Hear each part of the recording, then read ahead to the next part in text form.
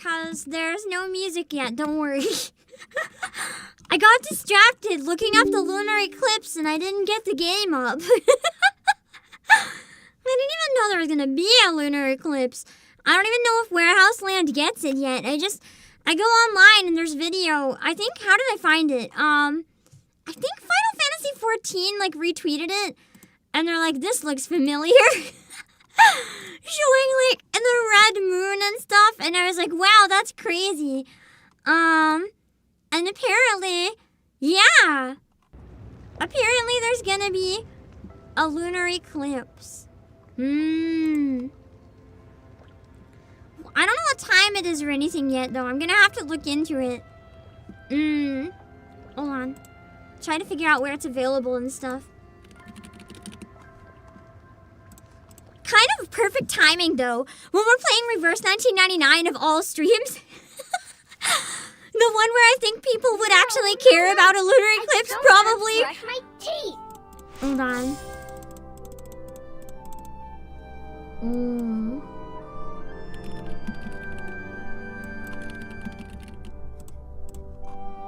Okay. Let's see. Ah! I didn't have the chat window up. I couldn't see you guys. I was like, where are you? Ever seen a solar eclipse? I did! I impulse caught a plane to a place where I had to like arrive and leave on the same day when I was like just really depressed about random stuff. Literally not even anything. If you guys have ever fought the Big Depresso, you'll understand what I mean. Sometimes it gets triggered by literally nothing, and that's when it's the worst feeling. You're like, I have no reason to be depressed. Why am I depressed? And I just decided that impulse going to see the solar eclipse and hopping on a plane by myself in a city I barely knew with the potential of getting lost with a language barrier, I was like, this is fine. The depresso may have made me make bad choices, but I had a good day and nothing went wrong somehow, so it was a good choice in the end. I got to see it, which was awesome. While the eclipse went as well, I had this planned. For some reason, I really wanted to do this. I had a free flight, also to clarify. I had credits that were gonna expire soon. So I had to use it anyway, and I was kind of like, fuck it. Fuck it, we ball! And then I just went, yeah. Yeah, that's what I thought. A solar eclipse is like a once-in-a-lifetime thing.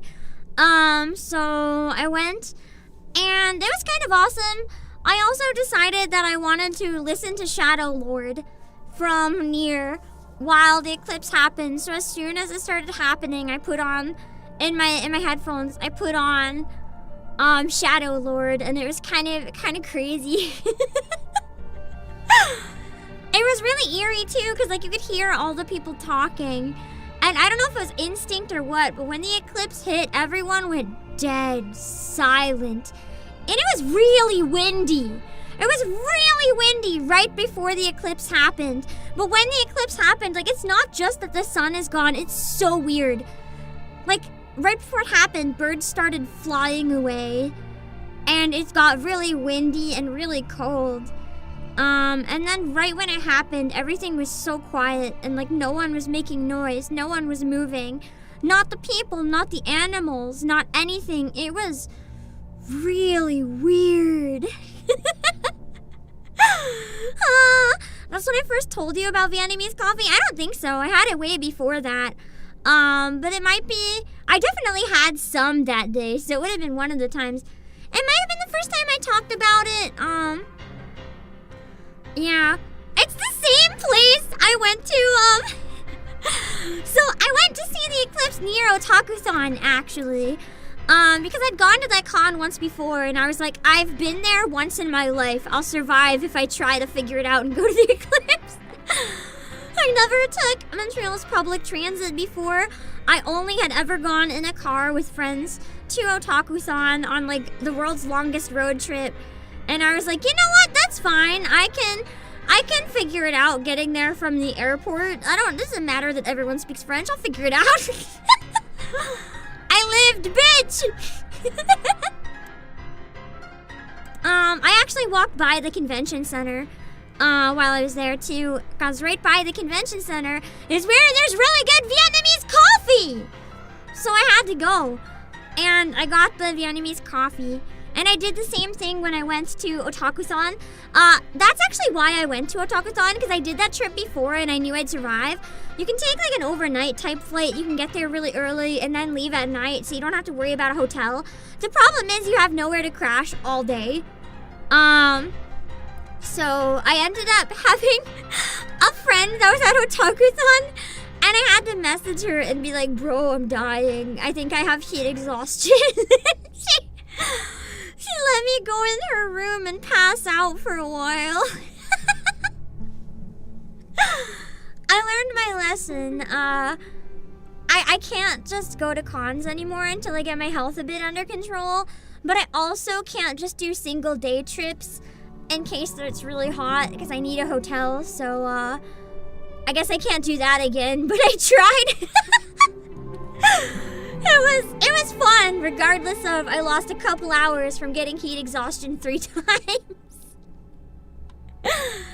If any of you guys were at Otaku-san this summer, you'll know what I mean. It was really hot. There was actually warnings. It was nice in the morning, but around like 11 a.m.-ish, straight up until like 6 p.m., it was, even indoors, it was so hot, people were almost passing out. Like, there were warnings. It was like, don't go anywhere, not air conditioned, you can die. It was horrible. It was so horrible. I kind of regret, though. I feel like I want to see more of the cultural stuff, too. Because I know Montreal is apparently a city that has a lot of cool culture and stuff. Honestly, Reverse 1999 could go wild if they did something there, maybe. I've never really got to explore it properly because I've only ever gone for Otaku-san or the Eclipse, which was also Otaku-san area. I feel like it'd be nice if I go to any more cons to like, maybe have one day at the con and then some days where I actually do stuff in the city. Not because I don't want to be at the con the whole time. Actually, I would want to be at the con the whole time. I've just... Anytime I've done travel in the past number of years has only been for like business purposes. Even if I travel for fun, there's usually like I traveled for fun once, but then I also made sure I had a stop where I got to see Aka. So it also was to an extent a business trip. I really want to just have a trip where I make more effort to do things that I have no plans of turning into content. Maybe sharing photos or something, but just explore the like normie shit in the area. I like traveling a lot. I really want to see the weeb stuff, but I also want to see like parks and walkways. Not museums, those are expensive. But like parks and hiking trails or nature, because that's free. I always like traveling in ways where I do free stuff. Oh yeah, also, true, Canada patch. I don't think Canada's been featured in this game in like any way, shape, or form. That could be interesting, but then it could be like a case of where. I kind of feel like similar to Japan, where I'd love to have Ainu. It'd be cool to have, if there's a Canada patch, have it be like really up north. Like super, super, super, super far up north. Because nothing ever features that in video games, and it'd be kind of cool. Oh, there's free museums? Really? I might have to look into that, because most museums I know cost like an arm and a leg. Or 2 arms and 2 legs. Anyway, you guys want to know what tea I made? My evil tea? So I was thinking what would be yummy to make for Reverse 1999. I had some decaf black tea, like orange pico. I had some decaf orange pico. And I was like, that sounds good. I wonder what I should put with it, because I've been really getting into making my own tea blends lately. I don't really make a big batch. I just make like a single cup for funsies of different ingredients. And then I remembered one thing I bought recently that I could put in tea. orange peels.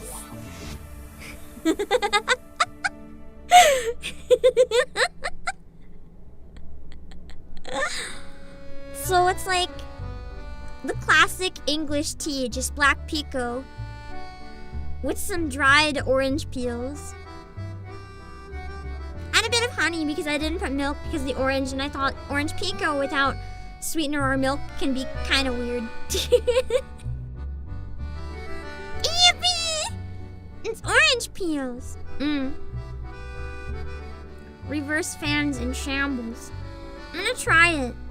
The orange inspired me to put actual orange in it. Now, if you've played the early chapters of Reverse 1999, oranges will embed your brain with trauma. Doesn't that overpower the teen? No! I haven't tried it yet, so that's an assumption. Yeah, let me try it.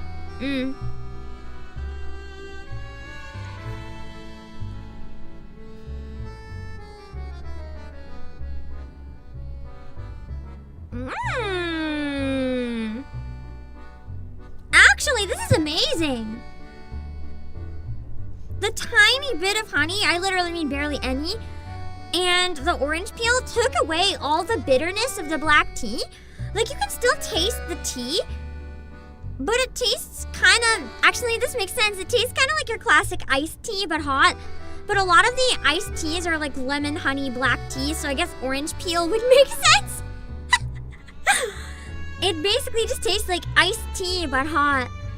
Mine's not really sweetened though, so it's like the tiniest bit. It tastes closer to the unsweetened iced teas. That's what it reminds me of. The tiny bit of honey just takes the edge off the bitterness.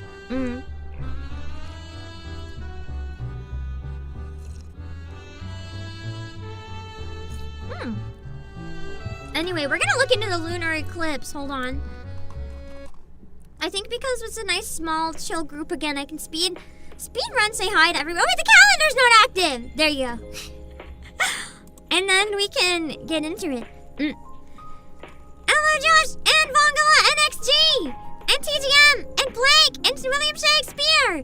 I'm Brendan Snipes. Don't forget about the lunar eclipse. Yeah. Oh, wait, you said it in chat before I realized, too. Coincidence. I saw it on Twitter, but good timing.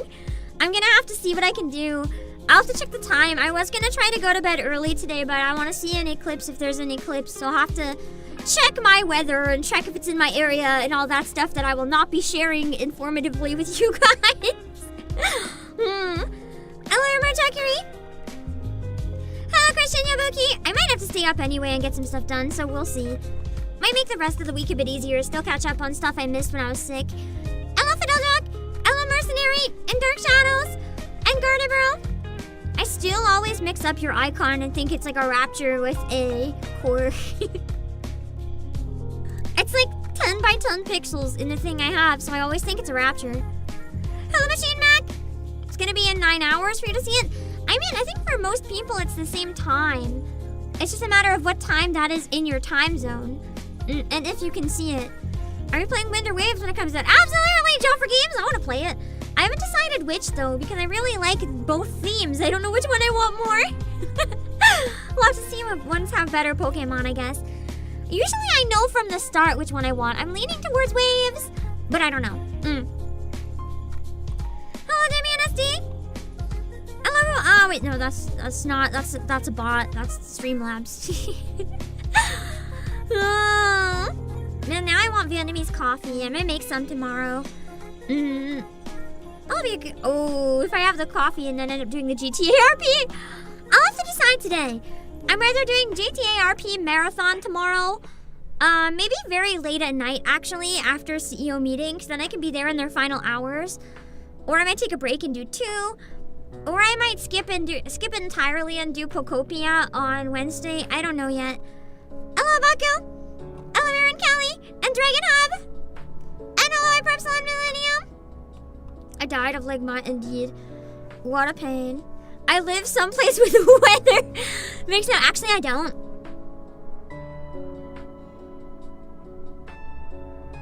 I live in Verton's suitcase. There's no weather in here. Only artificial weather, so we can forget that we're inside a suitcase.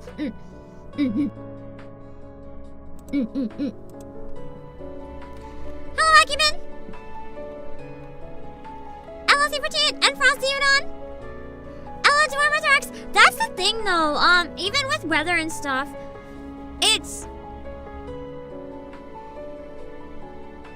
Let me just make a point real quick that you guys are great about. But, I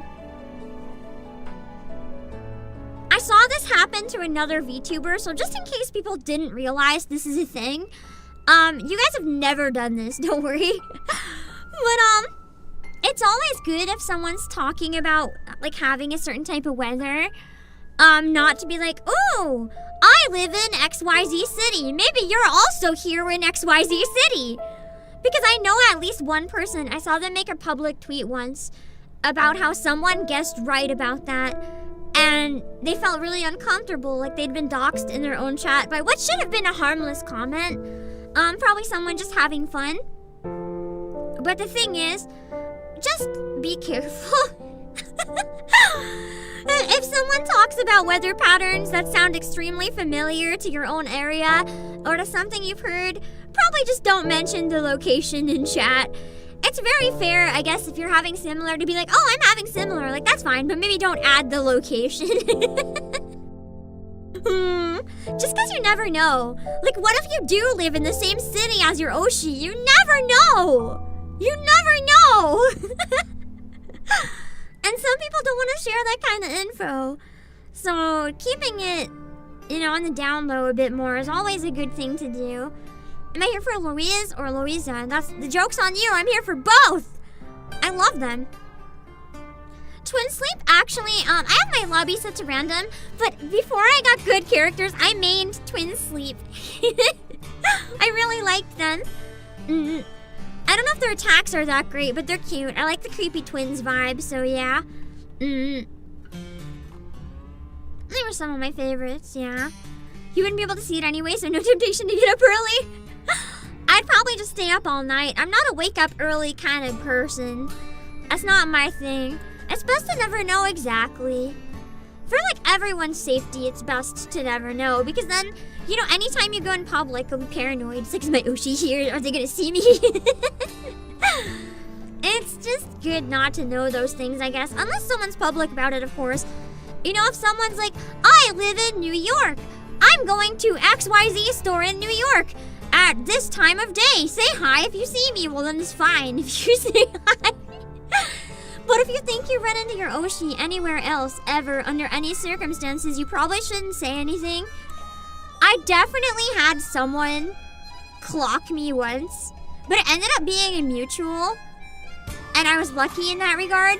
But they totally clocked me and then reached out after and was like, was this you? And I was like, ah, shit.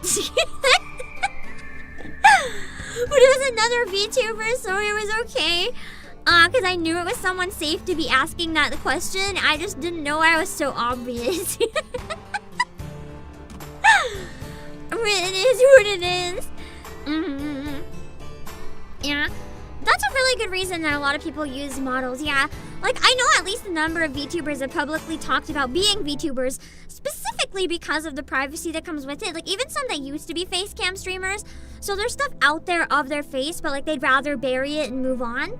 I'm gonna actually admit, I had a lot of friends for a long time that really wanted me to try live streaming, but I swear that I would never ever try live streaming because I was too scared about, people being weird or trying to track you down or anything weird.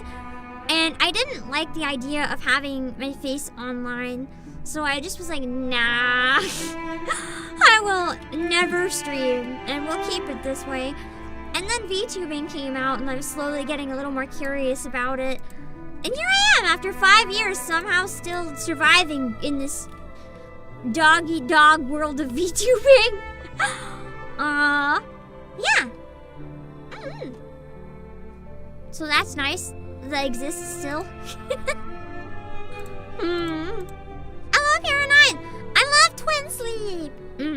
But yeah, it's not just because some people are like, ooh, I want to be a cute anime girl. Sometimes it literally is for the privacy, so it's always good to keep that privacy and only say anything that people share themselves. Don't make assumptions. Obviously, we can't help what we sometimes theorize in our own brains, but like, If you think someone's near you, maybe don't act on it. Don't go telling people. That kind of etiquette. Always just to play it safe. Because I know one other person too posted before something vague about like, hey, never show up at your Oshi's house. If no matter what your reason is, if you think you figured out where it is. I don't know the situation, but like, holy shit. I'm glad that that person ended up being okay, and I know that they're doing okay now, but seeing that, I was so scared. Like, even if you know where someone lives, you should never show up at their door, man.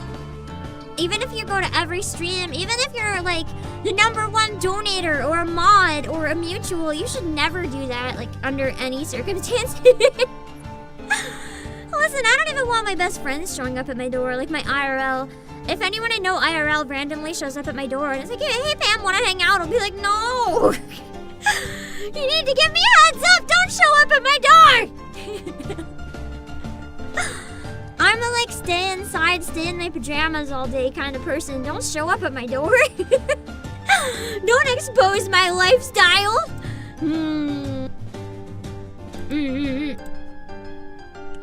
For someone low energy, live streaming, straining. That's the thing. It's complicated. There's stream adrenaline. I never thought I could handle it, but it gives me a lot of energy. I'm very zombie whenever I'm not streaming, but sometimes streaming gives me more energy. Sometimes I'm high energy not streaming, but it's not every day.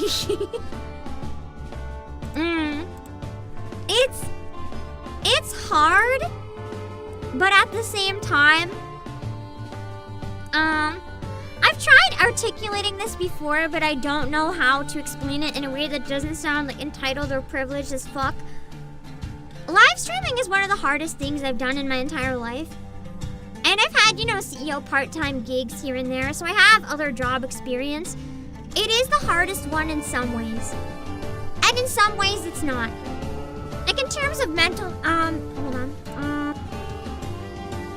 In terms of mental satisfaction or anxiety dealing with customers, things like that, hands down, it's the best thing I've ever done. But in terms of, I guess other types of anxieties, like having everyone's eyes constantly on you is very hard. You need to constantly watch what you say, because one wrong word, you're cooked or in danger. And you need to, like, always keep up the energy, even though I'm pretty open now about when I'm lower energy. I didn't used to be, and I'm sure it would be in my benefit to not be, but I can't really hide it sometimes. And it's one of those things where you have to think about what's relevant. You have to always be online. You have to be careful about every little thing you show or say. So sometimes it feels like your entire life is walking on eggshells a bit, but the positive sides are so exciting that to me they really offset it and make it absolutely worth it. But I do get kind of cranky when some people are like, live streaming is so easy. It's not even a job. You just turn on live and bam. And I'm like, fuck you. You don't see the struggle behind the scenes. The pros make it so worth it. I'm very, very happy to be here. I'm not complaining about the hard stuff. It's a lot more, I just don't like when the hard stuff is not seen. You guys have always seen the hard stuff. If anything, when I work too hard, you guys yell at me to stop. I'm very lucky to be blessed with a community that understands that it's not just all turn on anime girl, life is easy, everything is magic, no problems. You guys have never once made that assumption. But I know that there are people who make those kind of assumptions, and it's sad to see. What if ROC shows up at our house? Run for your life. Run for your life. Your Oshi is a yandere and she caught you watching another VTuber. Run for your life. You will die. You will die within 5 hours if you don't find somewhere good to hide. Let's hope you practiced, those horror games where you have to hide in your closet. Hello, Magellan and Tifozo. The thing you like about Reverse 1999, it always makes Europe look so classy. I mean, true. The other thing is we see all these eras, we see the best of them represented, but then you look at England in some of these periods, like before they had plumbing and stuff, there was like piss on the streets.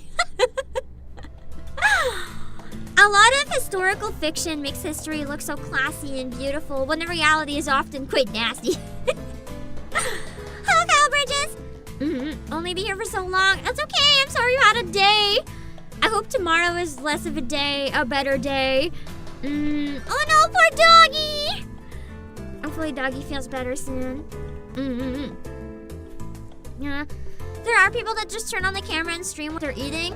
I mean, even then, you have to set up the lighting. You have to make sure your hair looks good. You have to make sure that you're at a good angle. It's still harder than it looks. But that's definitely less effort than some things. Hello, Patrick Connor. But yeah.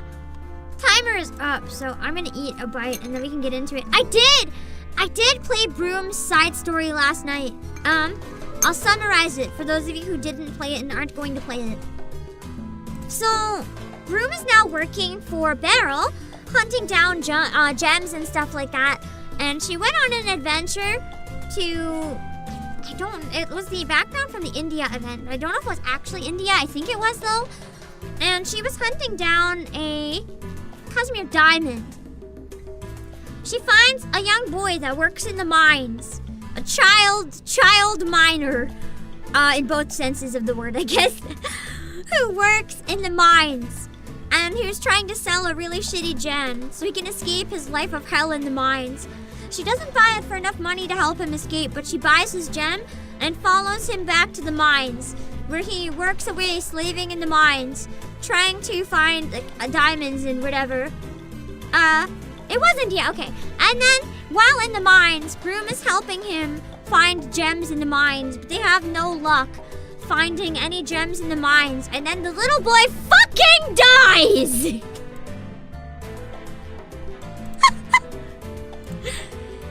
The mine collapses and buries him alive.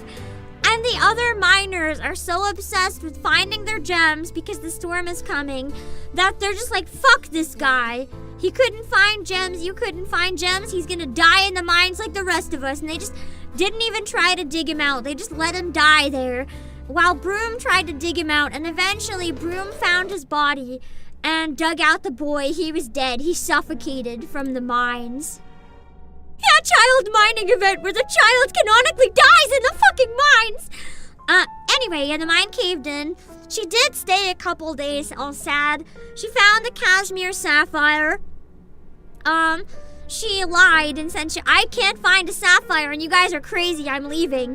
But the people caught on and realized that she found a sapphire. She was gonna buy it from them, but realized they were psychopaths. So instead of buying it from them, she's like, I'm out of here. And then she drives in her car, but they realizes she has a gem, so they shoot at her car. They shoot her in the arm. They try to stop the car and kill her so they can take the sapphire.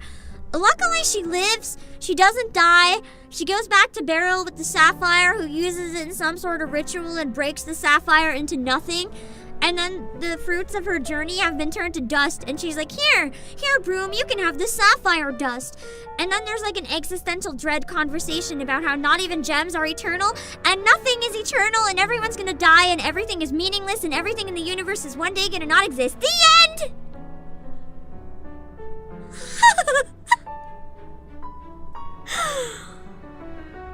Yeah.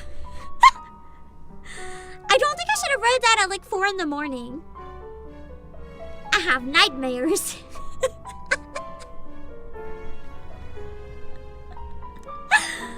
But I read it. Hello, excitement. So yeah, that is, yeah, although Felicienne is yapping in her head and telling her she's a moron. So yeah. Happy ending, we got the sapphire. Yeah, pretty standard reverse story. Honestly, yeah. Honestly, there's nothing happy in there. No. There was like nothing happy in the entire event. Even at the end, there was a girl that was like, Broom, let's be friends. Can you write letters to me? And Broom was like, no, because you're dying, child. The storm is coming. You're gonna die. I won't write letters to you because you're dying, child. Oh yeah, then the storm hit and everyone died. Yeah. Anyone who played the side story can vouch if my description was accurate. Kind of read Broom Story as a final goodbye to her past. True! I did kind of read that way as well. It was very much a tragic story, but gem hunting can't be her sole identity anymore. She needs to find her place in the new world, yeah. Because no one knows her or her family anymore. She has to, you know, make a new place for herself. It's the death of her past self along with the storm. I forgot to look up the times for the, hold on, the eclipse. So it looks like, I think it's going to be 6 a.m. EST for the eclipse and 3 a.m. PST for the eclipse. For anyone hoping to watch it, I'm trying to get a map of where you can see it. For anyone who wants to try catching it.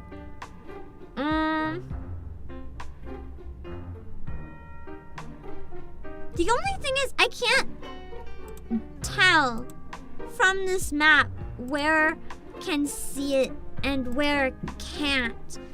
My guess is if you're in the areas that are like the grayest gray and you have the darkest sky, you probably have the best chances of seeing it, but I could be wrong. Just where it's a lunar eclipse, you need to make sure you're in an area that's, you know, lunar at the time. Or maybe that's not it, actually. Maybe the gray means you're less likely to see it, because I think the areas that aren't gray are the ones that will be in darkness at that time. Because California is like in the middle. And it'll be 3 a.m. So maybe the light gray means you're less likely to see it good. But it's a map of where you're gonna be able to see the lunar eclipse in case you can find yourself on that map and see if you have a good possibility of seeing it.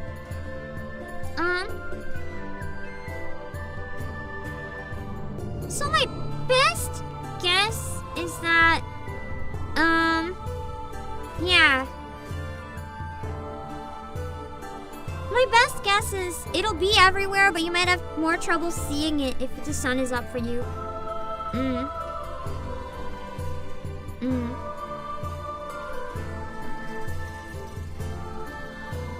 Doesn't look like it's gonna be very long, too, which is interesting. I mean, the total is usually very short. Almost an hour, though. That's kind of crazy. I'll have to see if I can figure out a way to see it. Anyway. Adaldris is very tomboy and Felician is very girly. Yeah! She hates her, man. Hello, Supersonic! Hold on.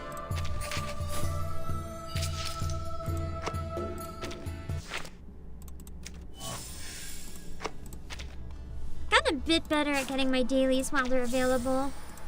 I did also do a bunch of grinding in game now, so my characters aren't as bad. I don't think I have any important characters below, yeah! I don't have any yellow or gold anymore that aren't at least at high 240. Sometimes he's home early, sometimes late. Most of the time he grab this one before I forget. The last prize.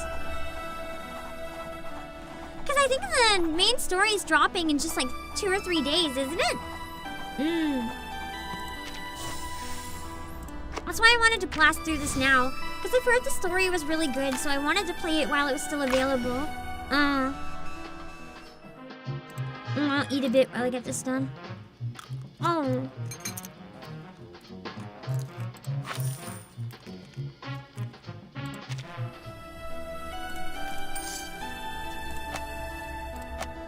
I think? Okay, yeah, I grabbed it.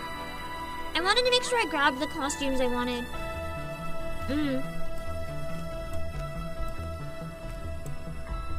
I don't think. The only one I'm torn on is this, but I never use Argus, and I like the default, so I'll probably keep it. Yeah, I got this one.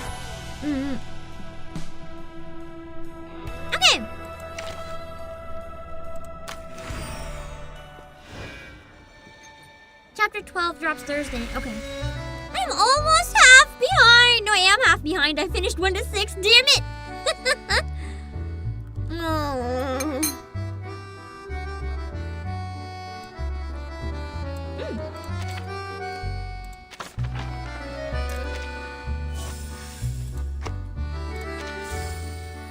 I didn't get most of the rewards here, unfortunately, but luckily it's all just like materials. There's no. Oh no!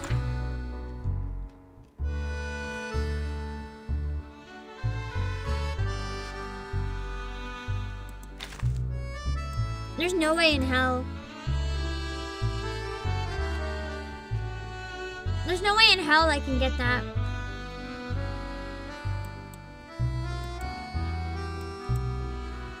Dang it! I have her old one. I'll live. I can still get it. I can't level up that much in this short amount of time. No way. Oh, a disc.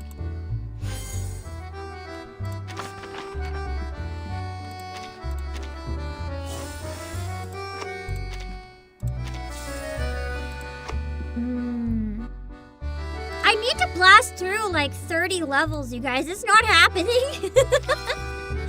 I can buy it later. I hope so. This is the one I did that broke me. It was very tragic. Hold on, I never did the survey. We're gonna blast through it real quick just to get the rewards. So this is a good team for her. Interesting. To where should I flutter?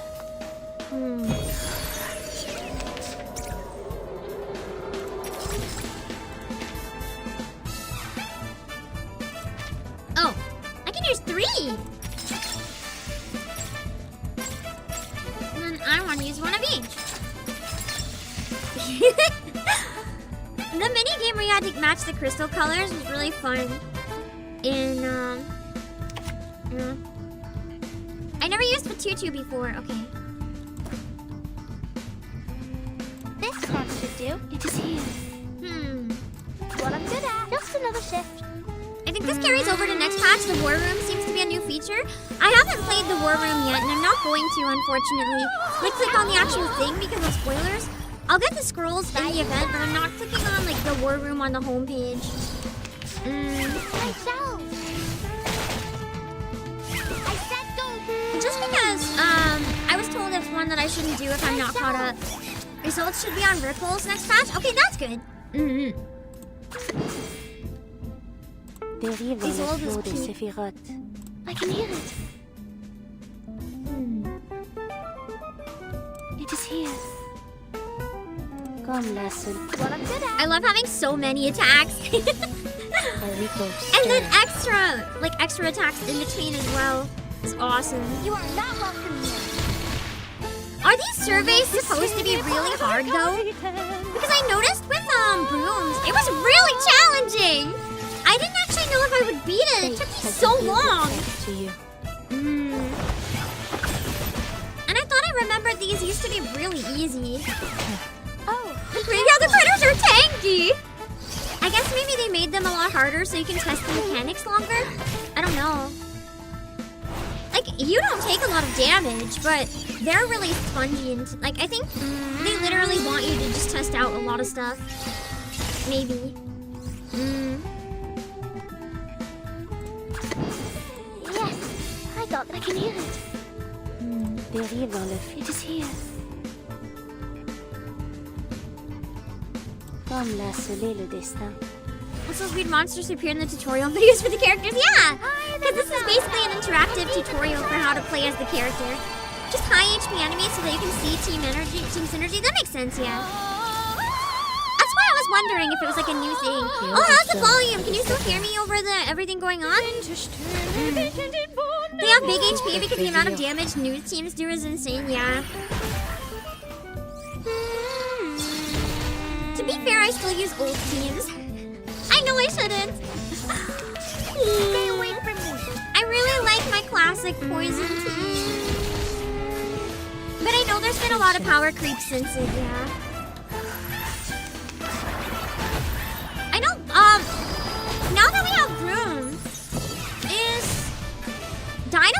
being number 1?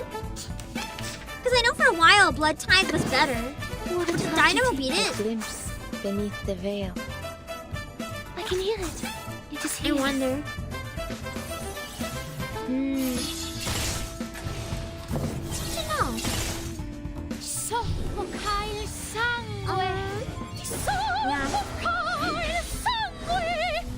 I can't see the alert on the Twitch side for some reason, but DRoast TV, thank you for subscribing for 1 month if you did.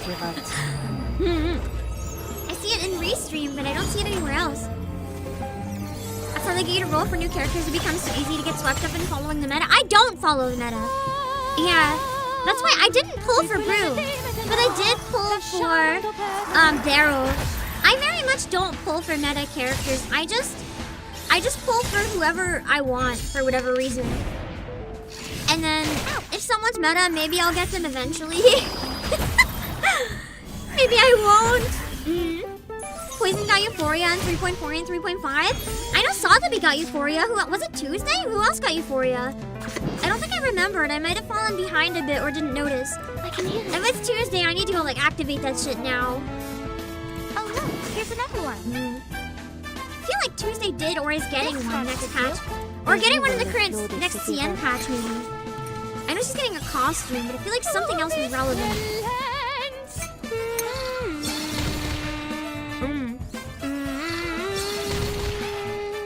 So Broom's an exception? So basically, there's a hack where if you use Broom paired with Nala, then she's literally so strong that you're like invincible. Are they just super broken? Tuesday's gonna win 3.5. Okay, so in the future. We did it. We made it through another storm. Willow is the one that I missed. Okay. Hold on. Tides of time rise and fall. That's my main team, so give me a sec. Enough sniffing about me like a mole. She must have it in the future patch, or not cake here. for guests.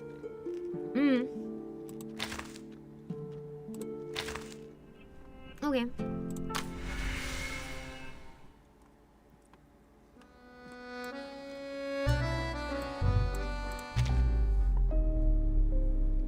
All right. Tragic mom story. You guys told me that this one's really, really good, and under no circumstances should I sleep on it. So let's see if that holds true. Also, for today's show, don't forget PAM tote bags. They're selling really well, so I don't know how long we'll have them actually. And they come with free PAM or other VTuber merch while they're in stock. So if you want to check it out, I have it set up for the exclamation point promo for today. Yeah, feel free to check it out. And it's only $9.99. Very cute, very nice tote bag. And if you received it, let me know what you think if yours arrived. Also, I can't do accents, so I'm not gonna do French accents before anyone asks. I don't want to do an accent and like completely mess it up, because I have my pride as a voice actor to an extent. And I don't care about fucking up emotions. Everyone gets better, improves, practice is good, but I don't want to do an accent completely wrong. That's like a bad look if I want to be taken seriously. Yeah. Okay. Unforeseen.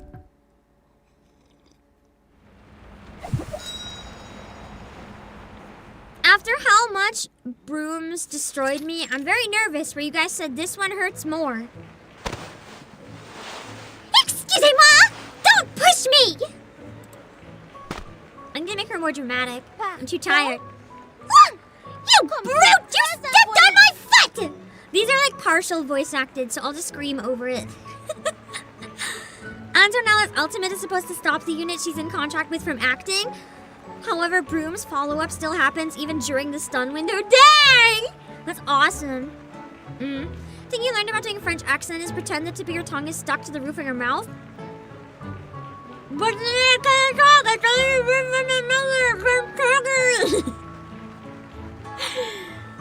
can't even talk doing that! up. No one notices the angry little girl. Too small to resist the crowd. She swept along with it. There are a lot of hacks for accents though like that. Like, I've heard one person say when I was getting advice because I was forced to do an accent. I one time took like an acting workshop that was like 2 days. And not to brag, but they gave me a scene and they're like, that wasn't challenging for you. Fuck it. You're doing it with an accent and as a paraplegic. And I was like, huh? And they're like, yeah, you're not allowed to do anything but move your face and you have to use an accent. And I was like, what the fuck?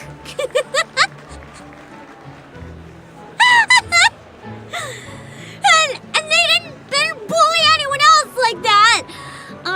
So I had to do that. And they gave me a hack where it's like, listen to local radio stations and stuff in that accent and in that language. Because you can kind of hear there's like a weird space or a position where the air resonates in your voice. Like, I don't know how to explain it. But like when I speak Japanese, it's like the air is centered closer to my teeth. And in English, it's kind of like, I don't know. I can't place it because I'm so used to it. But I kind of understood what they meant. I can't put it into words though. But yeah. And kind of something like that. Yeah. I don't know how to figure it out for any though. Hold on. Something really important real quick.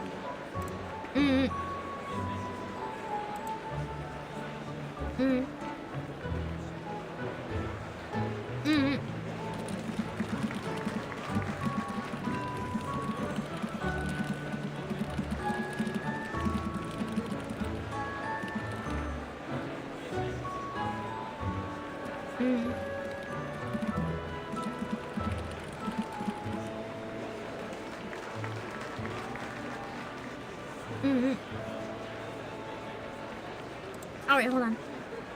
Too small to resist the crowd. She swept along with it. Poor Matilda. She's so precious. Did we ever find out her voice, Matilda? I'm pretty sure the voice actor has like been announced, but I don't know if she's been part of the community or anything. I don't remember seeing her post or anything. Maybe I don't follow her and I need to follow her. All the grown-ups are rushing to the front! I won't be able to see a thing! I'm challenging myself to get into like my highest parts of my brain for this. Now think, Matilda! What to do now? The highest parts of my pitch range. Yeah, let the duck cross the street! Oh! I've got it! She carefully backs up. Still sturdy enough! I might once in a while accidentally slip into an accent, like the very, very slight bit of one, in which case I won't really fight it, but I'm not gonna like ham it up or go crazy. Oh, I am following the voice actor. Cool, okay. I wasn't sure if I was or not. Good to know. Cool. It looks like she does mostly, like children's cartoons and Barbie and stuff. And for some reason, there's a picture of an actual pug on her banner. She seems cool. Oh, she's also a puppeteer. That's so cool. Interesting. Hey, do you remember she pops up in the Meet the VA videos? Nice. The dream. Someday that can be me as... Oh, dear God. I just realized those exist. If that ever happens, not that I ever think it will, but if that ever happens, if it happens and I'm allowed to be my VTuber, that's awesome. If it happens and I can't use a VTuber, you guys are gonna pretend really hard that you do not notice anything and that someone does not sound familiar. on the odd, like, 1 in 10 million chance that ever happens, you don't perceive. You don't perceive. This is Kinosaurus Rex, thank you so much for the raid. You came in just in time because we're starting the side story for Beryl in Reverse 1999. And the best part is, you can enjoy this fully out of context. Even if you don't know the game, these work and they're really, really fun. So, if you like a good story and you like a good cry, welcome in. Yeah. She finds a discarded crate and steps up on it. Ow. The Foundation hardly ever holds these sort of parade ceremonies. They've worked with the Bawanish family for years, so I should take this chance to learn more about them. Even better if I can find out their secrets.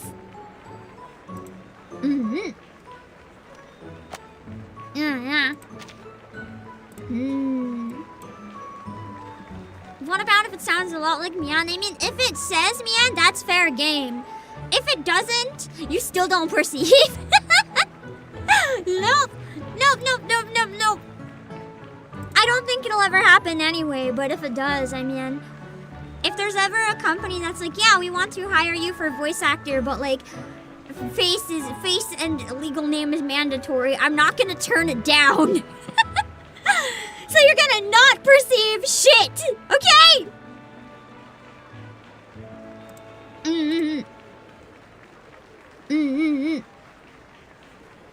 The safe houses that shelter from the strange rain, for example. How did they find them? That's true.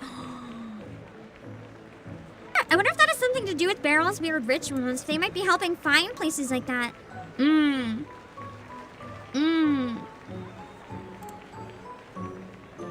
She thinks for a moment. If they should let you use a stage name, well, the thing is, some projects kind of have it where, like, you have to do in-person interviews or whatever, at least from what I've seen. Like, I'd imagine Disney. I'd imagine if I wanted to ever be a Disney princess, they'd be like, yeah, you have to be on TV. I'd be like, well, shit. I wouldn't turn it down. Well, like, you don't always have that choice. She thinks for a moment. Mama made many prophecies for them. All accurate, of course. So asking them for a little honesty is hardly unreasonable. But I do admire the Foundation for their generosity towards our family. I'll be taking over the family business someday, after all. Family business, but it's just her and her mom. I mean, there's gotta be a dad somewhere, I guess.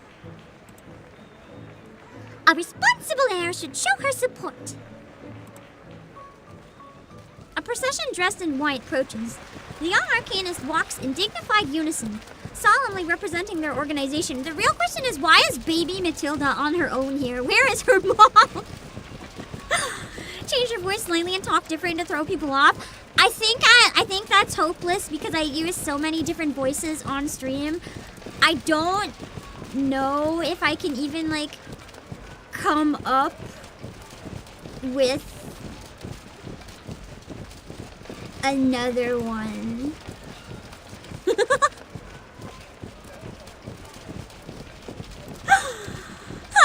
I don't know.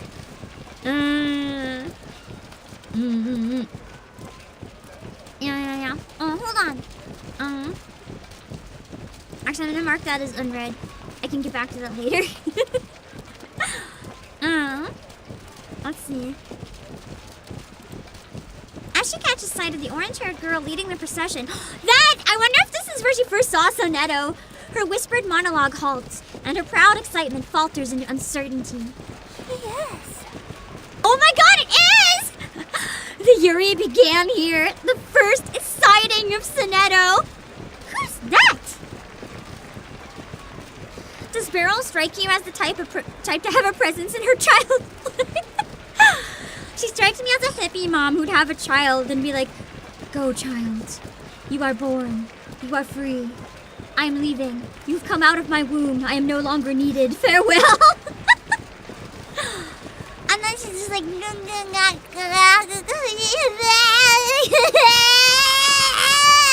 then the mom's like, "It's fine. Stop crying. You can feed yourself. You're born now." She'd be like the worst mom. The procession members are all outstanding, but that girl is unmistakably the greatest among them. I wonder if this is when she asked to join the Foundation to be with her mom. Because I know Matilda wanted to join the Foundation. I can't imagine her mom choosing to send her to the Foundation at all. Aww.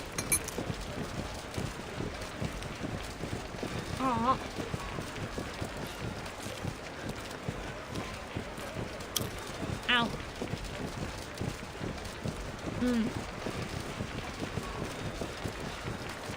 It's just a regular pop in 2026. It feels that way.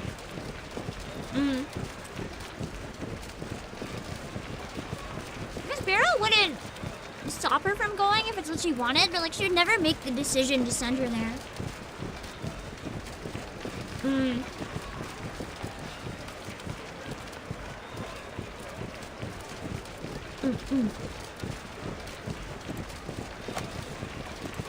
Anyone could see it.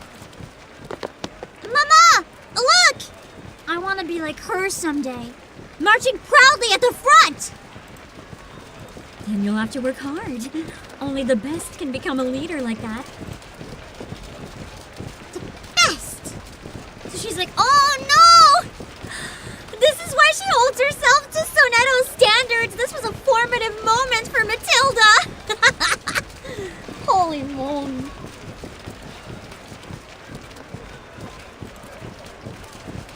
She can't submit Duck to an iPad Kid childhood. I mean, she probably would. If iPads existed and she said, I want an iPad, Mama! She'd just give it to her and, like, let her do whatever. She'd be a Coco Melon child. Because Coco Melon's so addictive, the kids can't get off it. Everyone's looking at her.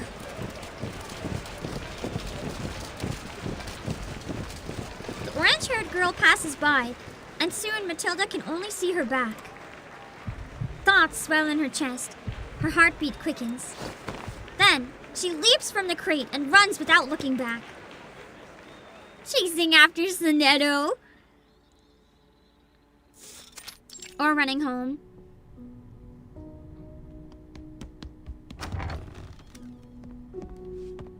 That's what I actually have to do, and then you'll never know. I need to secretly get really good at doing a British accent. And then if I get in a game audition with a British accent, and then because I say I don't do accents, you'll never know it's me. The hack that I have figured out. Oh god, my internet, hold on. I'm watching the numbers go down. Are we stable? Are we stable? I'm gonna set up the backup waiting room. Hold on. Cannot trust the internet today.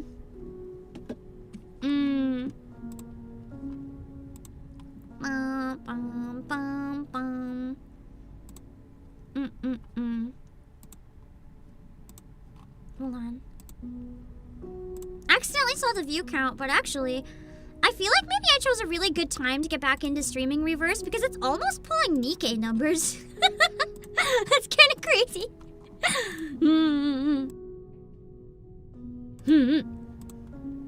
Okay.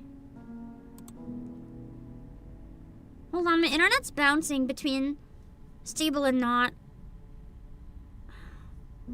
Yeah, I'm gonna have to change the quality. Sorry, Pimploies.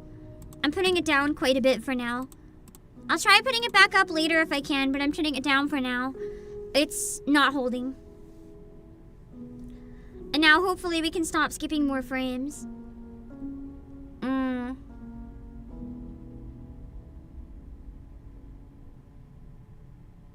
god, the skip frames are still going up! Ah!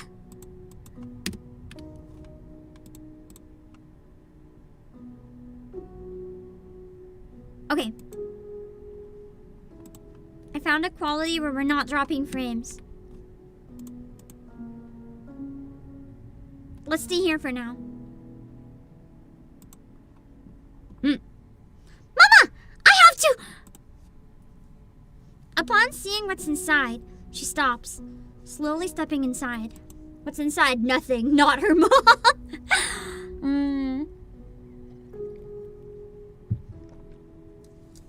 A thin woman sits. Yeah, here it is. Thanks to Lurkers. Thank you, Lurkers. I hope you're enjoying. A thin woman sits, her hands clasped together as she gazes in anxious hope at the lady with a crystal pendulum in hand. Madame Brunish, can my daughter be cured? Beryl does... Ouch, you know what that means? Beryl does not reply. Her expression is calm, her eyes half lowered. So many people have come to Mama for help every day! The girl sighs, as though helpless, though the pride on her face is unmistakable. Her mother is famous for the accuracy of her prophecies. The diviner's words are a ray of light for those in distress, or the final shadow cast if she has bad news. This is the diviner of the Blanish family! One day, I will be just as spectacular as Mama! She watches, her mother with pride, waiting for the pendulum's glow to fade, and for her to speak. No need to worry. Your daughter will recover. That's good. Then, what should I do? I've gone to every hospital in Paris! Medicine is not the only cure. Rumors can cause as much harm as any illness. Ooh, I don't know what this voice is for her, but I like it. It's fun to do. So she's being bullied or something, maybe. She's mentally ill.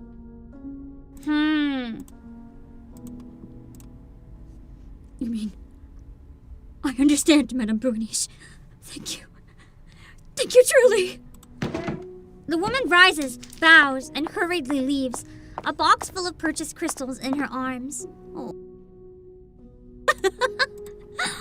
I hope we're not also robbing her blind. Besides the accent in your Matilda impression and delivery is good.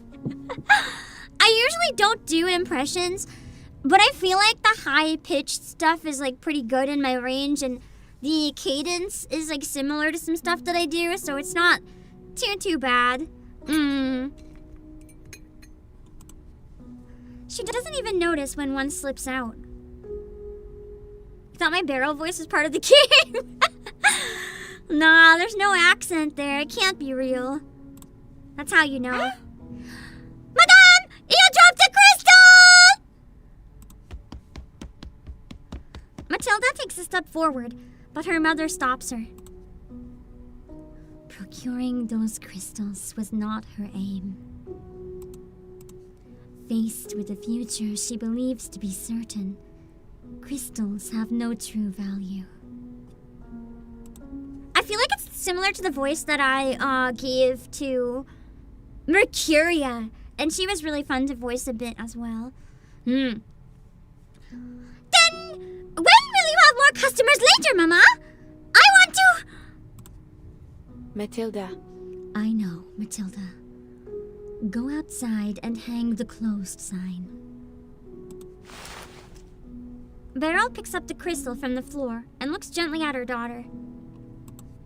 That's the one downside of this game. I can't voice act anything because there's all accents. That's part of why I don't usually do these. But you guys insisted that this one's so good I have to. Matilda animatedly describes the procession and an orange-haired girl. I mean, the other thing about this game too is the voice acting style is so natural outside of characters like Matilda. So it's really good practice. It's like a massive workout for the voice acting chops, trying to do something that's a little more realistic, whereas Nikkei, every character kind of talks like this because, you know, it's an anime game and they're really hamming up the anime. So then you have a character in this who's like a teenager and maybe they talk like this, and if they get really nervous or whatever, it's just really down-to-earth delivery that sounds like, you know, normal people that you could hear going outside on the side of the street or whatever. It's hard. Believe it or not, I struggle more with this type than Nikkei type because I'm a very over-the-top, energetic person who just always is like yelling and going crazy. Like even when I'm not streaming, I'm very dramatic. I just always have been very dramatic. So the realism angle is very hard for me. Good challenge. It's a good game for fledgling voice actors. I disagree, unless you mean fledgling voice actors that have like on-camera or theater experience, in which case I think yes, absolutely. But I think it's a very challenging game for newcomers especially, because this type of game really requires massive amount of skill. Beryl maintains a gentle smile. While her gaze rests slightly on her daughter, she seems distant. Elle va bien, je suppose. You know, that just had the same meaning, so I don't really have to voice it. But if you transfer me there, I will be leading the next procession, I assure you. Then she'll have to watch my back as I walk on ahead. Caught up in her own excitement, she doesn't notice the crystal pendulum in her mother's hand faintly glow again.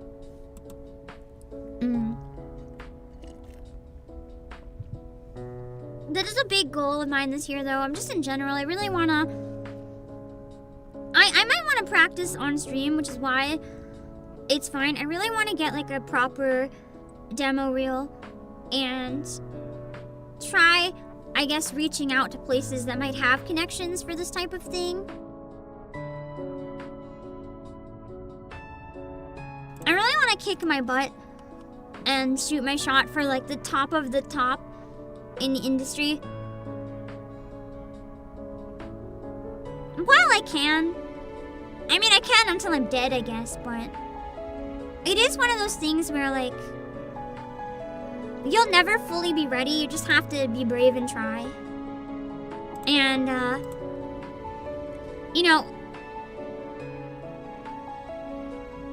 almost, after all the accessories and shipping and stuff, almost 20 grand is one hell of a gamble, which I don't know if I should do, but I will actually be clear. One thing that I got, that I managed to get when I went into the bank, I do want to talk myself up a little bit about the loan that I managed to get in case, because I do want to take some risks. And it'll be good for streaming too, but the type of loan that I managed to get, I worked really hard talking with them and saying my needs, and like I showed them my financial history and stuff. I'm really good at paying off credit cards and stuff, so they like me.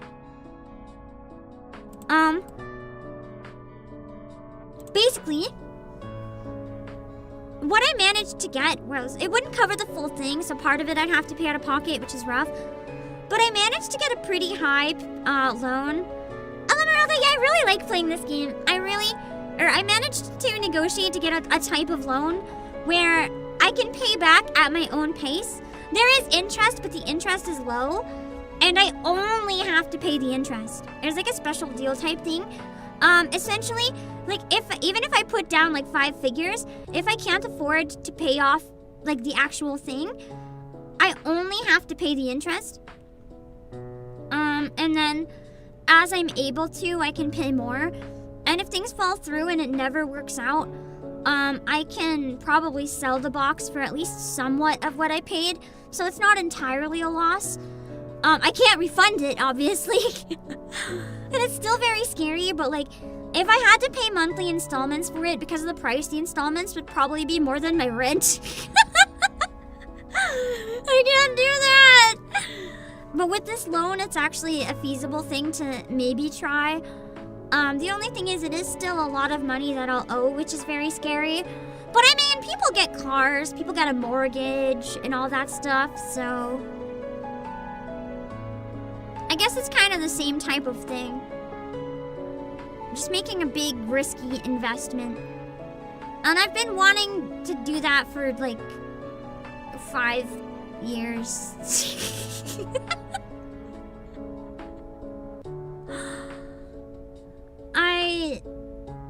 I just don't know, man.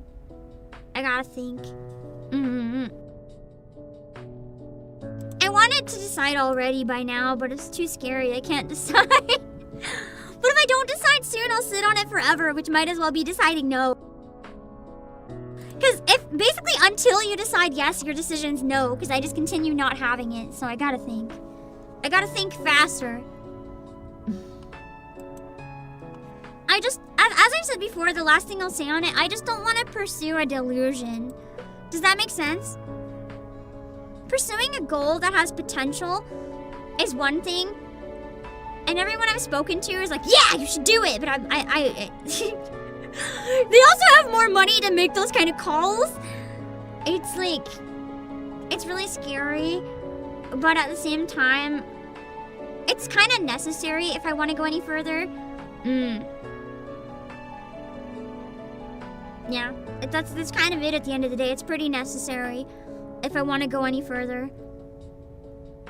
And I do stream on YouTube as well, yes.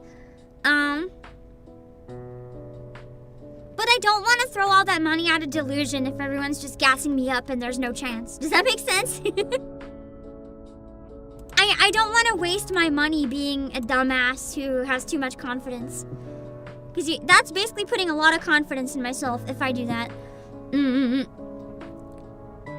Mama? Matilda.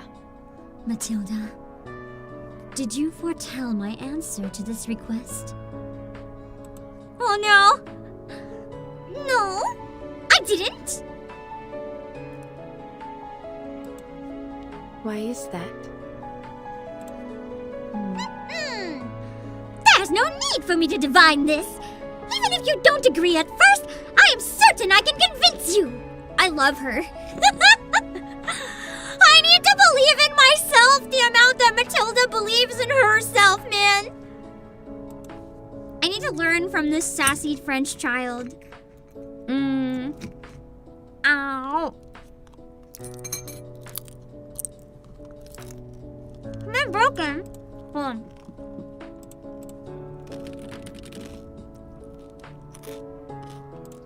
Hold on.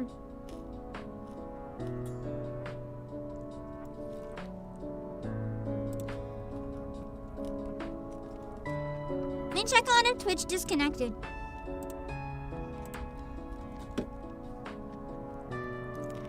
It didn't, so I'll manually turn it off and on.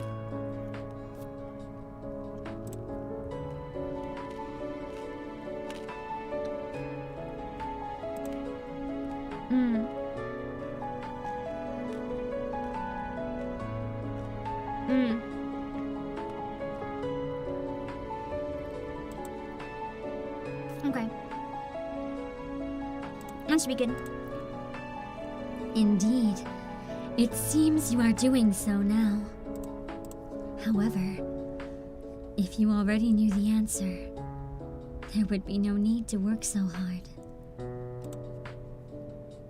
Matilda instantly picks up the meaning behind her mother's words. Joy blooms in her heart in an instant.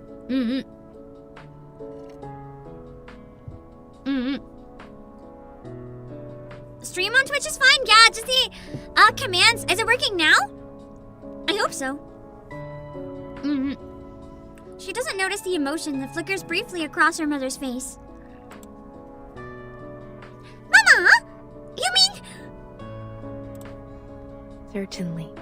There's no reason to refuse. Superb! Then I'll... Harder to measure return on investment. That's the thing!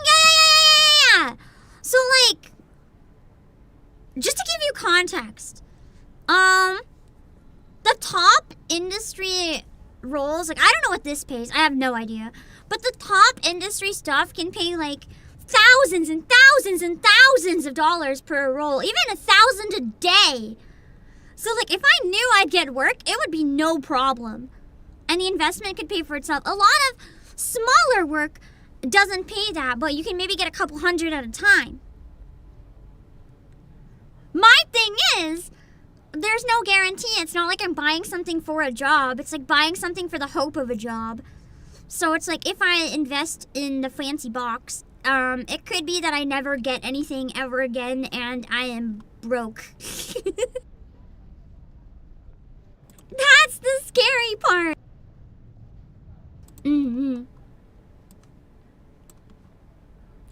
Where is that? I don't know. My apologies. I meant no interruption. An unexpected visitor swings open the door, bringing echoes of the chaos outside with her. Her apology is emotionless. Pardon? Didn't you I guess I made her way too aggressive. We're not taking! Matilda. You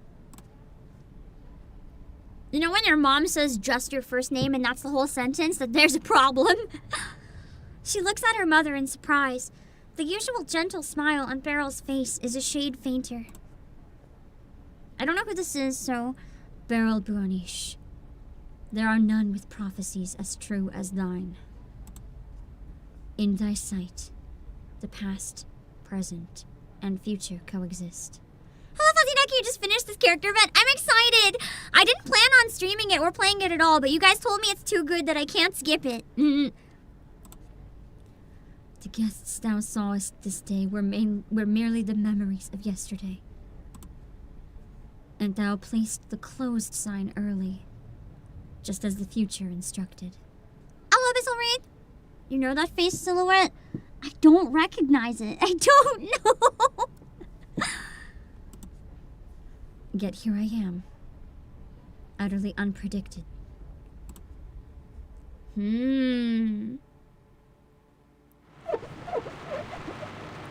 Intriguing. I'll have to keep going to find out who that is. I wonder if there's a minigame in this one. I hope not. I liked the minigame in Brooms, though. It was good. Is it just a heads up as well? In case it ever shows her in the event, please don't confirm things before the game tells me. I like to find out on my own. Unless I'm supposed to recognize it from the silhouette and it never tells me, then you're fine. But I like to figure things out slowly. I appreciate it, Garda Bro, but it's too late. Maybe I should put my usual Nikkei warning here as well. Hold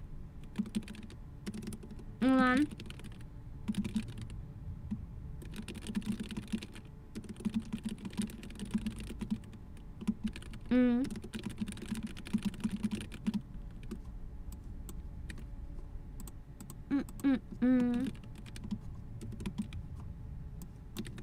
There. I should make it a bit easier. At least I feel like the voice I gave isn't too bad if it's Arcana then. We can keep that one. Okay. Who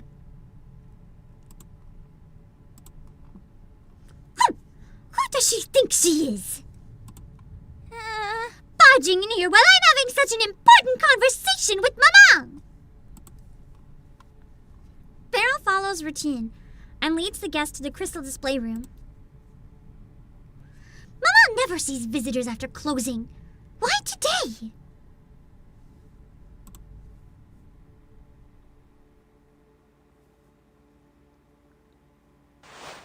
She cannot join them inside, but curiosity drives her to listen in as best she can. Deep in the parlor, translucent light refracts the figures within like scattered shards, like a kaleidoscope. I hear one must show sincerity if one wishes for a prophecy from Beryl Buonish. Is Matilda's anecdote still available? I think hers is one of the permanent ones, yeah? Most of them are there forever now. I just haven't played most of them. I don't have time to do the anecdotes. I don't have time off stream and I don't have time on stream, so I just end up missing them. Out of every reverse anecdote side story, which one's my favorite? I really liked Tuesdays. Tuesdays was cool as fuck, Sakura Rose. I loved it. I think I'm really biased though because I love the really creepy ones. So Tuesday was peak for me. Hello, Sigma Stars. Thus, thy clients purchase more crystals than they truly have need of. And thou art content with such an arrangement. Typical merchant's logic. Managing a business is no easy feat. Tuesday's insane, that's why I love her. You misunderstand. I make no judgment. I, too, will offer my sincerity. One I am sure will not disappoint a diviner such as thyself. Which other ones have I played apart from Tuesday? I didn't play very many.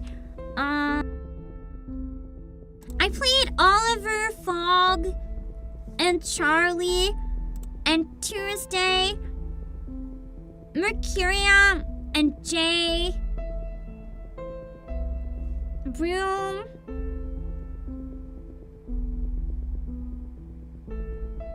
this one. That might be it. I can't remember if I've done any more. Matilda pricks up her ears, catching the drifting words, her eyes locked on the shadow on the floor. Madame Buanish, dost thou wish to see my future? I didn't do results, no. I didn't have time when it was out. Perhaps what thou seekest is but a glance away. I want to check out results, but it's not available. I need them to rerun it. What? Mama seeks? Interesting.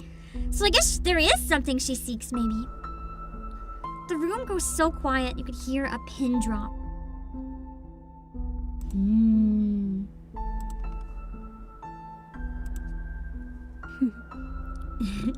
Oh, hold on, I can't breathe. Blech! After a faint laugh, Matilda sees a pendulum fall and sway in the dark. Excluding the obvious candidates, Necrologist was a nice, charming exploration. Hers was different. I had tried to skip it just to get the rewards, but it was really weird. Like it was like a book or something. After a faint laugh, oh, it is! Oh, then I might have to play Isolde's at some point. I can't do the accents, but do I voice act Isolde's insanity otherwise if I can get around to it? It might be a good recap before chapter 7. After a faint laugh, Matilda sees a pendulum fall and sway in the dark. Whoa.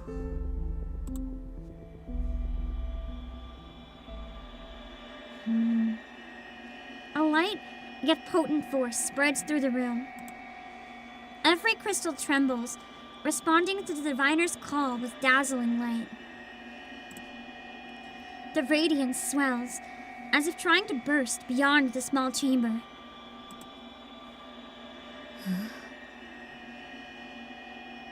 It gives you a ton of context on chapter 6. Yeah, it might be good as a recap then, and then from that we can jump into chapter 7. I don't 100% know when, but I'd like to get into it if I can. Sooner rather than later. Now that I'm playing these a lot faster, I feel like maybe 6 streams or so for chapter 7, which sounds so bad. For those of you watching, if you're not comfortable chatting, if you're lurking, you don't have to, but would you guys want to see chapter 7? The thing is, it's a really big time sink and investment, so like, I'd have to make sure that for the sake of the channel and stuff, it would be healthy to stream chapter 7. That's my concern. Dedicating that much time to something that's not new and might not do that well is very intimidating. I don't think I read 6 and 37. No. Madame Buanish, what dost thou see?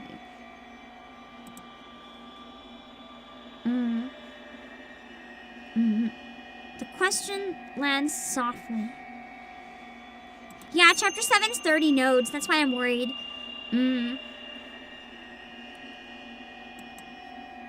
Like crystal striking stone, a ringing follows, sharp and piercing. Matilda's kind of spooked.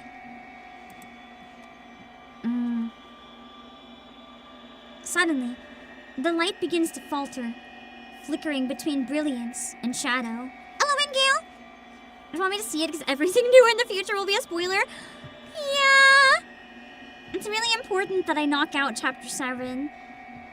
I do know about one thing. I guess this is a spoiler for I don't know what chapter. I did have Arcana's, spoiled. Thanks to San Francisco. I don't regret it. Because San Francisco was easily one of my favorite events in the game, so I can't say I regret it. I don't know the context or how it happens, so... What's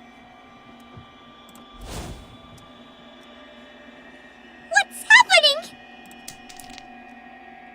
Crystals tumble to the floor, one after another, their glow dimming. Hold on, I'm gonna eat a tiny bit before I move on anymore.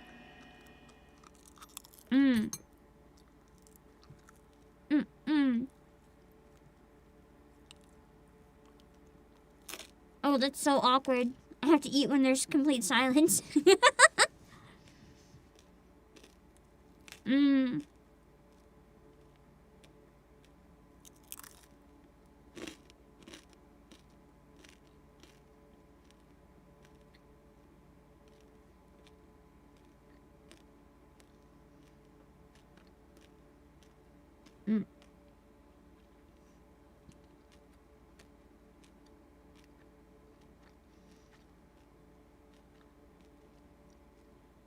Sorry, I'm the type of person that has to chew the death out of my food or tummy hurt, so... Silence is awkward. At last, the light contracts and vanishes. Dumplings are okay. First, the pendulum in Beryl's hand, then the crystals nearby, then further and further. Each bursts, scattering shards across the room. Oh my god, that's terrifying. How could this be? The diviner freezes. Instinctively stepping back, she looked into dangerous territory. Mamu?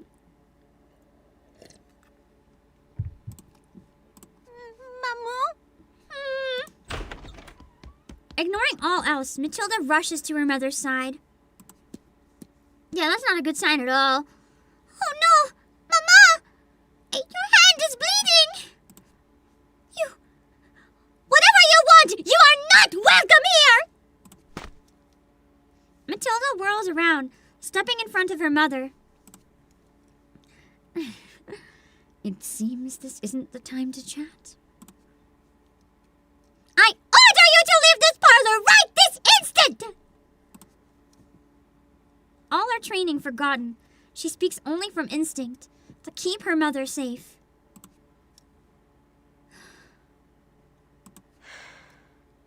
After a long moment, a faint sigh softens the tension. Like the hum of a crackling crystal. Matilda. She turns. Her mother's hand gently touches her cheek. The cool sensation is like a gem, freshly mined from the earth, untouched by the sun's warmth. Mama. Today, you made a choice filled with passion and resolve. Besides that, there is nothing else you need to remember from today. Her mom's like erasing her memory? She can do that?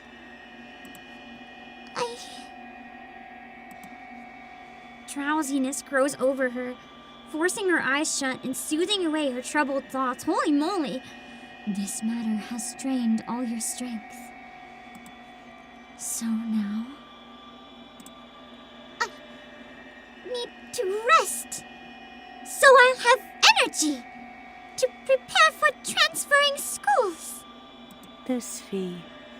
Oh, this is kind of creepy. She actually is intervening for once. She does not want her daughter involved with Arcana, understandable. They mentioned in the earlier chapters, I think I forgot.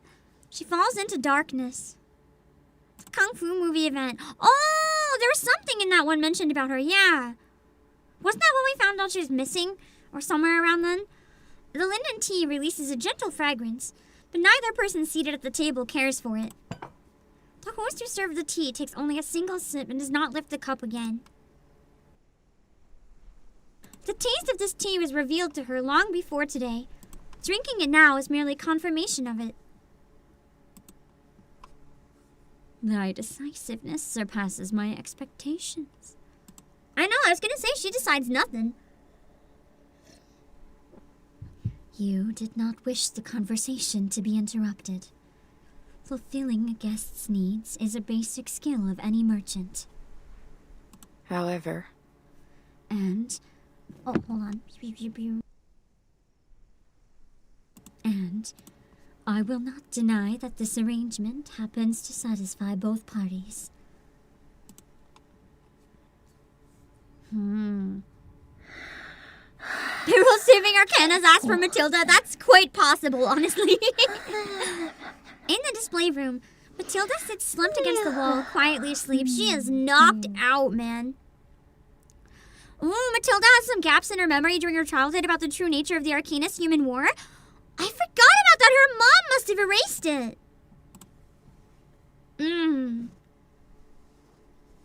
Well then, Madame Buanish, what didst thou see? Understanding one another's identities is the premise of conversation. How might I address you, my guest? The need for words for clarity must be quite unusual for one of thy abilities,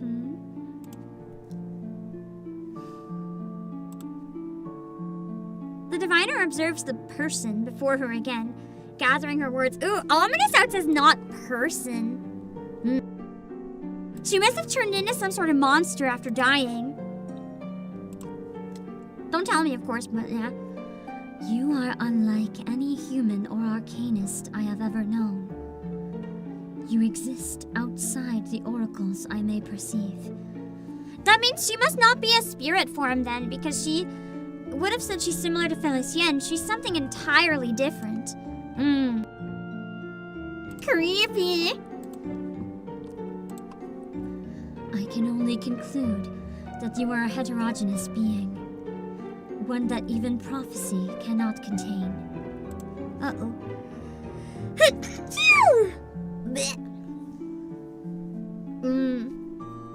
Please, forgive my bluntness.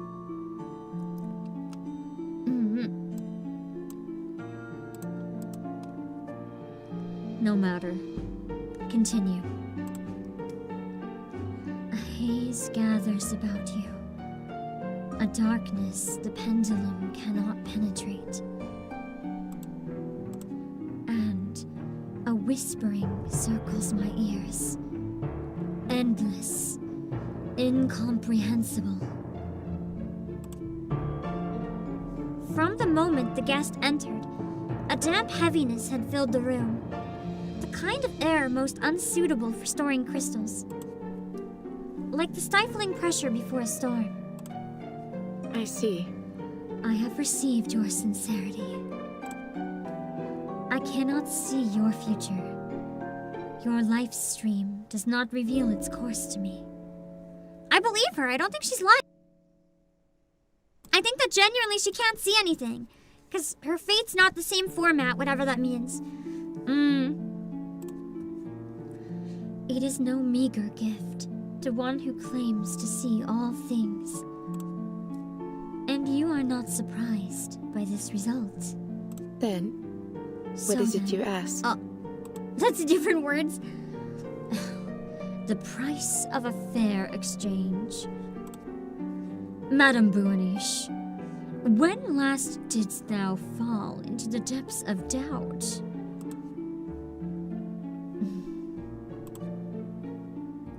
On the map of fate, all has its destined place. So she's like, I know you can see mine, bitch. There's just something maybe clouding it. Her fate is not MKV! As someone who has to convert MKVs so often because I can't open them, and everyone wants to send me, yeah. Pin.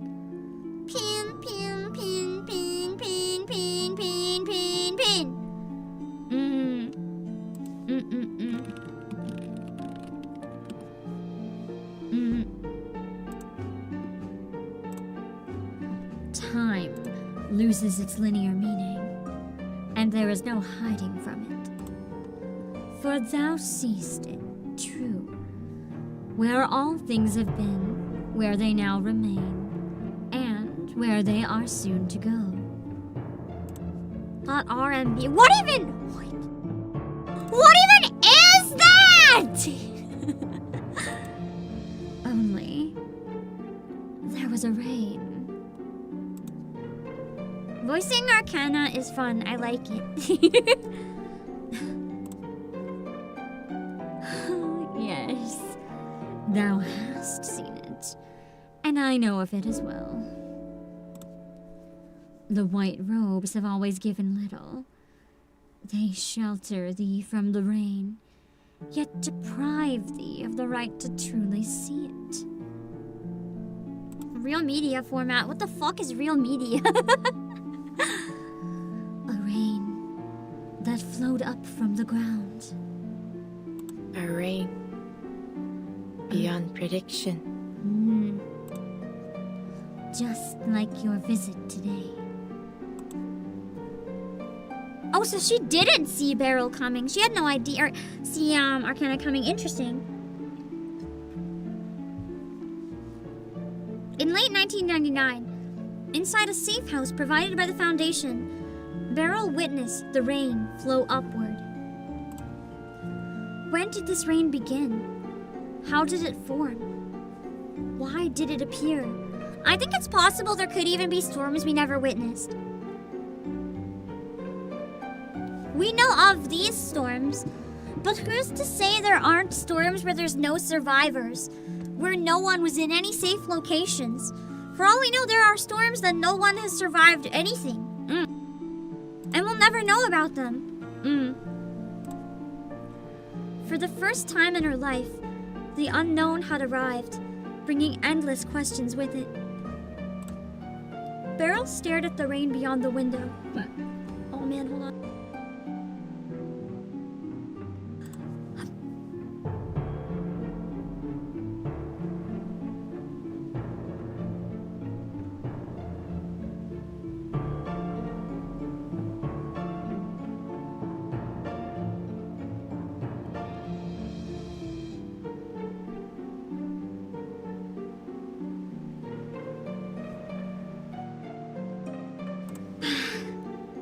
Hopefully that stopped the hiccups. Beryl stared at the rain beyond the window, unable to look away. What I seek is simple. One hint from a diviner. One insight. An answer to a question another can answer. Madame Buanish, thou mayest call me Arcana. Okay. See, it would have been more fun if it got revealed here. Oh well. You have a crack theory that the 1999 storm isn't the first one? There were probably countless before, like long ago. That's what I'm thinking too. I want the art book so bad. Speaking of the timeline and stuff. Pray tell, how dost thou view the storm? She's so hot.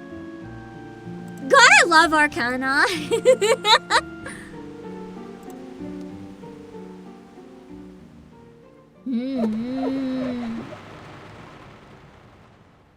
Arcana and Forget-Me-Not, I think, are still two of my favorite characters in this entire game. I love them.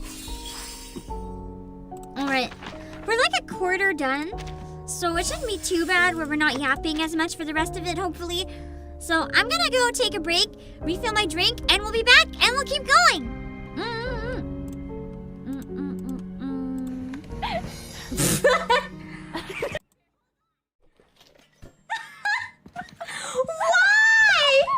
Why does it not want to be used? Okay, come on.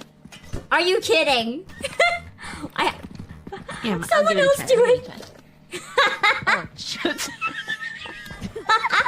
Not so easy, is it? I can't remember if this type is affected by electricity or not. Let's give it a try. Also, Matilda, welcome! The battle's over a picnic basket. Admit it! Or wait, who is that? This is not minute. Who just set up a fucking picnic? I'm gonna fuck up your picnic. I'm going to absolutely wreck your fucking picnic. I'm gonna kick the table over. Don't make sandwiches. They're gonna get burned to a crisp.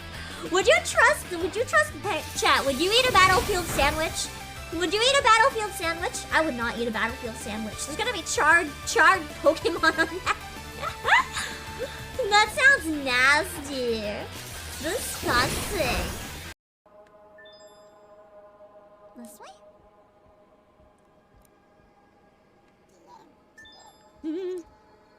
Ah!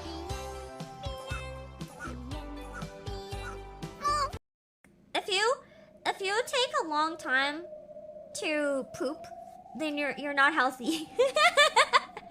You should be able to poop really quick. Not too quick though, then that's another problem. Hold it in until you're ready and then go quickly. If you can't, you have a problem. Okay. I'm jamming so hard to this ASMR. Susan, why can't I fish in peace? Susan.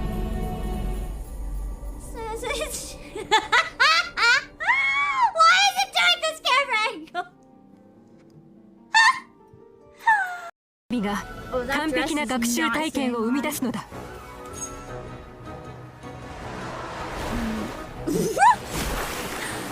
One gust of wind. Oh no. Okay.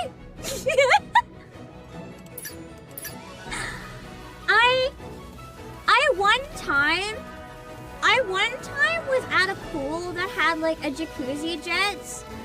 I'm 90. Yeah. There was one time we found a big dumpy monster, but it hit us once and then we died. Yeah, there's one with a knife I saw last time that had a big dumpy. The dumpy was too strong indeed.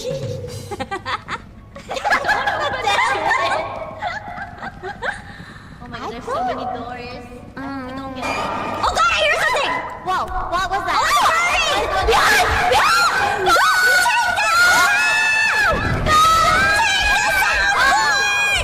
Take my soundboard! The soundboard! Take a video! Wait, I lived! Wait, Manny, have you got it? I lived! My friends are dying! My friends are dying! What is happening to me? Oh! I did not live! Okay. What happened? Remember when I said it wasn't scary? Ah! That's because I didn't play this far.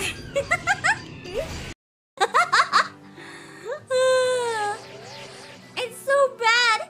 Apparently when you emote while taking a selfie, it can sometimes make your face stick that way. Damn. I'm invisible! Guys, I yeeted out of existence! I'm gone!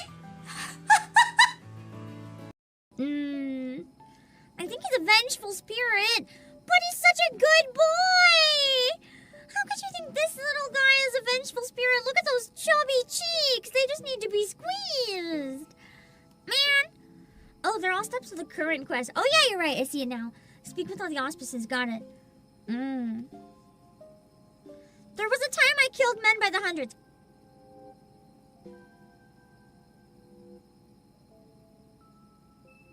Oh.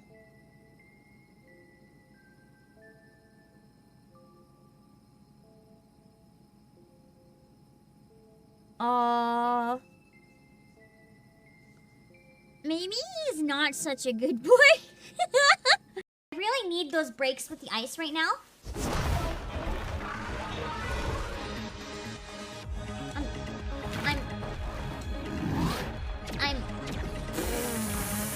I broke the game. I broke the game. I broke the game.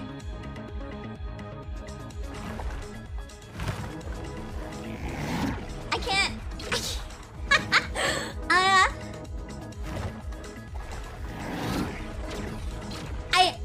I activated the boss with my dynamite, but I got locked out.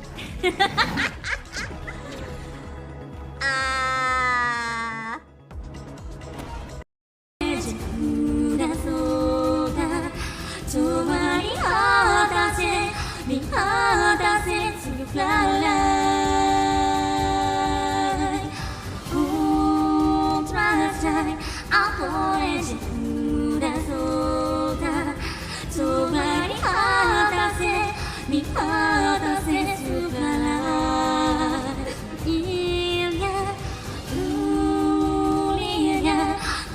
cinta juga jaya Nyame setsu mekli lingan mai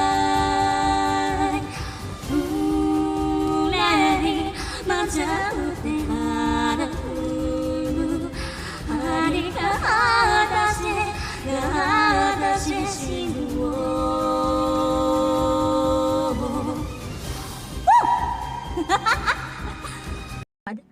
Oh It's god. the girls again. It's Probably. the girls again. I Here's open our my eyes. fan Wait, what if service it's shot. Anderson?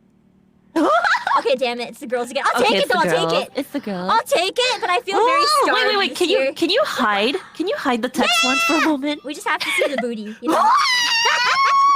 Holy smokes! Can I have this as a Annie. lobby? Can I have this as a lobby? Right? I'm Oh my shiny. gosh! Thank you. Is she wearing like latex pajamas? The level of shine. Right? I'm not complaining, I'm just noticing. It's very shiny and very stretchy. Mm-hmm. Okay. Dang.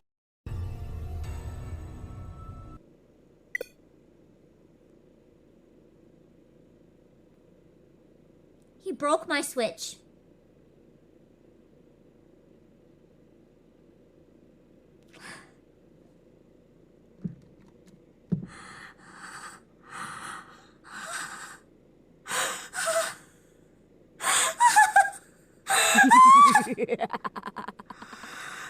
God, broke my Switch!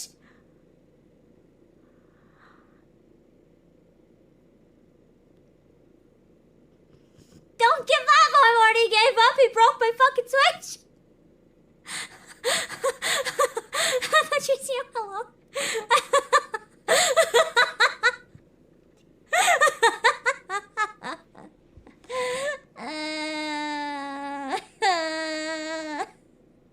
No. I got this one even though I don't want it. Specifically because I know you guys would want it. Are you happy? Are you happy? Never again. Never again!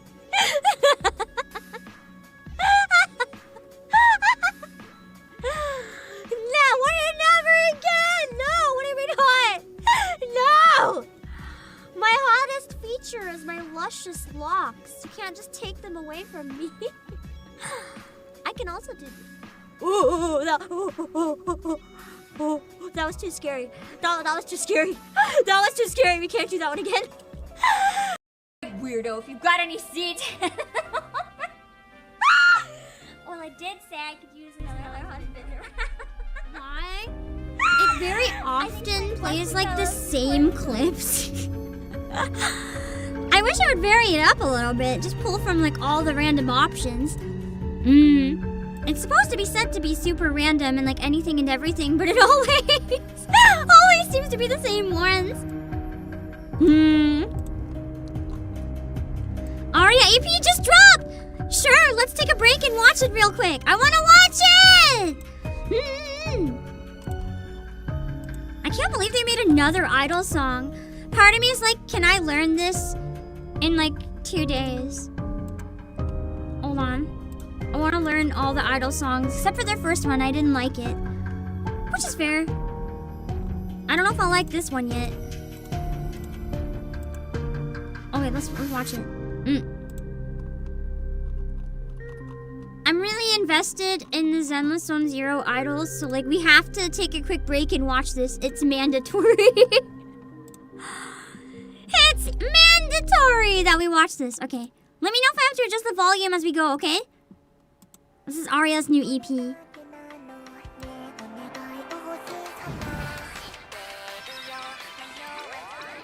I like the art style. We promised everyone that we'd bring them the realest angels of delusion. But what The the heck is a real Wait, the angel? animation! I accidentally skipped. The animation is so smooth. Have you guys noticed that?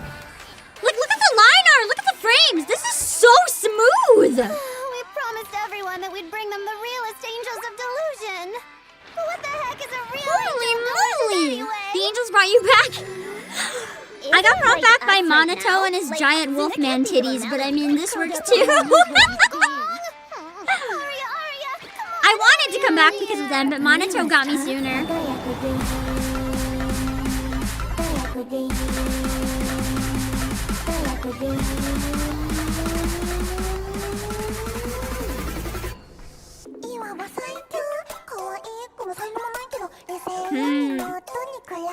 I don't think it's my type of song personally, but that's okay. I really like the animation. I love that little detail right here. Look at Arya cheering on for other idols. She's so happy. So cute.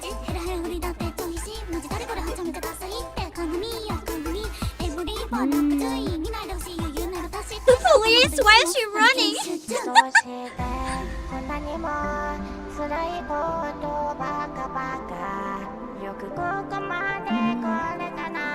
Wait a second!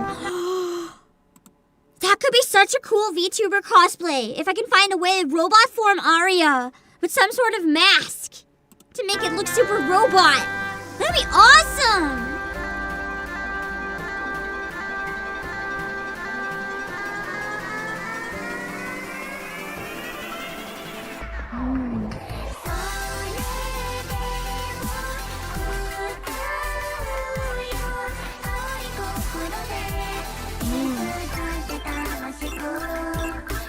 Really like the animation. It's a beautiful video.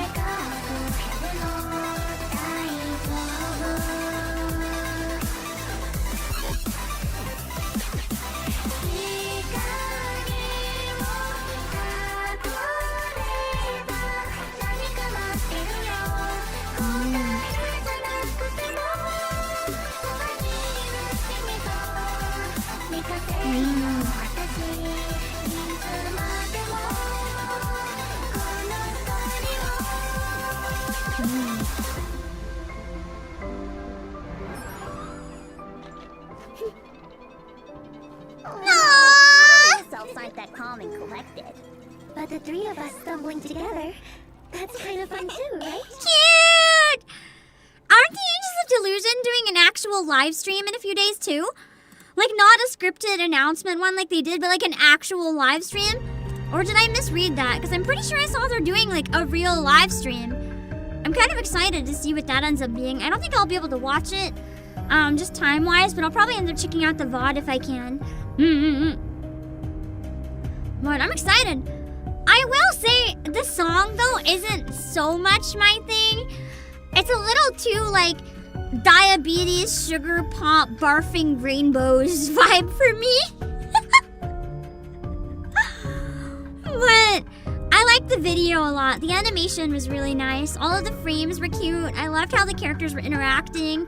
I really liked the frame rate especially, and the animation style for the faces was really cute. But yeah, music-wise, I don't think I'll cover it or anything. It's not really for me. That's okay. If there is any other song from Zenless Zone Zero I cover, it's probably gonna be Orphe and Magus' song, because I love it. The one called Fury On. So good! Will probably be codes from the Stranger. Yeah, the VAs get live 2D models. They have them already. They've been shown before. I always wondered why like Koyo didn't just have VTubers do all their announcement streams and stuff. Well, I guess now they have them and they can. It's kind of awesome. I love background noise. It's like Roxanne's anthem. I think I said hi to you guys, but I wasn't sure, so you get a bonus hi just in case. Let me eat a tiny bit, one more piece, and then we'll jump into the next part.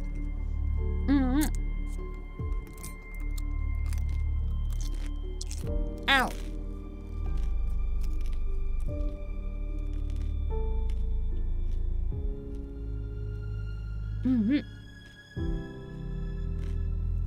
Next part of pain. Have a good lurk, Requiem. Oh, yeah, true.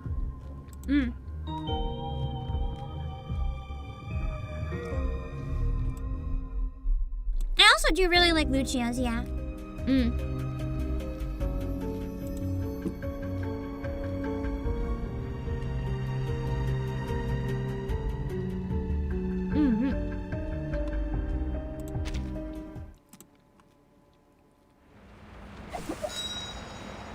heard Lucia's recently. I missed it when it came out. It's so good.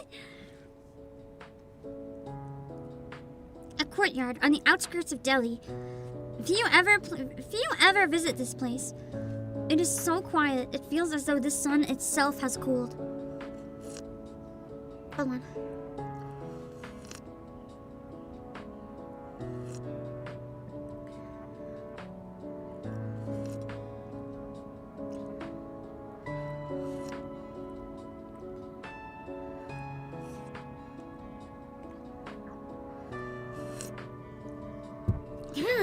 Marshmallow tea. No more orange tea, unfortunately. But I understand Madame Buanish needs a quiet place to recover. But this place is in the middle of nowhere. Surely, no one will travel all this way just to buy crystals, will they? I'm sorry, without the accent, Broom sounds so wrong. Because her accent is so thick.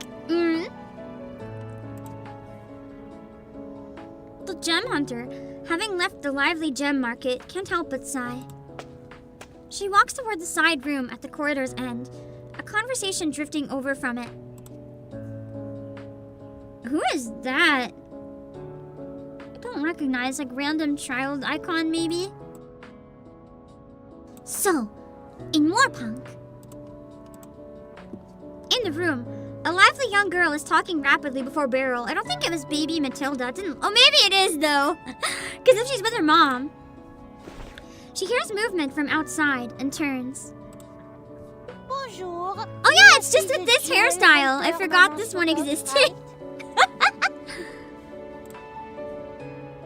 A young face that resembles Beryl at first glance, yet is entirely different upon closer look.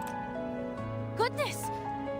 So, Madame Buanish really does have a daughter. Surprise!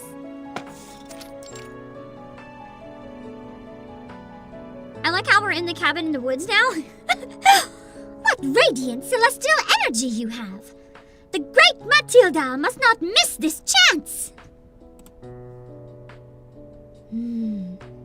A diviner must also learn to read the symbolic language of the stars. Yeah, I love that outfit too. It's one I always use for her, which is why I can't believe I forgot it existed. The conversation between mother and daughter continues. Broom chooses not to interrupt their reunion. She quietly organizes the crystals Beryl has not yet put away, watching her from the corner of her eye. This is after Moorpunk. If it's right after Moorpunk, I wonder if that's partly why Matilda was in the area. You catchphrase, so you have a daughter. Matilda. At least we know Matilda has a mother. I mean, there's nothing wrong in reusing assets, honestly. I'd rather have them reuse assets like this than use AI any day. Even if sometimes it's really wrong, like making an Australian landmark the mines in India. Better than AI.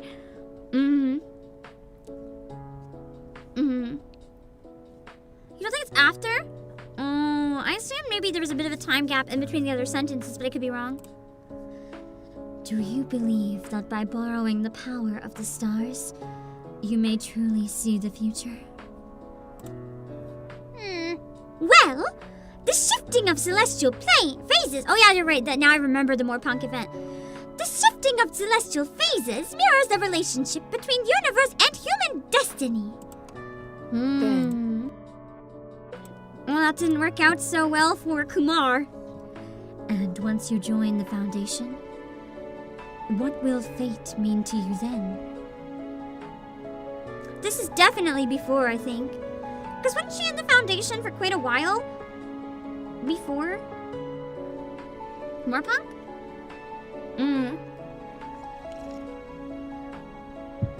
Unless she goes here multiple times. I don't know. Maybe it was before? It's interesting how they tie stuff together from that long ago. Kind of wild how long they must have had this cooked up. I wonder how much they have written out and ready to go for real.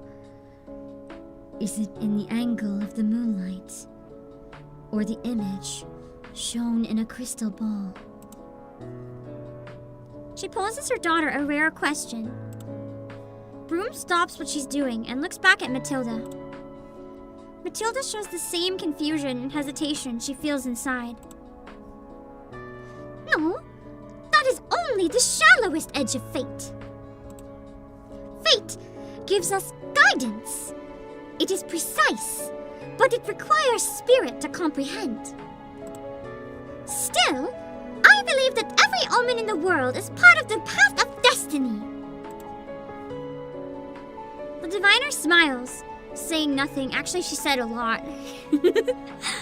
Knowing how consistent the story is, yeah! Even Nikkei has like some plot holes and stuff that when you look back don't 100% add up, but this game, despite the themes of it, like usually time travel is done so wrong, but I don't think I've seen any inconsistencies that I can think of in this one. Mama, kiss ya. No, nothing. You are just... Hiccup, apparently. You are just as you were. I am glad to see it.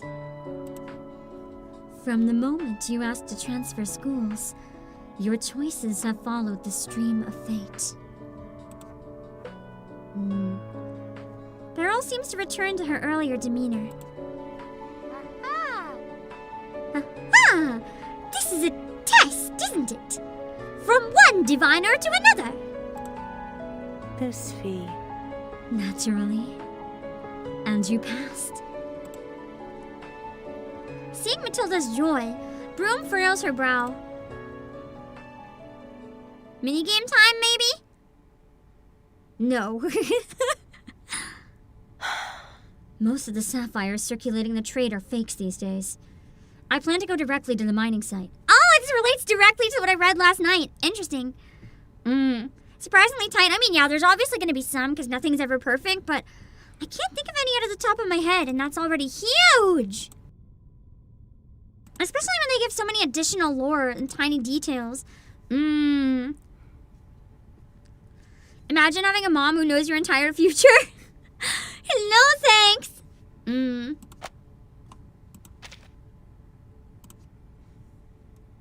With Matilda gone, Broom finally has the chance to explain her next plan to Barrel.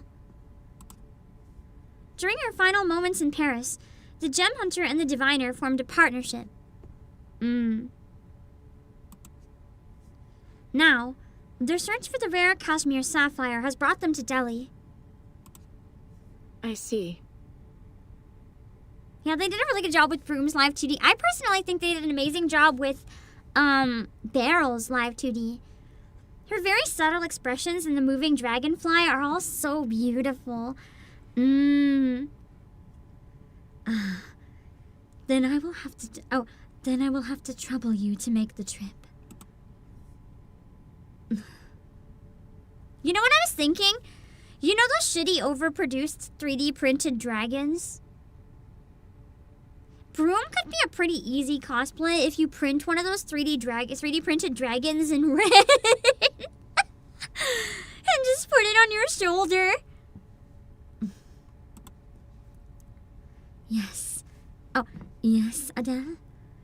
Is there something else you wish to say? Madame Boanish. Madame Bruanish, were you truly praising Matilda just now?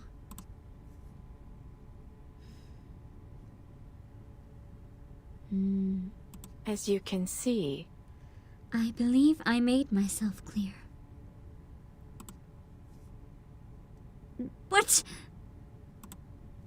Adele, Adele, take this Orbuculum! Why can't we just say orb?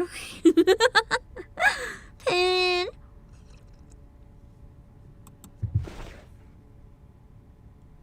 Crystal messaging will be more stable than a communicator in the mines. It will keep us in contact should anything go wrong. She shows a gentle smile. Broom accepts the orbuculum, understanding she should not press further, yet ponder the orb.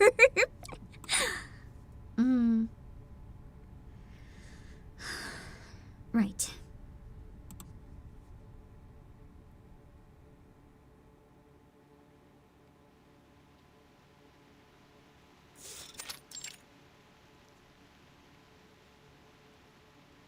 month later, the rain flows upward once more. So this is after brooms, if it's after the storm.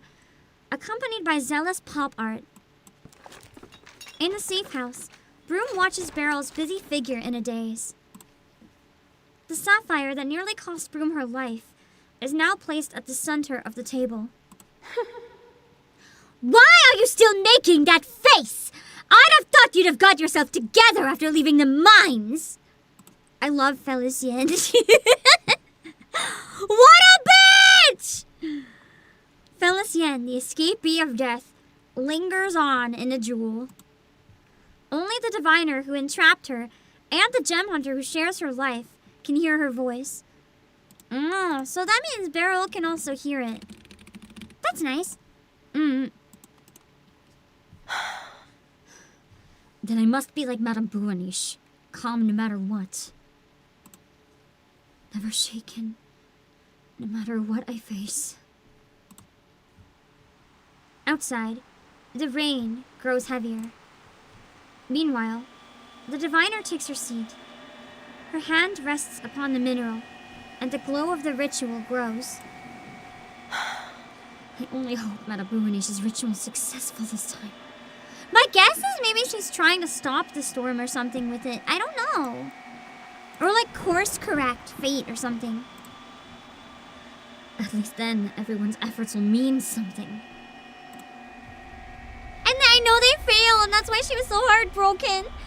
The safe house glows as bright as daylight, as every mineral hums in tune. Broom squints, struggling to keep her eyes on Beryl. What exactly is Madame Bouaniche seeing?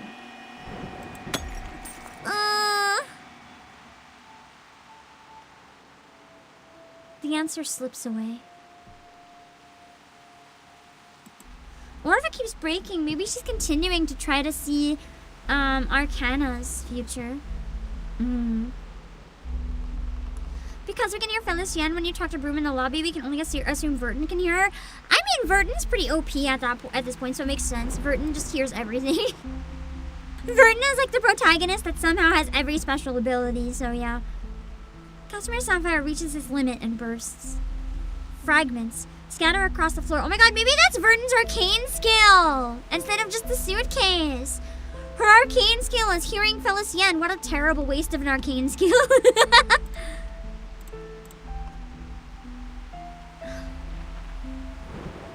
Failed again. Madame Bouaniche. Madame Bouaniche, are you alright? Beryl sits motionless, eyes lowered, thinking for a moment. This ritual lasted longer than the last. I am afraid this is not what I was looking for. But sapphire is not the most suitable mineral. So there must be something then that will do what she needs. She just is trying to find it. The stone's value is reduced to nothing. That's why she's number 0, true. I wonder if... You know what? I kind of have a weird theory that Vertin is literally like a personification of the universe. That's why she can survive the storm. That's why she has a suitcase that's infinite space inside. That's why she can hear things and see things that other people can't. Or that she's somehow like an anti-force, like dark matter universe equivalent. Like, somehow I feel like she is the universe or is the opposite. Which probably makes no sense, but whatever. Hi, Mario, you got Beryl just in time. Madame, you have never answered this question directly. But now, please tell me, what is it you're trying to see through this ritual? What if the storm is Vertin's arcane skill? Shit, that'd be crazy! Beryl is silent.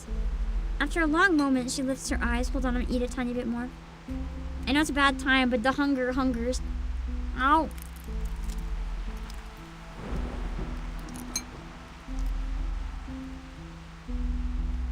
Oh.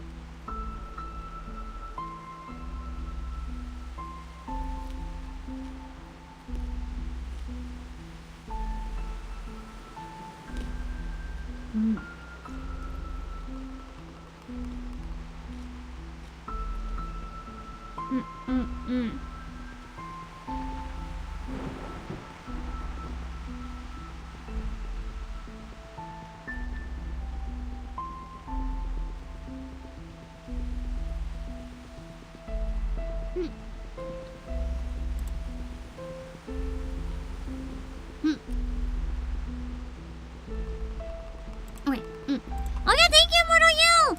For those of you who missed it, one of my Nikkei streams ranked in the creator campaign. It was exciting!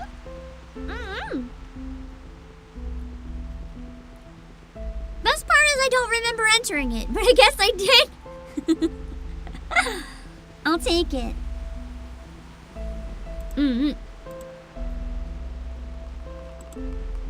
The truth you seek, Adele. Did you find it while you were out on She your voices the search? full thing. Nice. Verdon's made of uranium. Her aura field makes people lesbian. That sure explains the amount of lesbians in this game. Verdon's just out here transforming the whole world into lesbian.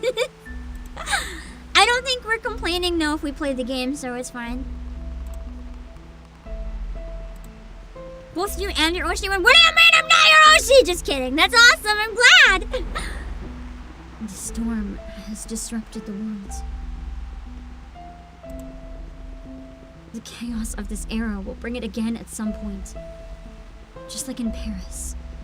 That's true. In this game, the storms seem to be happening every time there's chaos. Almost like it decides the world's not worth existing and sends it back in an attempt to fix it or something. Because it keeps going back to eras that have like horrible stuff happening, and then when this stuff happens, it goes back again.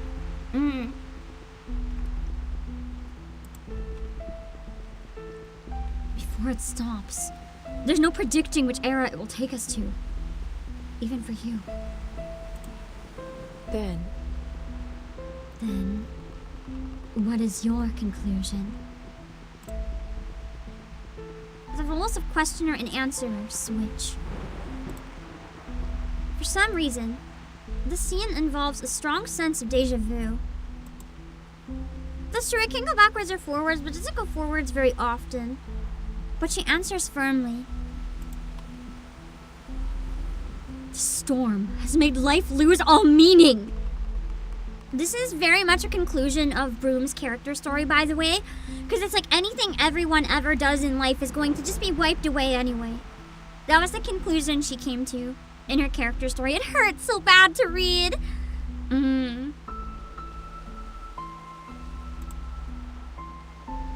Beryl lets out a soft laugh.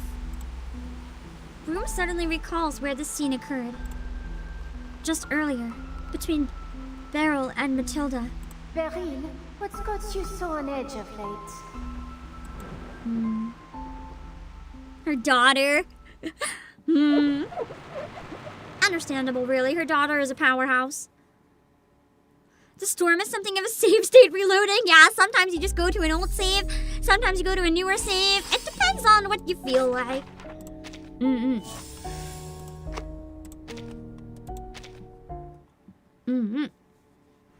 Just discovered me through YouTube recommendation earlier. Thank you! I'm curious. Arcana, what did YouTube recommend? I'm curious. I don't often voice act the reverse 1999 stuff, but if a character's really good, sometimes I make an exception, and Barrel felt like an appropriate time for an exception. I will be voice acting the Licorice Recoil collab in Nikkei, though, on Thursday and Friday, with Huon the Witch and XP. It's gonna be a good time. The bluntness of the question cuts through the fragile calm. on edge?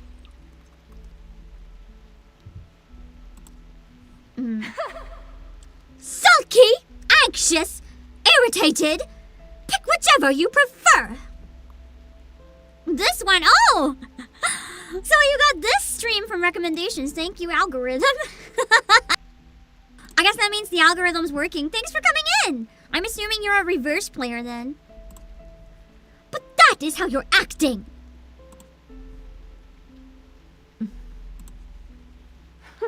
Oh, a rare sight indeed. The ever composed Beryl Buonish, even when revealing her terrible taste, she hides it beneath a false calm. But how to explain such an absurd phenomenon? The visible disappointment, the mockery with no place to go. A little worried what endgame will be like for when they decide to end the story. They nuked the planet and the universe. Nothing exists. You hold an answer only you know. Reveal it to no one, yet expect us all to see straight through it. Your arrogance is well hidden, I'll give you that. Yet you still long for someone who can see what you see. Everyone else is simply too slow, aren't they?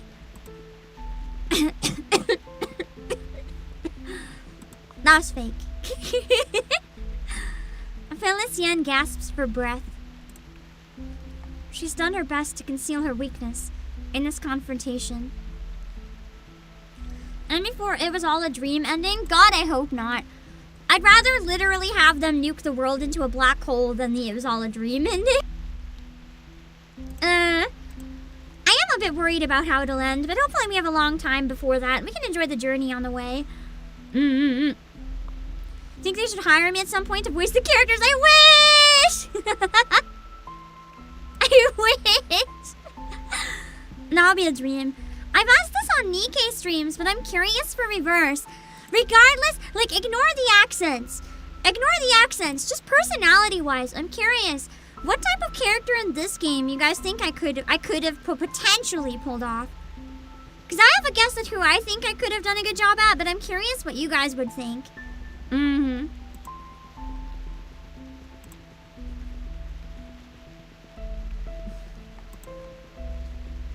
Beryl smiles again. I see. So I am anxious, then.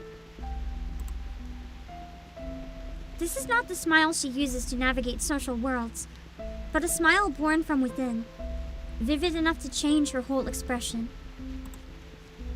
In the faint lines at the corner of her eyes, the shattered gemstone glimmers softly. No one can force me to make a choice. All these possibilities are known to me. Ignoring accents, think it could be Spathadia. Interesting! I would have never thought Spathadia, but I love her. She's fun. I didn't see the plaque on Discord, no. Remind me to look later. I don't want to interrupt the chapter too much more. The only one who holds the power to decide is a me that has not yet come to be. Matilda. I couldn't have possibly done Matilda. Matilda's voice is too perfect. Too absolutely perfect. Then it is this new self which unsettles me. She's changing. And she doesn't know how to handle it. She smiles, gathers the fragments in her palm, and hands them to Broom.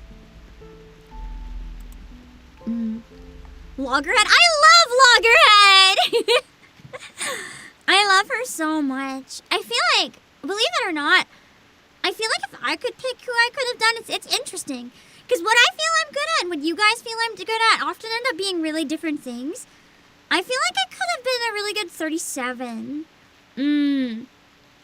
Or potentially that one random girl with the glasses from the Hong Kong event. I think it was that one. That didn't have much of a role yet. Potentially. I don't know. She was cool. Adele, you search for meaning. Would you like to keep them?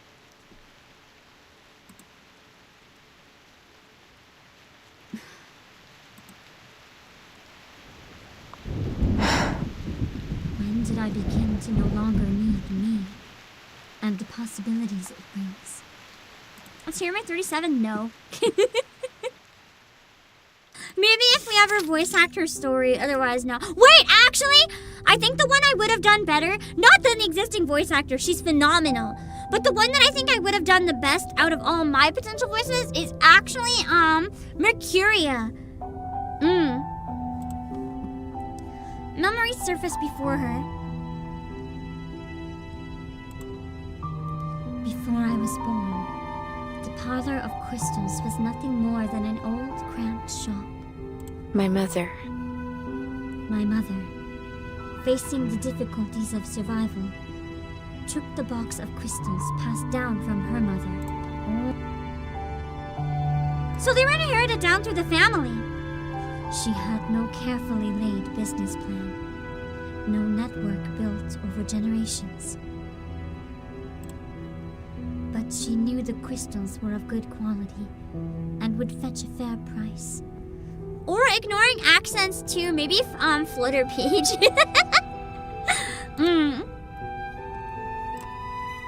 Just as they had for those distant relatives. And with the addition of a few small gifts, many would gladly help her sustain her life. I saw a window set into a stone wall. It was damp, cold, but Renova in the last patch. I don't know who that is. I don't remember what she looks like. Hold on, I'm curious.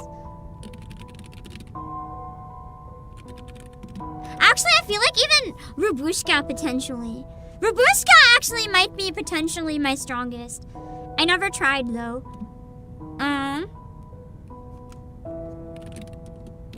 Renova. Interesting.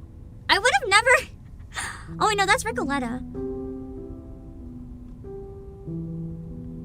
I searched her name and nothing came up when I searched Renova. Oh.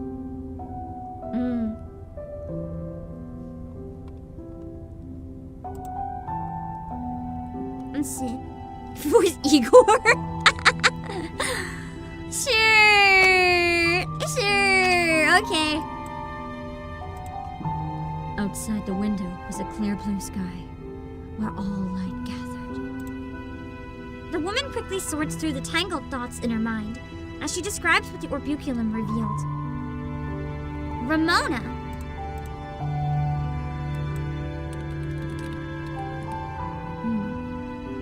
Oh, interesting. I don't know anything about her, actually.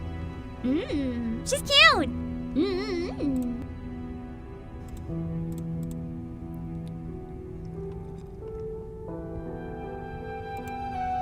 Look.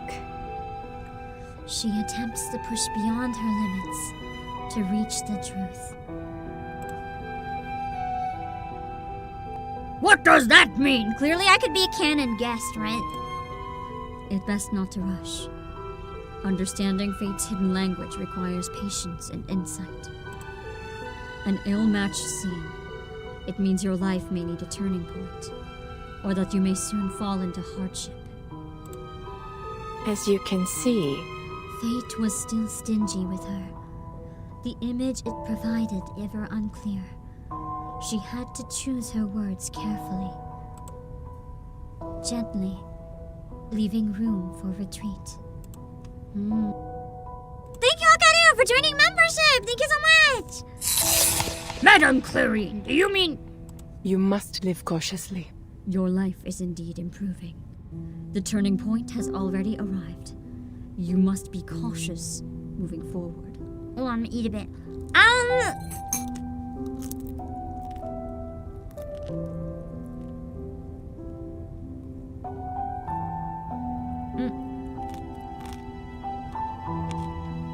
Whatever happened to the attendance sheet? It's only during the first 30 minutes. Otherwise, I think it covers up too much of the game.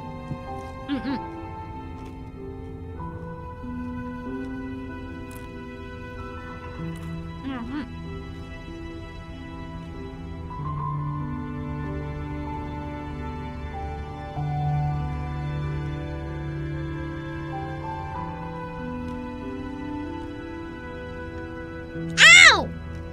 I didn't chew it enough, and it was really crunchy, so it felt like I swallowed a knife. Pain!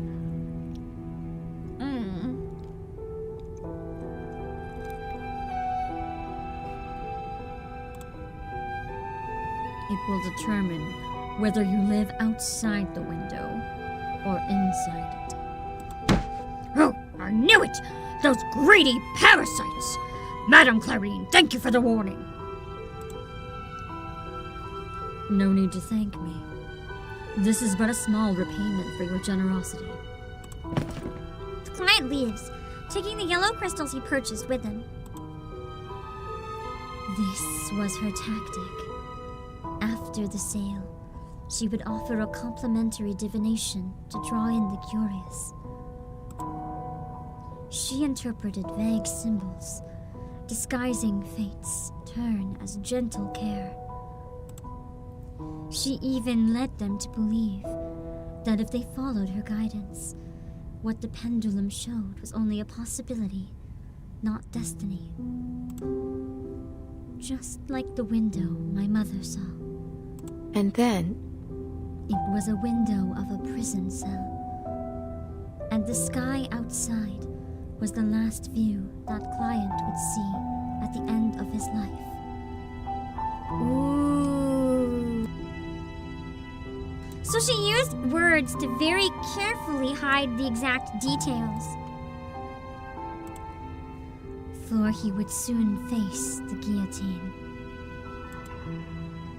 The parasites he spoke of would later join with the police to steal the key to the treasury he guarded.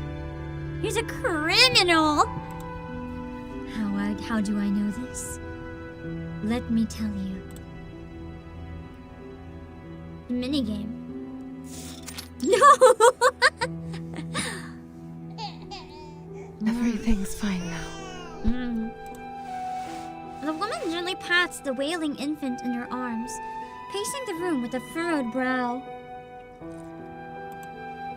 My mother. The crystal business had finally stabilized, and my mother, no longer needing to worry about survival, started a family.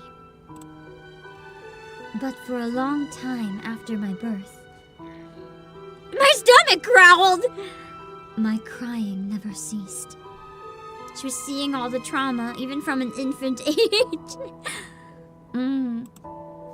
My mother lost sleep, grew thinner day by day, and the business, which had just begun to flourish, nearly died back to a stump.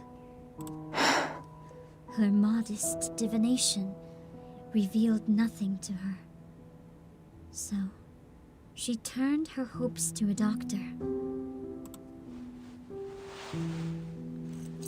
The doctor examined the infant carefully. After a long silence, he removed his stethoscope and shook his head. I'm sorry, madam. There's only so much medicine can do. I see nothing wrong with the child. Fate has no pity. It had forced endless histories into a mind not yet ready to hold them. Oh! So she's basically, even among, psychics, she's a super prodigy. So she could see way too much, even from being a baby. That's so sad! How did she ever live like this? Crying was inevitable, obviously. When I began to speak, to walk, to step beyond the estate, when I saw the very same people I had seen in those visions. Only then did I understand. What I saw was a glimpse of the future.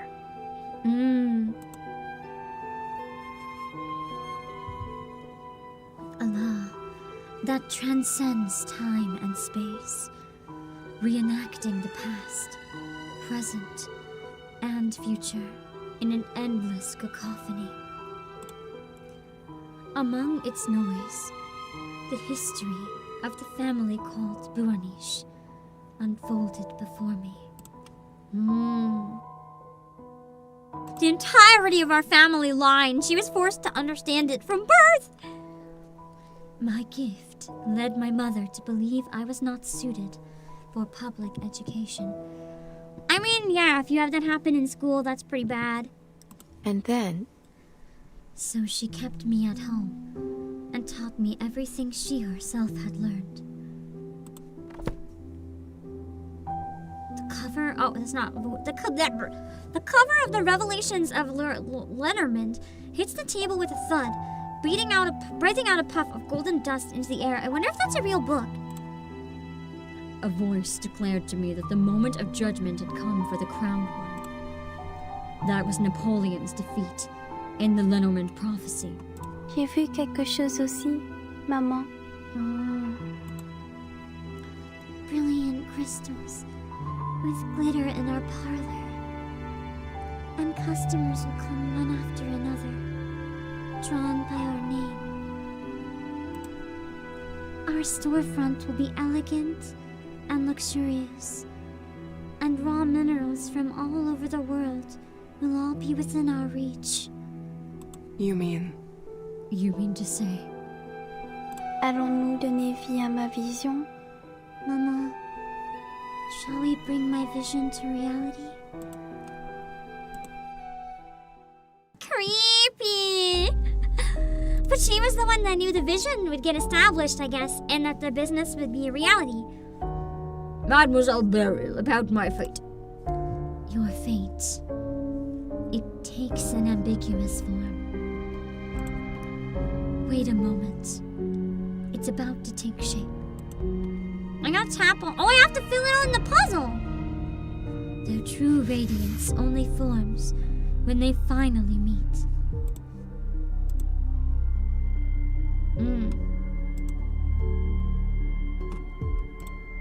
Okay. So that auto-assembles if I'm dumb and can't figure it out.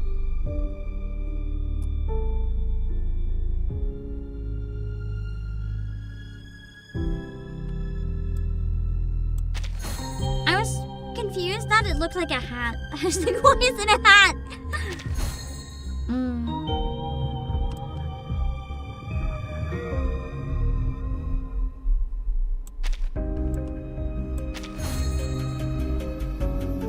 How did they say to turn it? Oh, tap it.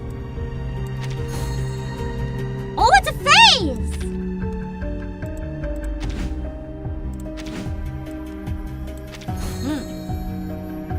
Hello, Trash! Your fate. So it goes. I'm glad you enjoy the variety. I'm trying.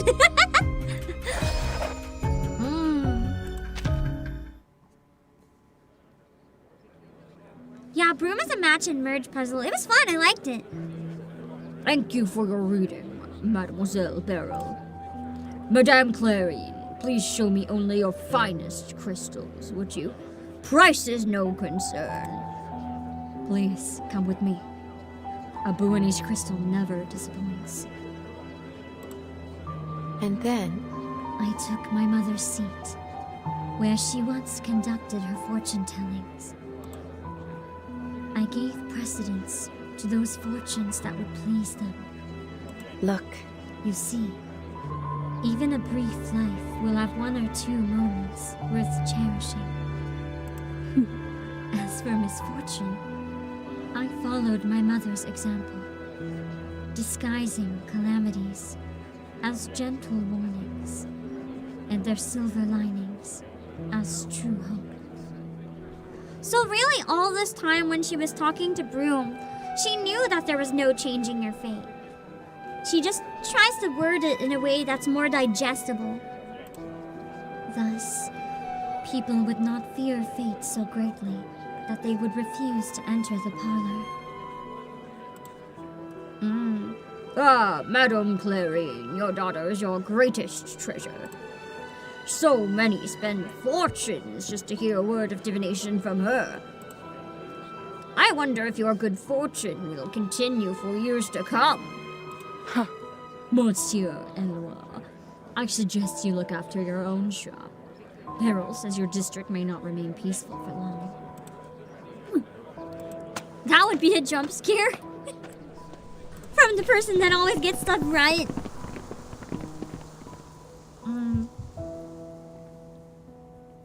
Clarine sees the nosy gentleman out, then turns to admire her parlor. Just as her daughter foretold, she sits before her, gazing at her with tender warmth. Beryl, Beryl, with every passing day, our parlor flourishes. We ought to be prepared for what'll come next. Beryl, que That is vois-tu to say- dans mon avenir? Beryl, what do you see in my future? Ooh. Everything's fine now. Do not fear that the prophecy will hurt me, Beryl. Ooh. She must know there's something bad in her future then. Look at all we have now. We have built the foundation. We can face whatever comes next. Goodness, you even warned Madame Mireille about her treacherous servant and saved her from the smothering of that pillow. Fate is not set in stone. But she knows her mother is desperately hoping for good news. Maman, dans 3 mois, ta vie sera prise lors d'un vol. No! That's such a pathetic way to die! 3 months from now, your life will be taken in a robbery. Just gave her the very blunt answer. That'd be so traumatizing! I hate that! Pain! Pain! And with that, we're half done.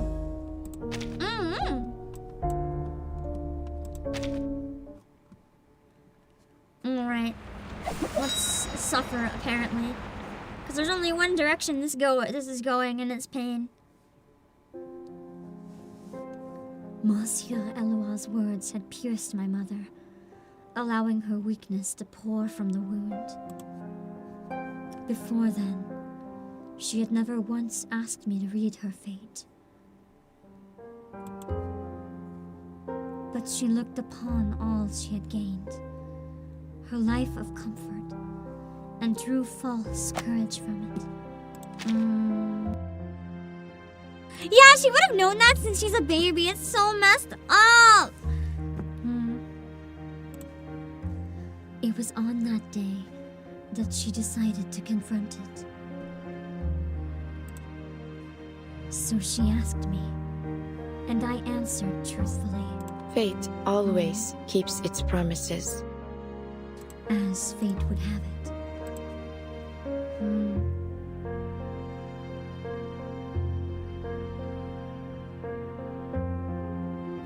Monsieur Damien, I haven't seen your wife in nearly 2 months now. Still resting at home, is she? Yes, she's quite fragile. She'll need more time until she's herself again.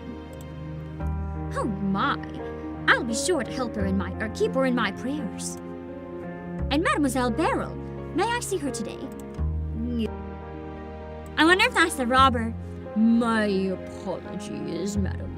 Ever since her mother fell ill, Beryl's been in low spirits.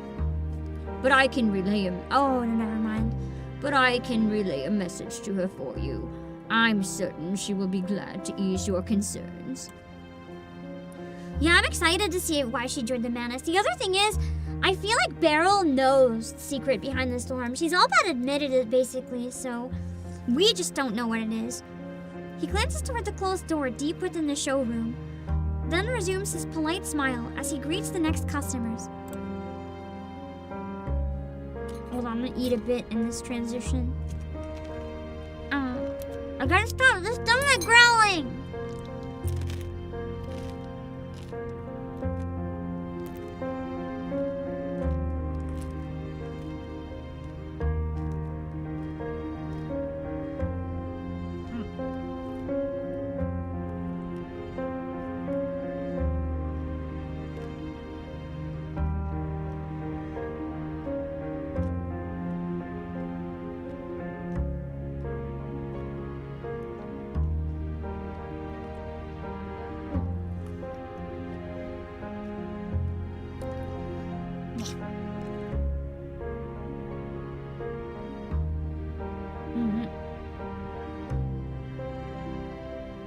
That's true, in the Boonish bloodline, the guys' genes never tried. They all look the same.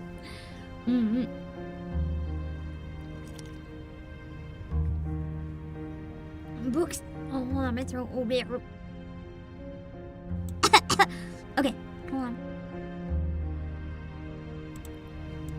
Books and crystals press into the narrow room, encircling a small figure at its center. This was where Clarine's career began. She kept it deep within the parlor, like a medal earned in her battle with life. Les différents. The infinite contracts inwards. Oh, it contracts. The infinite contracts inwards, and the light of purification descends. Before all things, it reveals itself, the Sephiroth of the infinite.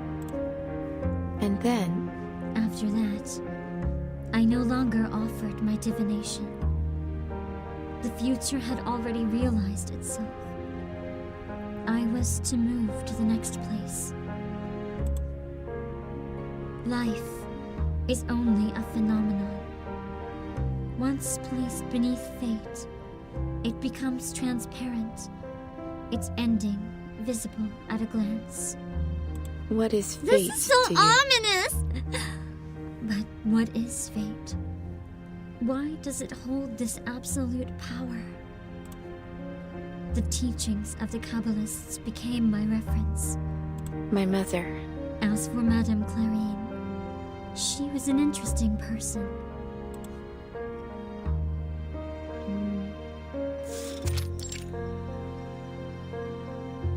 Beryl watches the moonlight through the window. The sound of a fierce argument drifts past her ears and thins into the night. Are you trying to kill me? Damien, are you trying to kill me? I said you must not return home now! Well, this is my home too. And your daughter's, mind you. Is that the dad? We're a family, Clarine. We ought to stay together to face this coming disaster as one. Huh.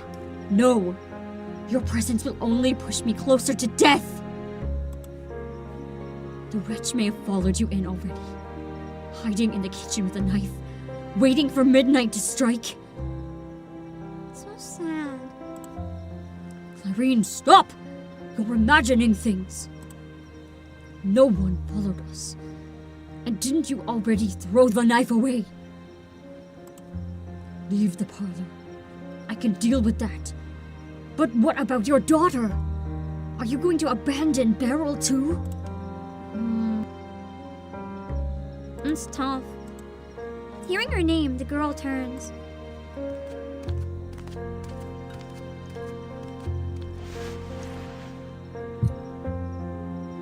Clarine rushes to her barefoot, drops to a crouch, and grabs her by the shoulders. Beryl, you understand, don't you? Tout ce que j'ai fait. Tu Everything comprends I've pourquoi je l'ai done. fait. You understand why I did it! Besides, I have to live if I'm to continue to love you. Isn't that right? She examines her mother's twisted, frantic expression. This hurts so bad! Hello, Alexigara? That's true, it's just NPC design, but having Damien be a sprite with no eyes and he's the only one without divination is pretty thematic.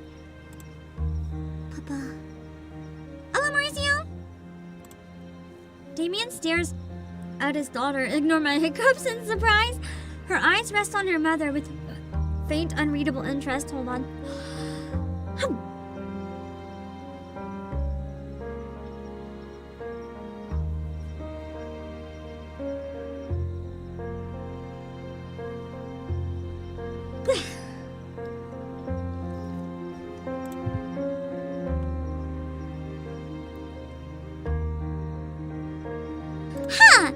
I'm actually thinking maybe for a member watch along this week instead of a member stream. Just so I can focus on, you know, maybe on Friday night we can finish Canto 1 in Limbus or something after the collab really late at night. On Saturday, maybe we can watch Inception? Because this event made me want to watch Inception. On Friday, I mean it's Saturday night, sorry. Saturday's a pretty good day for people to have free time, I think. Damien stares at his daughter in surprise. Her eyes rest on her mother with a faint, unreadable interest. Ça va. We had best not disturb her. Mama will be fine. She's gonna die, bro. She's not gonna be fine. My mother. Madame Clarion had escaped hardship through her will alone. Oh, she did escape. As you can see, Facing death, though disordered and desperate, she revealed the same core that had once sustained her. For 15 days, after hearing the prophecy, she had tried to remain composed. and then For the rest of the month, she did all she could to prevent it, repairing doors and windows, dismissing the servants. By the second month, she no longer dared step outside, isolating herself even from her husband and child. Oh, so she gave in eventually. She carved herself an island in the river of fate, swearing to stay far away from its swirling currents. it was Her efforts touching. were so moving that I almost felt a trace of longing for what she fought for. Before her death, all our conversations had been reduced to a single exchange.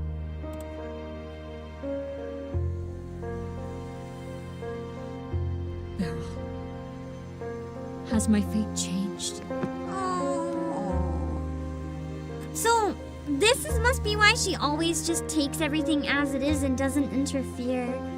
Because she knows that no matter how much you try, you can't really change anything necessarily. So what's the point in putting yourself through all that torture when nothing's gonna come out of it anyway?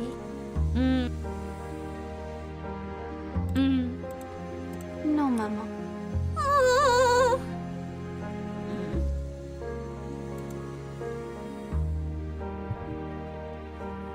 Exactly, by trying to prevent her death anyway, she destroyed her life. That's why I say if there actually was something so terrible, most of us would probably be better off not knowing until it's too late. How fortunate to come on a day Mademoiselle Beryl is willing to divine! But is your mother well? She's been ill for so long now. It must be 2 years now, mustn't it? And the one day she finally comes out, she's gonna be murdered! Imagine. Peut-être. My mother's never stopped resisting her disease. Perhaps she may recover after all. That's just wonderful!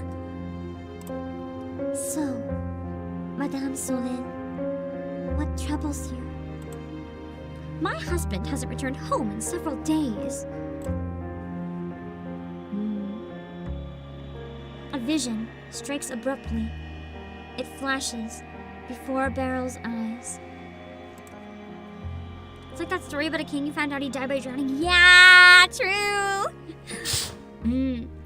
Her mother draws open the curtains. Harsh sunlight falls upon her pale face. A fine day indeed. Perfect for a little walk, I'd say. After years of silence, her voice is hazy and mumbling. She turns back into the room, takes an old dress from the wardrobe, and changes out of her yellowed house robe. Mademoiselle Beryl? She gazes outward, watching the woman in the vision. Clarine sits at the dressing table, carefully arranging her hair. She smiles at the mirror, releasing the tension long locked in her brow. She looks at peace, as if nothing in the world could trouble her. She leaves the room and walks toward the front door. Beryl, is this the last you'll see of me? C'est mon choix. Then let me tell you. This is my choice. She speaks directly into the open air. I wonder if she knows Beryl's watching. Then she opens the door and steps out of the home she has not left in 2 years. Mademoiselle, are you all right?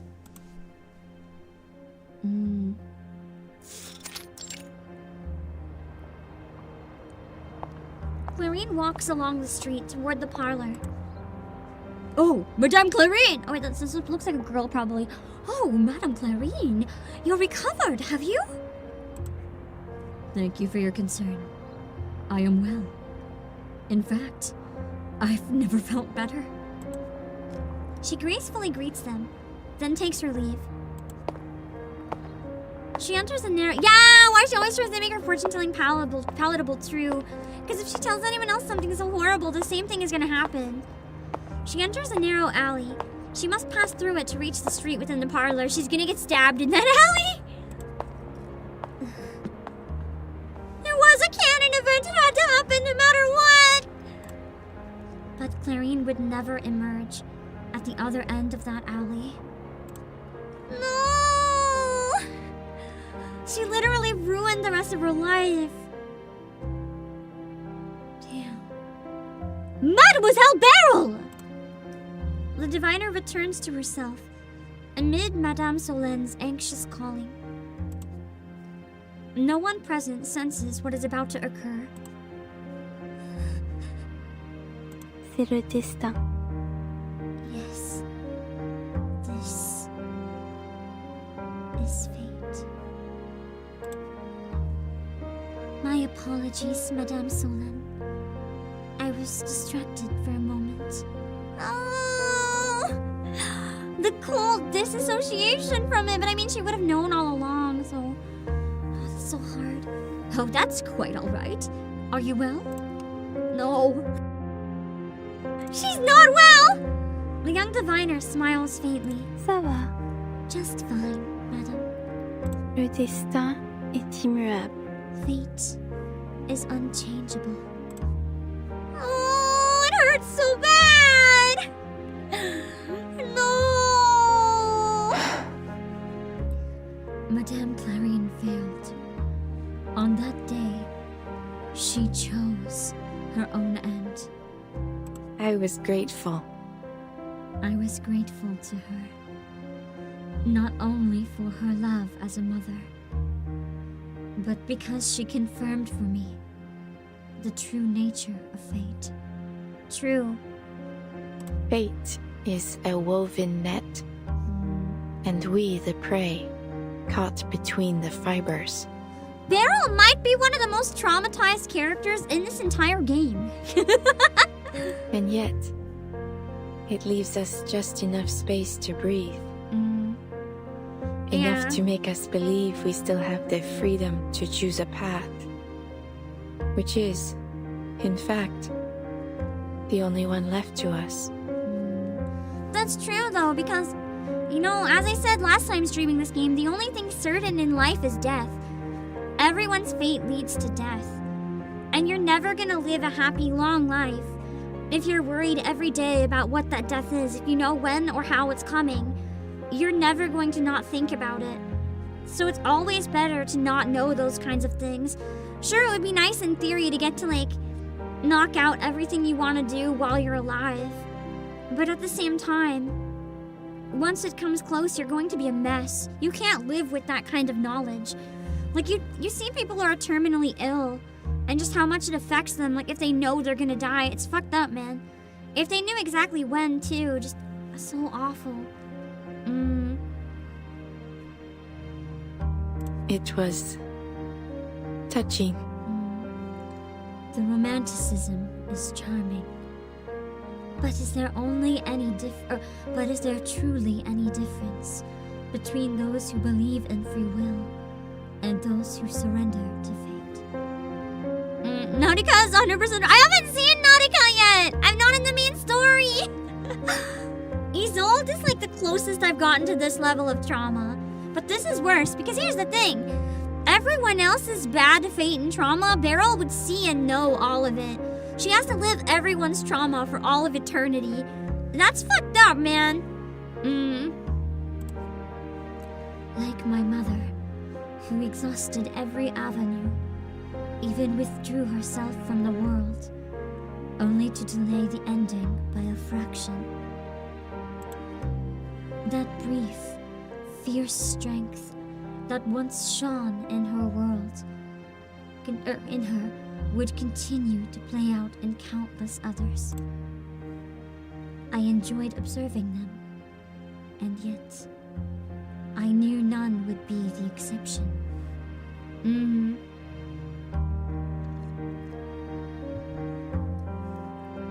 What I saw was a Fate glimpse of the future. has many names. Absolute force, absolute will, the supreme law. Isolde is suffering, yeah. Isolde is suffering, but I think there's something extra specifically awful about knowing how everyone dies and not being able to tell them because you know it'll fuck them up. The endless light from the radiant Sephiroth. All I know is apparently you guys are making it sound like Isolde's even worse than the chapter let me believe. Oh, I missed some dialogue there. Beneath its glow, there is no difference between me and them. Thus, naturally, I have no need for me. Hold on, I'm gonna eat a tiny bit. Man, chapter 6 was already so messed up. How is it gonna be even worse than that, man?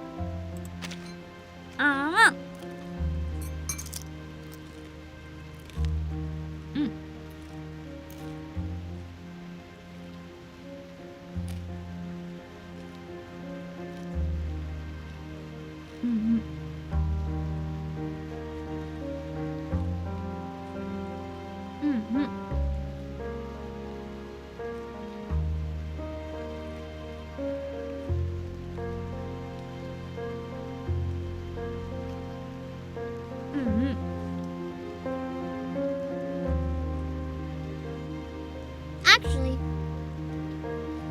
on the weekend, I might try on Friday to either finish, I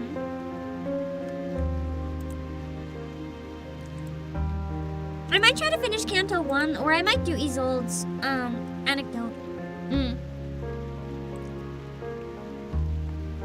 I haven't decided yet.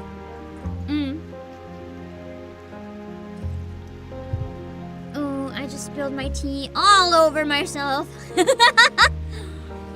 I'll take a break after this section and then I can go dry off with a towel.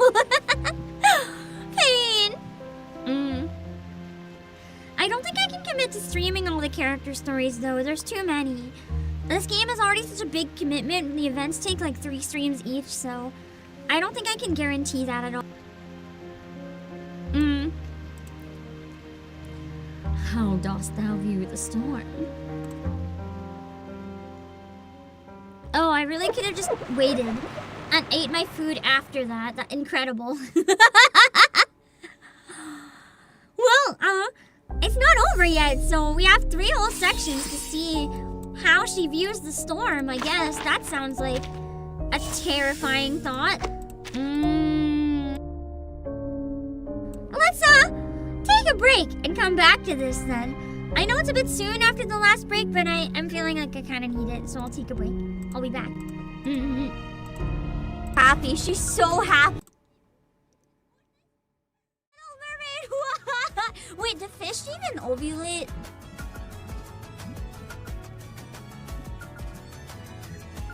Isn't that like a mammal thing? Or is it not a mammal thing? Is that required for like laying eggs? I don't know. I have to Google. Do fish ovulate? I don't know. Okay, fish ovulate. Okay, so it's true. Okay, so I guess it's just the shedding that's only a mammal thing. Okay, interesting. Uncle, my baby!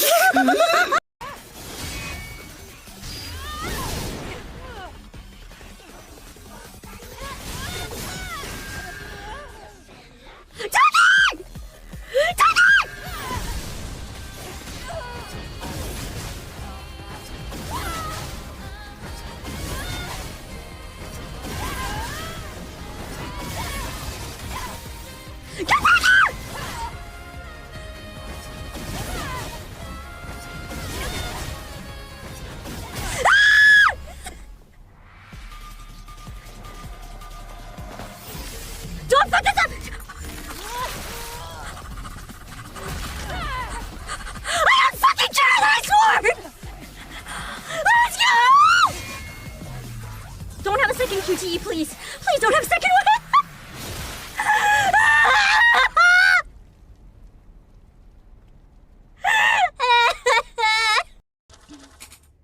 Oh no. No. Oh no. Hello.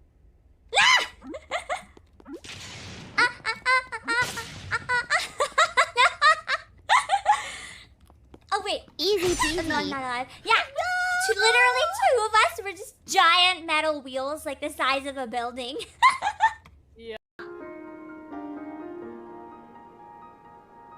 I meant to go somewhere where you can't see me. Hold on. Of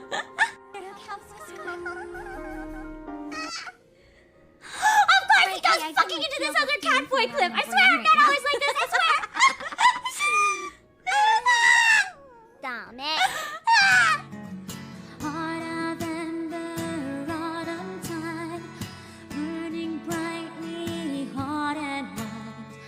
Kindred severed, never wed. Sorrow, silence, we meet and burn.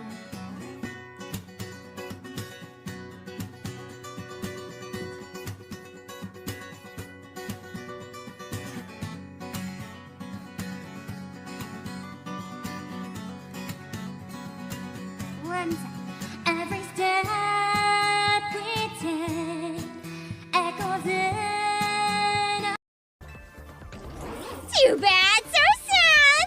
But you got this one WRONG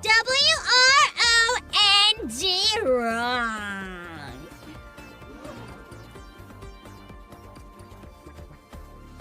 You, superfan, and you, new kid. Show me the Lumio skeleton you brought.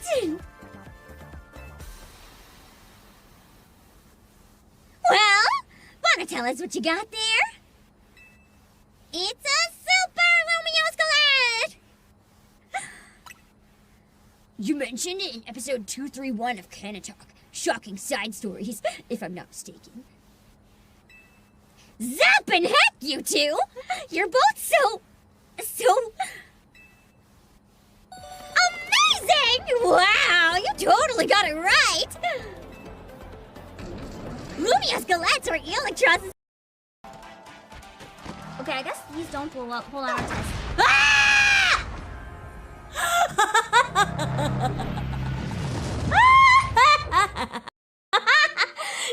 Oh, she's sitting on my head. Yes, please. Sit on me too, B. She sped up. Hello, I am the Kamidari Gaijin. My favorite drink is water. Yeah, water. The most Water hydrating. is so good.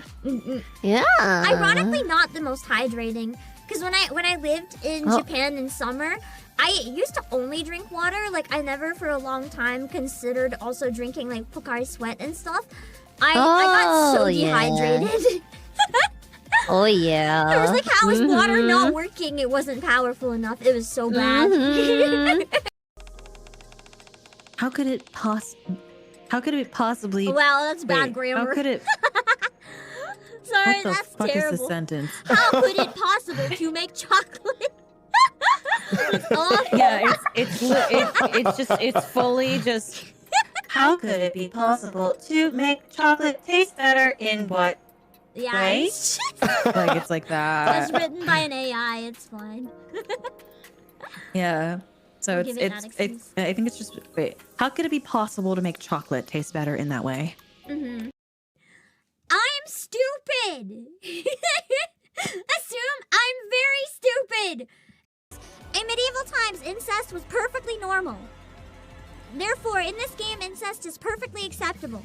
Because back in this time and era, it was the norm. Because all the royal families didn't want to lose their pure lineages and shit. That's why you have so much incest in genealogy.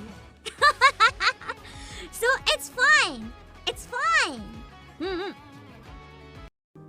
Lately, this collar feels tighter than usual, Father.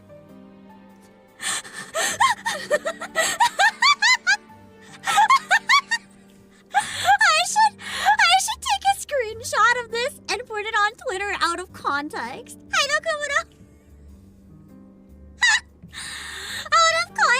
Out of context, Octopath. Lately, this collar feels tighter than usual, father. Raw egg yolk is used in desserts all the time. Eggnog, what's the word? I saw the person's name earlier and it's still on my brain. So I was listing desserts with the egg and I was about to be like eggnog and coochie. That is not the word I meant though. It's not coochie. What is that fucking dessert? That's like yellow pudding. It's not coochie. What is it? What is it? What is it called? I don't know. I don't eat custard. Yes, it's custard. I don't eat desserts, so I didn't know what it was fucking called. I'm pretty sure it's in custard and flan, actually. Damn it. Good, no coochie, this is your fault. Your name got my brain mixed up. There's a urethra in the background. Are we just in, like, someone's mouth?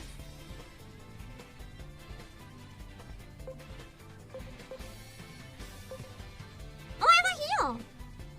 I can Terrier one ally. Nice. Terrier one's a good idea, having a heal on the team. Also, I think you mean uvula. I think you mixed up urethra and uvula. Urethra is a very different body part. I just clued in that I don't think that's what you meant. I think you meant uvula. Everyone. Like the thing hanging in the back of your throat? That's what you mean, right? We're back. At least I think so. Because it kind of my momentary falter of the English language. Okay, let's keep going. Also, thank you, Bod! Thank you, Bod, for promoting my tote bag, which is very, very cute. And if you don't have one yet, wow! Free shipping is still eligible. For $9.99, you can have this massive beast of a tote bag. And if any of you guys have got it yet, what do you think? It's very cute!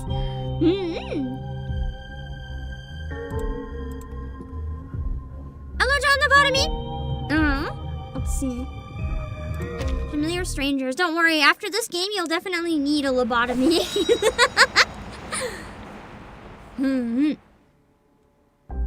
Hydrated. Oh, it's a puzzle! Perfect time to hydrate. Yet again.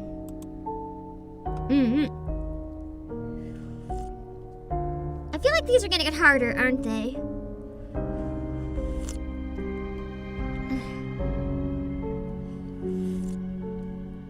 Well, I guess this one could be any section, but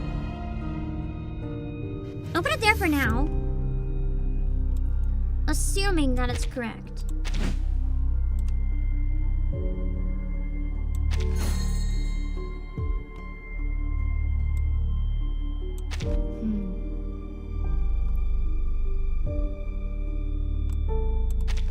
Oh, I can't take out ones I've already put. Okay.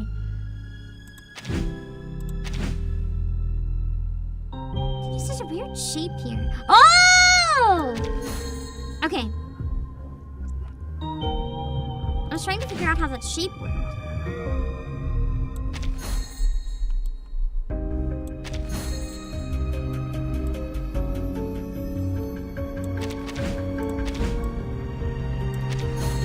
Hey!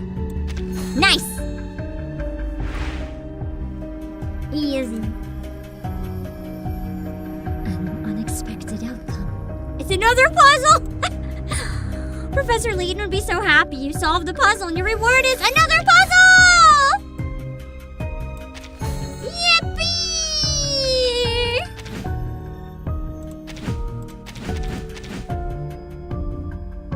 I don't think it's...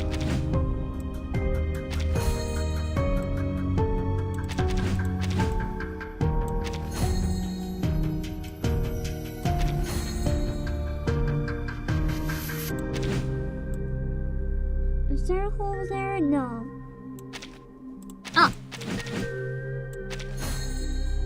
The brightness on my computer is really low, so this is like actually kind of tricky.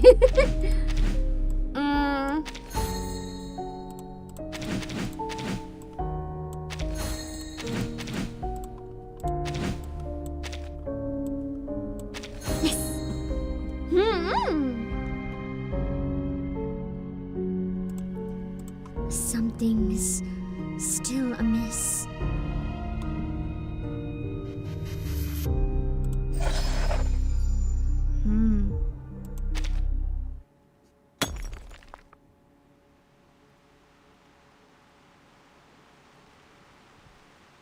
Eat one piece, then we keep going. Hold on.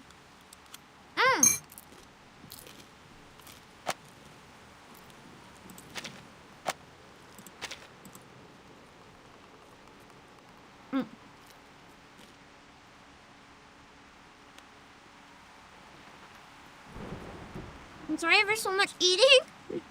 I don't want to stay up particularly late, so I gotta finish it before it gets too late.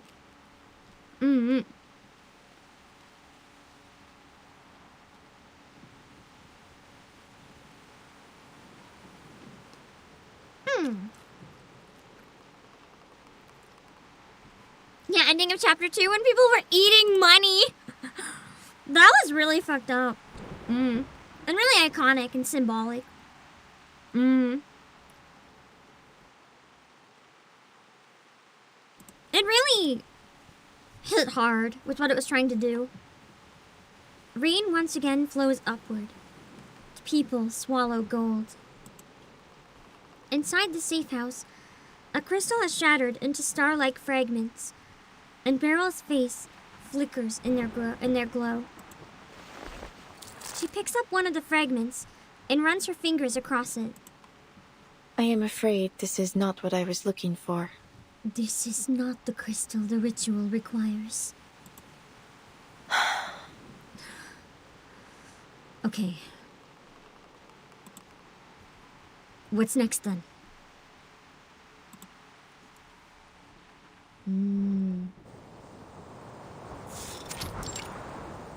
Interesting.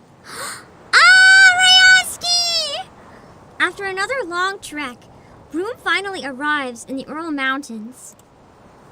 The freezing wind bites at her. I have near frozen. Honestly, Adele, you take Beryl's word as law now. You nigh on kill yourself finding a stone for Beryl, only for her to shatter it in yet another failed ritual, then set out searching all over again. Wow. There's gotta be a reason. Aren't you tired of this? Madame Buanish's ritual seems extremely difficult. Some failures are bound to happen. Is that really your belief? Or are you simply allowing her to toy with you in the name of adventure? I mean, the reality is she's failed every time for this particular one, whatever it is. She might be trying to divine the storm, I wonder. Maybe that's what Arcana told her and that's what she's trying to do. This is Beryl Buanish, ma chérie. Other lesser diviners may require rare and pure crystals, but when has she ever cared about such things? True. She could be sending her out just to make her happy, even. Even to sustain life, she only needed a most ordinary white crystal. Yet now, she gambles the success of the ritual on stones which were once nothing but replaceable trinkets to her. Unbelievable. What utter tosh! Is Beryl really so inept? Madame Buanish's abilities aren't what they once were. Perhaps she truly does require conduits now. I wonder if her abilities, like, being erased and going into Matilda somehow. Conduits. And what's so wrong with that, Felicienne continues to chuckle to herself. At any rate, I do so enjoy watching her stammer.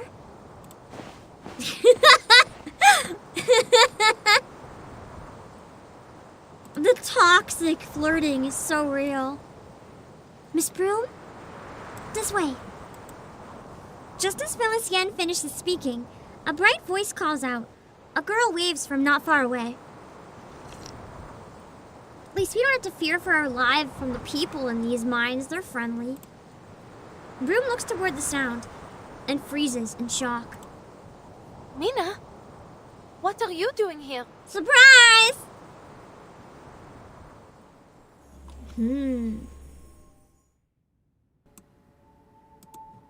Oh, that was a character, by the way, from Broom's short story. Yeah. The white crystal orb glimmers softly, a faint face shimmering with it, who probably should have been erased in the storm, actually. You met Mina, the girl you befriended while searching for stones in Delhi. That's right. But now she calls herself Asiya. She says she's a boxer and a guide for the mines. She even claims she's never left these mountains. It must be like a reincarnation or a version of her that the storm, like, erased and put somewhere else. Far away in the mining region, Broom had returned to her temporary lodging and locked the door. She took out the orbiculum Beryl gave her and called upon Beryl. But... Though Ashika's appearance and manner differ from Mina I met in Delhi, they are the same person. Something to do with, doppelgangers, I wonder. The diviner considers it for a long moment, then lets out a soft, knowing laugh. The same person, with a different identity. I wonder if it means Snyder could return. I sure hope so. I see. So that's how it is. Wait a second. This must be connecting the dots for something for Beryl. Like some sort of theory she's had for a long time. This must have been the final connection she needed. What does that mean? Beryl casts an unnoticeable glance to the parlor window. A faint silhouette approaches. Adele. This is not the moment to talk, Adele. Continue your searching for the demantoid. I'll be in contact soon. Demantoid? I don't know. The orbiculum dims, followed by a knock at the parlor door. Beryl's a theory crafter just like us. Real! Come in, Mr. Forget-Me-Not. Oh, my husband! No! Come back! I want to see his face! Come back! The usually polite alchemist appears uncharacteristically tense. Yes, he's so beautiful. He is literally like 1000% my fictional type. I don't think I'd be into murderous psychopaths like for realsies, but I mean, when it comes to fiction, the more crazy, the more people they've killed, and the more they look like they could kill me with a glance, the more I'm into it. So he looks like walking death, and I'm just like, hell yeah. So, Madame Bourniche, what is your answer? Interesting indeed. A resurrection ritual is indeed interesting. I wonder if she used that to, like, test her theories. Because now I wonder if she thinks they can be pulled from different times or something, because the storm seems to do that. Her calm expression reveals nothing. Your daughter, Matilda, is in the Foundation. Olive too? No, Olive? Olive's not my husband. Olive's my wife. I don't know much about him, but he's very pretty. He's my wife and he's beautiful. As her mother, it would be easy for you to ask her to retrieve a few materials from the Arcanum Containment Department. Don't tell me she tricked Matilda into working for the Manus. What is it that you're hesitating over? My daughter and I have not spoken for quite some time. Making contact may not be wise. She's making that up to protect her. I mean, she hasn't seen her, but she can contact her. Then allow me to give you a reminder. You can't sit on the fence forever. In the end, you'll choose a side. I guess they're not that random third-party side then. I am afraid not. Both Manus Vindicte and the Foundation are my collaborators. It is not so complicated as you imagine. She's like, I'm a double spy, bitch. You can let me help you or not. Impatience never leads to successful business, Mr. Forget-Me-Not. Allowing time for consideration is a necessary step. I see. Then on the fence you'll stay. Realizing there's no use in continuing, he stands and shakes his head. She plays both sides, so she always comes out on top and bottom simultaneously. Ever since Paris, you've become difficult to contact. I think that's on purpose. I don't think she likes what they did. She did technically help Broom a lot more than she helped Felicien. And you have grown increasingly distant from our cause. Oh no, he's accusing. At the door, he turns back to look at her. You know very well that you cannot survive the rain alone. You mustn't detach yourself from the world, Madame Bourniche. I wonder if that means the Manus went and destroyed her house then. And that's why she couldn't be there. Seems very heavily implied.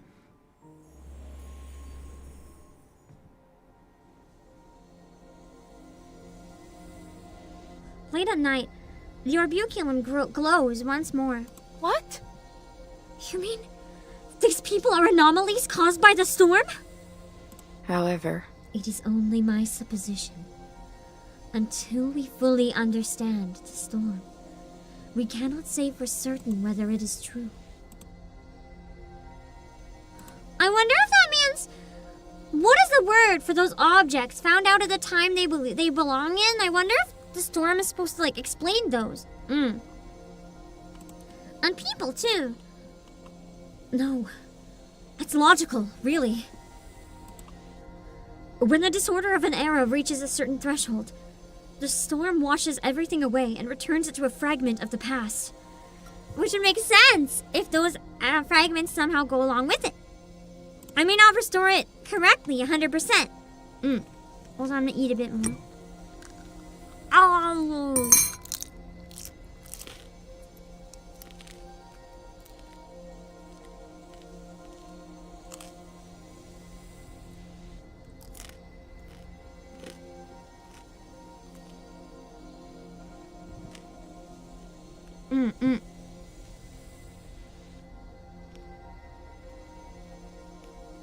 Aren't those objects called, like, oops or something?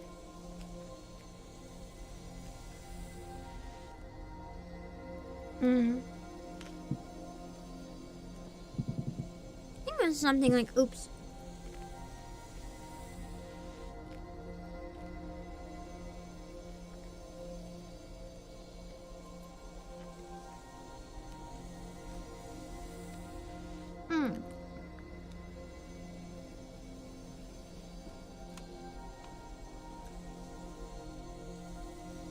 It's crazy there's a lot of main lore stuff in a non-story patch. Yeah! It's kind of important stuff. It would have been sucky to miss this shit. I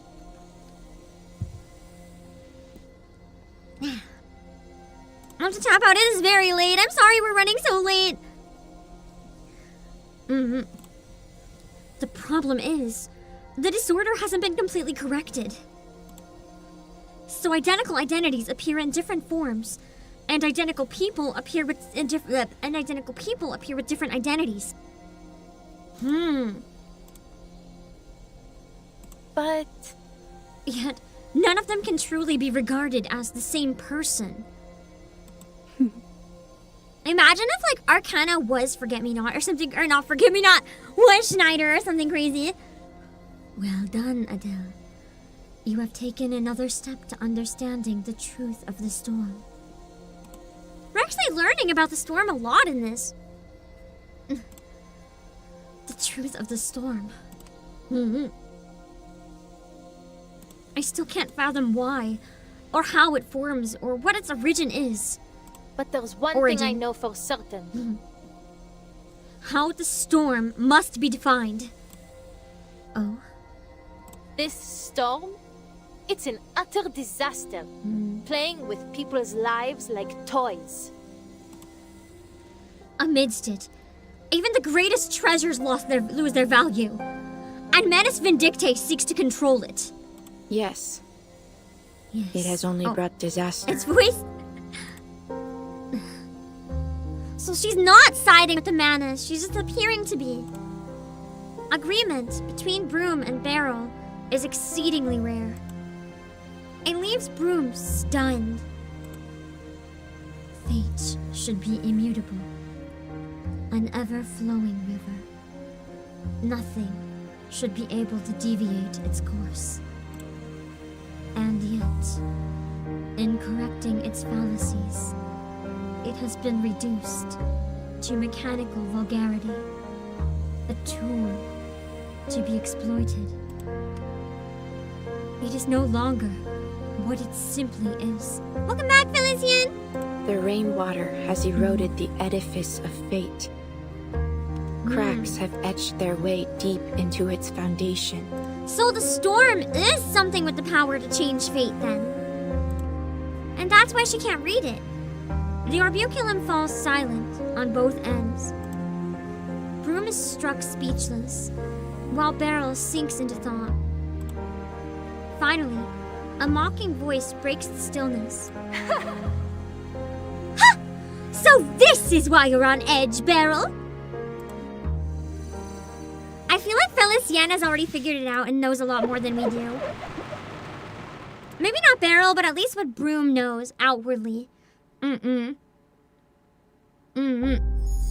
Let's see.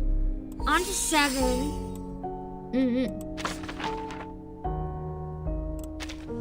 Her simp, not hers. That why the oh my god. Valid reaction to Felician, really. Take no sides. Interesting. We still have 2 parts to this, employees. Yeah, I can't believe it's only available a limited time. I'm glad you guys convinced me to play this section. It seems really important. Miss Broom, are you really leaving now? But we still haven't found the demantoid you were looking for. I'm sorry, Asia, but I have to go. Her days of adventure are pleasant, but their outcomes are often not what they'd hoped.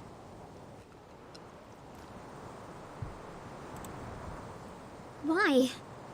This is all so sudden!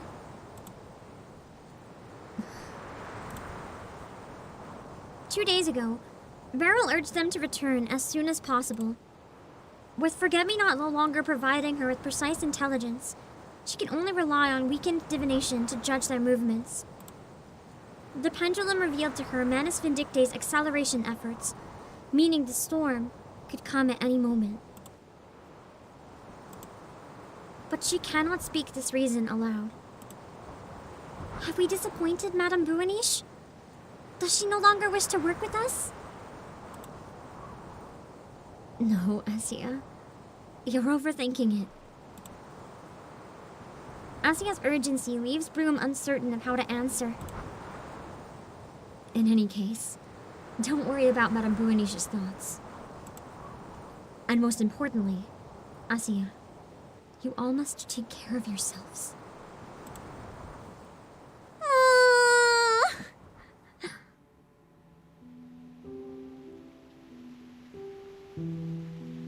I hear the rain again. It's crazy how this event has gone through every storm pretty much. Like this one limited event with Beryl, we've been through hell and back. It's like the whole game from a different POV. That's genuinely wild. A week after Broom's return to Paris, the world melts into an expressionistic oil painting. This must be Vienna then, maybe. Beryl prepares the ritual, glancing curiously at Broom. Since India, you have changed when facing the storm. It's not about the gemstones. The only meaning in all this in the world after the storm comes to The only meaning in all this is in the world after the storm comes to an end. But If I'm to reach that world, I must find the truth about the rain. That's what I've learned from you. But Madame Boaniche, do you know, Madame Boaniche? In the same breath as you said goodbye, she spoke of her worry that you no longer wished to work with them. Not knowing that their futures would all be cut off in an instant. That's so sad! with limited time at our disposal. That is the inevitable result. I find no disappointment in it. Besides, I have found a substitute. Ooh. So she found a gem that she's able to use then. On the table, an olive green aventurine glimmers faintly. But this time, I may only be able to make slight adjustments to the ritual itself. I still can't do it, madam. Detaching myself from the world as you do. To be completely clean of it all. I guess Broom can relate to Beryl's trauma in that way to an extent then. She doesn't know everyone's horrible fate, but she does know the fate of everyone she meets, that they're going to be killed in the storm. And she can't tell them, because the few times she's tried, nothing even happened out of it. At her words, Beryl's hands stop mid-movement. She stares at the aventurine, and the smile fades from her face. Madame Boaniche, what's wrong? The diviner doesn't answer. Her thoughts sink somewhere very deep. Huh? So the great diviner finally refuses to keep spinning in place, does she? Felician's mockery does not touch her. Beryl rises and looks off.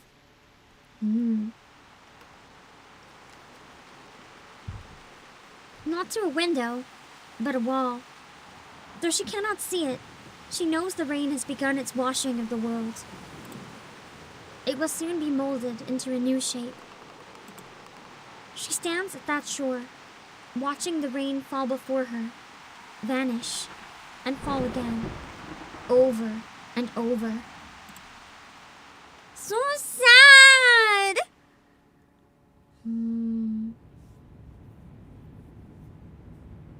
You mustn't detach yourself from this world, Madame Boaniche.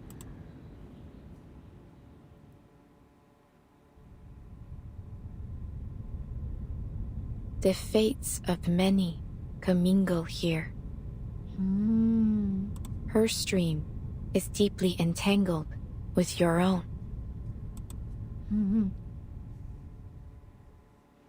That hits a lot harder knowing about what happened with Felician and Broom. And with Cecilia.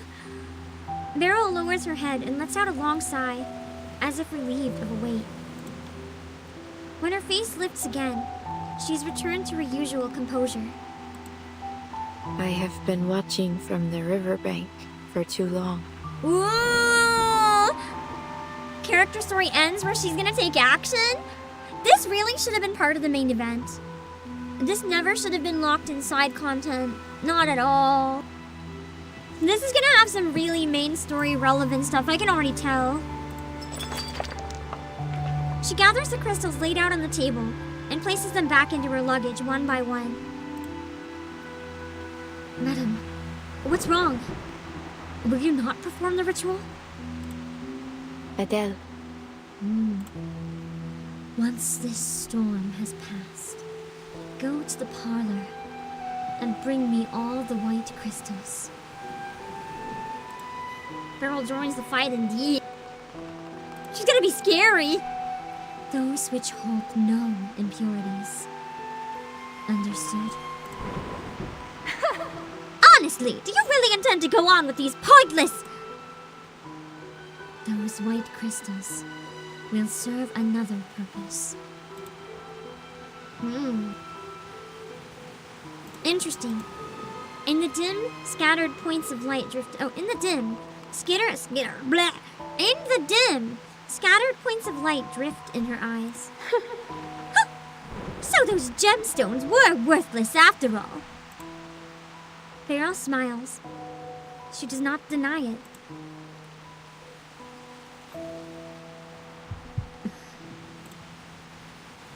Then you intend to... It is time we gave our guest his answer. Ooh. We cannot leave the gentleman waiting forever. Holy shit! Find out if she's actually Manus or Foundation now, I guess. This is crazy, and this is a side story? Hot damn! This should have been like the next event or something, or a main story chapter. I'm gonna be real. This entire event, I feel like both side stories should have been included in the main event, and this should have been a main chapter. This should have been a main story chapter, hands down. This should not have been an event. Beryl stands at the entrance of her home, waiting patiently. My guess is it was only an event because Verton wasn't a lead. The same door where, all those years ago, Clarine stepped out and dove headfirst into a current. I must say, you surprised me. I didn't expect you'd be the one to contact me. Tell me, why the change of heart? I am afraid not. There has been no change. You are still my client, Mr. Forget-Me-Not. I agree. I will procure the roar lion's tail for your ritual. Oh no!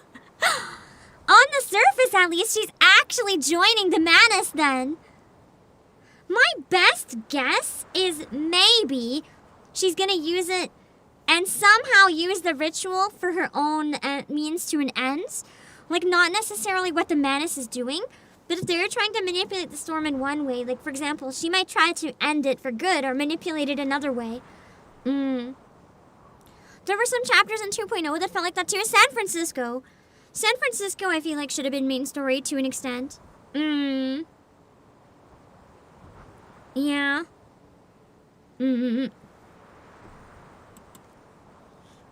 After the storm, the Foundation will be in chaos. Finding someone easily influenced within the Arcanum Containment Department will not prove difficult. Fear. She's so creepy. I love her. But you must give me the payment I am owed. All information regarding the resurrection ritual. Dang. So, in exchange for helping the Manus, she wants all the info on the resurrection rituals. She can control that for her own means. Interesting. What? One more! Oh. Come on.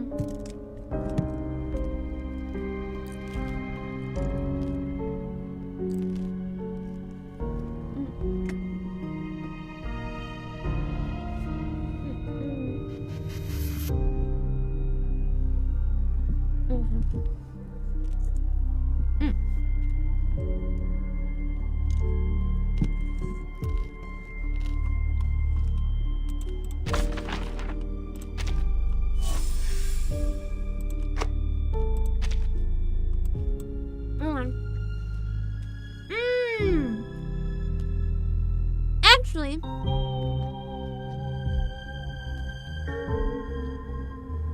I think this was supposed to be main story. Because other than Showdown in Chinatown, hasn't every limited character been like massively main story focused? I have a feeling it was supposed to be main story and maybe they changed it.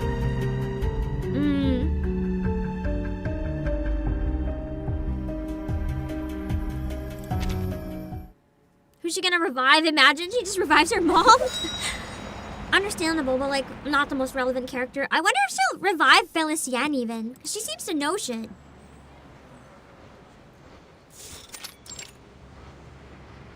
Or I wonder if that's how Arcana comes back to life. Maybe Beryl brought her back.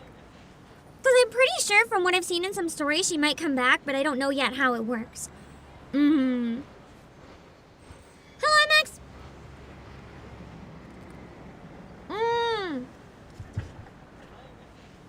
I forgot about you. Let me rephrase that.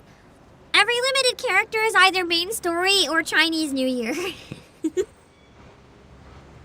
Not anything outside of the two until now, I think. The Willow and Flutterpage story was a side story? Do you mean like the event? Was that super lore-centric? I can't remember. It was really good. I loved it. I didn't really feel like a main chapter, though. I mean, maybe. There were some parts.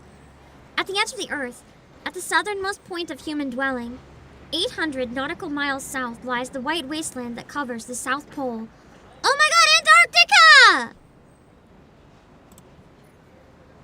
There, an event that may overturn the order of life is about to unfold. That's one of the reasons I was wondering if it would ever be in this game. I guess it's here now. I imagine Mr. Forget-Me-Not is suffering at this moment. The diviner hands over the roar lion's tail. A moth lands upon it, fluttering its wings. What happened to him? Oh yeah, Miss Grace! I don't think I'm supposed to be seeing her right now. I've seen her here and there posted, so I've seen her before. All I know is she looks like the friend that was killed. She looks like the friend that was killed in, Cowboy chapter with Tuesday. I have a feeling it might be her somehow, but don't tell me anything. The alchemical accident upset him greatly. I'm going to disassociate from any spoilers mentioned from here on out. If I see a spoiler, I'm gonna turn it off in my brain. But as long as the ritual succeeds, his failure will be remedied. I guess he's in a temporary state of dead right now. We're gonna revive Forget-Me-Not, imagine. Who would do that? Not me. I didn't expect you to actually retrieve it from the Arcanum containment department. As you can see, An honest transaction. There's an abandoned outpost in the city. You may stay there. Beryl takes the map Grace offers and watches as she leaves. Madame Boaniche. Well, madame? What now? Also, yeah, everyone stay quiet. Reminder, I haven't played past chapter 6.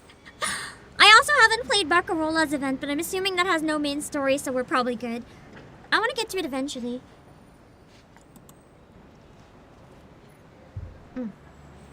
Only after the moth has flown far does Broom cautiously step forward. Let us warm ourselves. Let us warm ourselves at a cafe first. If there is Antarctica in the game, I don't know. I did not. I most definitely did not. If it was in a trailer, I probably forgot, but I did not. I only did 1, 2, 3, 4, 5, 6. I left off at Isolde and Cacania. Anything at this point, just don't tell me. I won't know. Maybe it's not a spoiler. Maybe it's new stuff that you've also never seen before. So blah, blah, blah, blah, blah, we're all gonna shut up, okay? I'm just gonna close the chat window, but also don't say anything anyway. I couldn't play Barcarola's event though, Garda Bro. I got a copyright strike during it. I had to stop playing. If it's considered more main story than Chapter 9, maybe we can play it right after Chapter 9 then. If they came out around the same time, if it has an active rerun anywhere anyway. Let us warm ourselves at a cafe first. We must be patient.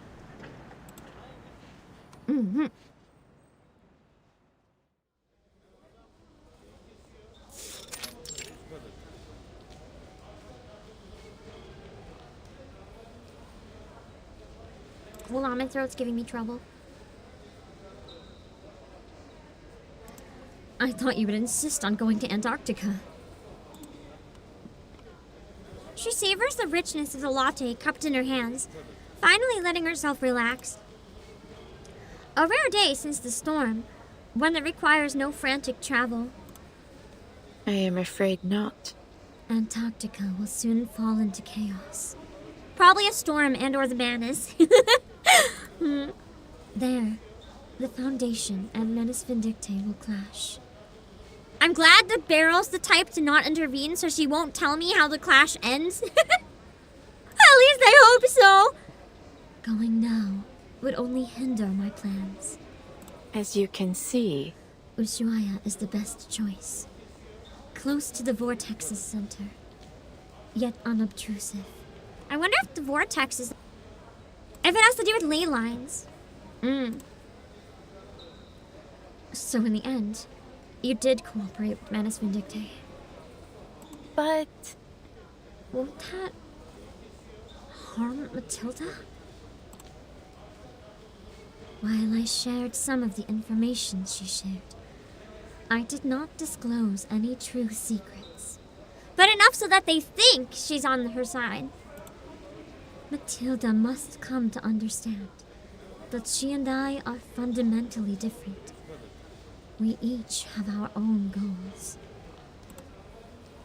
She must learn to expect this. Imagine finding out your mom worked with the goddamn Manus Vindicte. I don't think I'd forgive her. I would be so angry, man. Not after everything the Manus did, no way. Besides, Matilda is not as fragile as you may imagine. Then, this time, will you tell me your purpose? Sensing the diviner's good mood, Broom chooses her moment carefully. Of course. You have worked diligently, Adele. It is time I told you. for a brief moment, When I saw a thread. When I performed the ritual to seal Felicien, I caught a glimpse of a single thread. Golden and radiant. She closes her eyes as she tries to recall that fleeting moment. The gold threads kind of remind me of ley lines too.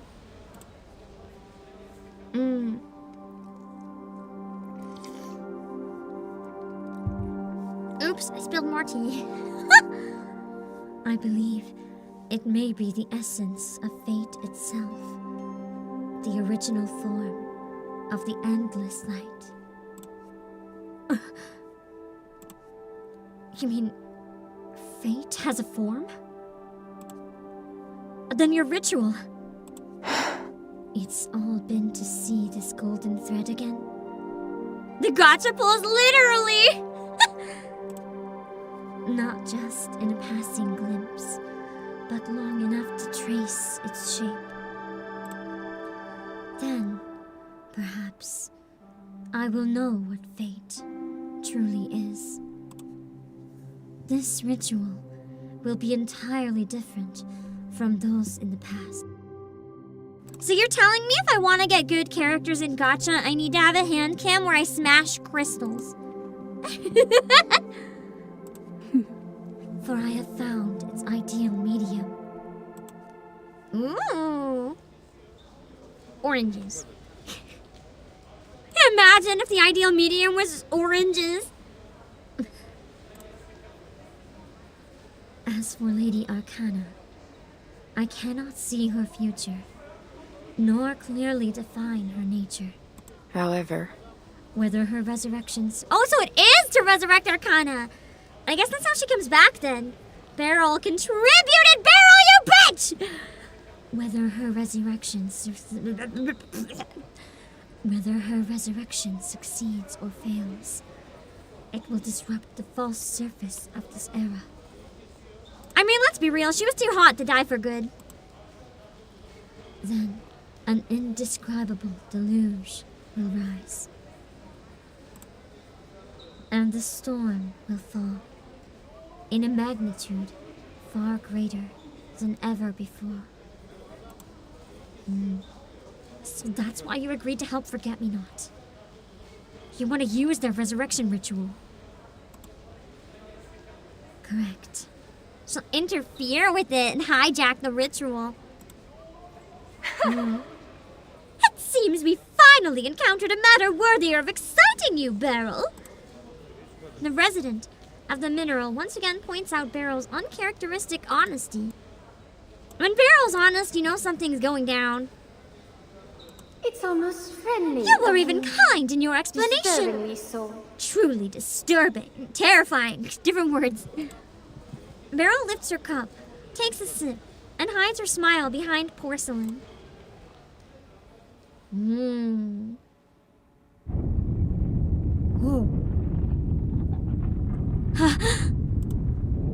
A deep rumbling, as if from the earth's core, rips Broom from sleep. What's going on? Earthquake! A storm-driven one, probably. She looks around. Beryl is gone. Along with the white crystals they brought from the parlor. She went without her! Where did she go? She rises quickly. As she nears the door, she notices a clear, strange water seeping beneath the door frame. I imagine it's like the black mana goo, but it's probably just a rain. Goodness! If this is storm rain, Beryl's not in a safe house! Ba-sung! What's happening? The moment she opens the door, the water surges inward. Broom looks around as the water continues to rise. Residents on the street stare into the distance in terror. What? That's the flood? Oh. So she must have called, like, the deluge. Yeah. I forgot deluge meant flood. On the horizon, the deluge makes its advance. She fucking abandoned Broom. Oh my god! Following its line, her eyes fall on Beryl, standing not far away. Okay, maybe she didn't abandon her. She's decided to also die in it, I guess. She stands motionless, the water already reaching her calves. White crystals drifting around her in the current. Oh, she's using it! Adele! Leave her! Right now, we must find a way to survive this flood! No! Something is wrong with Madame Buaniche! Ignoring Felicien, Broom runs forward. Madame, what's happening? The diviner stares off into the distance, unable to hide her joy. I feel like something happened to her. I don't know if this is fully her personality right now. Most unexpected. Though I have never been able to foresee the storm, I never expected. She got caught off guard by the storm. Oh God! She can't foresee it. So she came out here and she got fucked. That it could take this shape. It's like a Noah's Ark flood almost. Broom grabs Beryl's arm. Madame Buaniche, if this really is the storm, we need to get back inside. No. What? Breaking from her trance, she slips herself free of Broom's grasp. What do you mean, no? Maybe she can only do whatever she needs to do from inside the storm? And she's hoping the crystals will help? I will conduct the ritual here. Out here? Then how will you survive? Leave her alone, Adele. Damn. I guess Matilda's not seeing her mom again, huh? She intends to use herself as the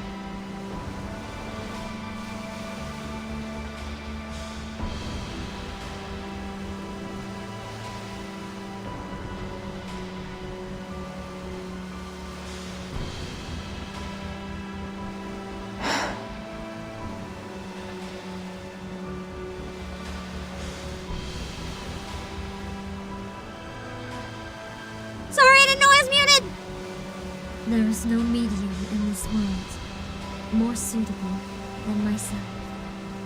Adele, Adele, you have stood at the crossroads of others' fates. I now stand in the same place. Through me. Not right now! I appreciate the effort, but it's not delayed anymore, so I'm gonna turn that off. If you don't mind, I'm gonna mute it.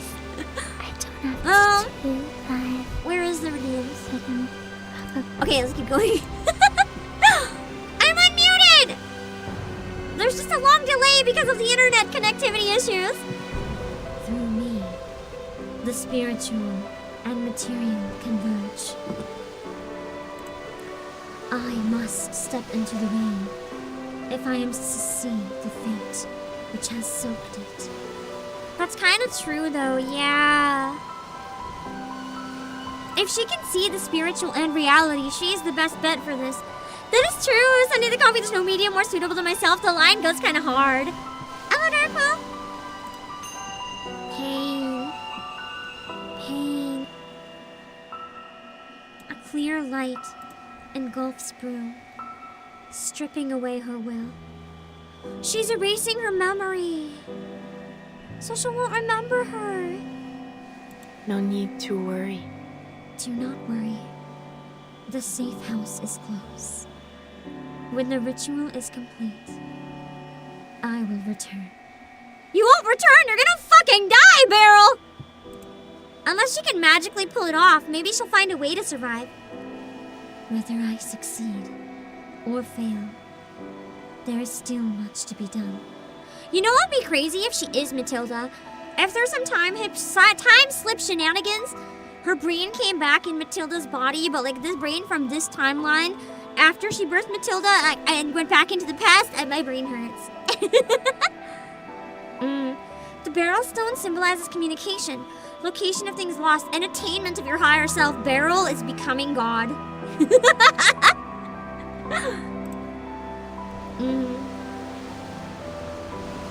It's crazy.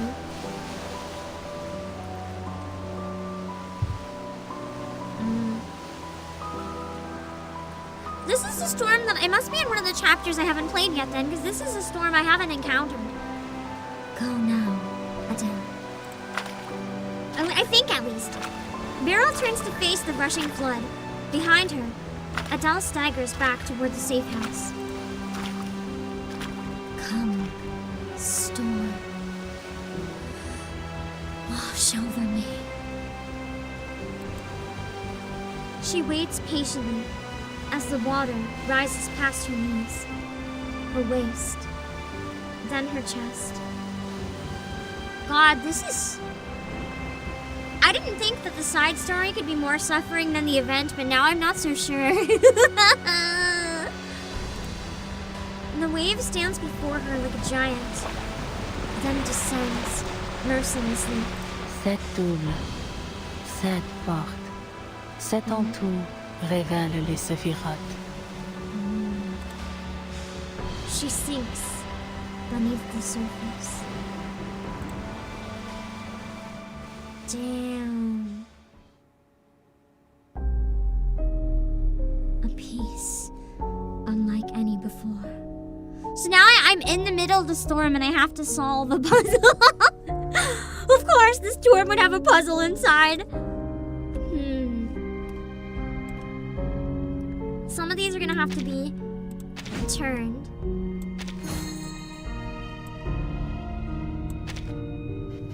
Hold on. There is some connectivity with color for them. I should be able to work with that. No. There's light edges. Yeah.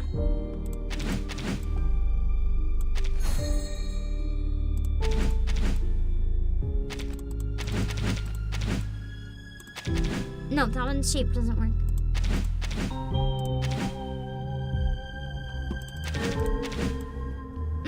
No. It has a hole. I didn't even see that piece. I'm blind.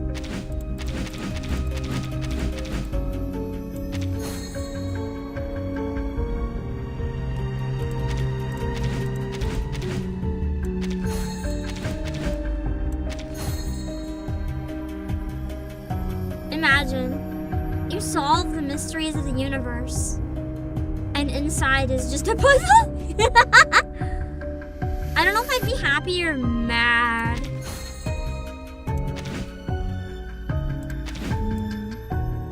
No.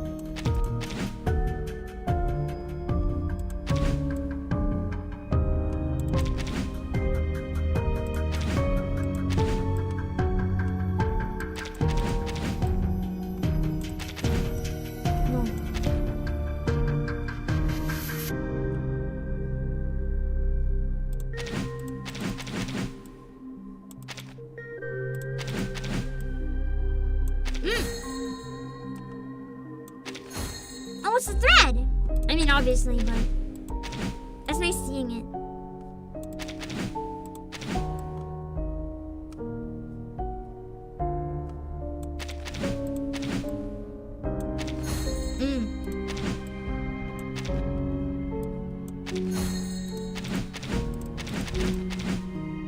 Hello, Genkibo!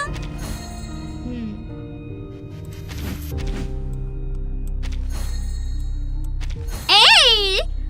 Complete. At last. Did a gotcha pull? Imagine using your own body as a conduit for gotcha pull. Sell your soul to the gotcha brings out a new meaning. What is Reverse 1999 about? Existential dread? It's really complicated and hard to explain. Right now, we're discovering the truth of the universe, essentially. At least Beryl's discovering the truth of the storm. I don't know if that means she'll convey it to us or not.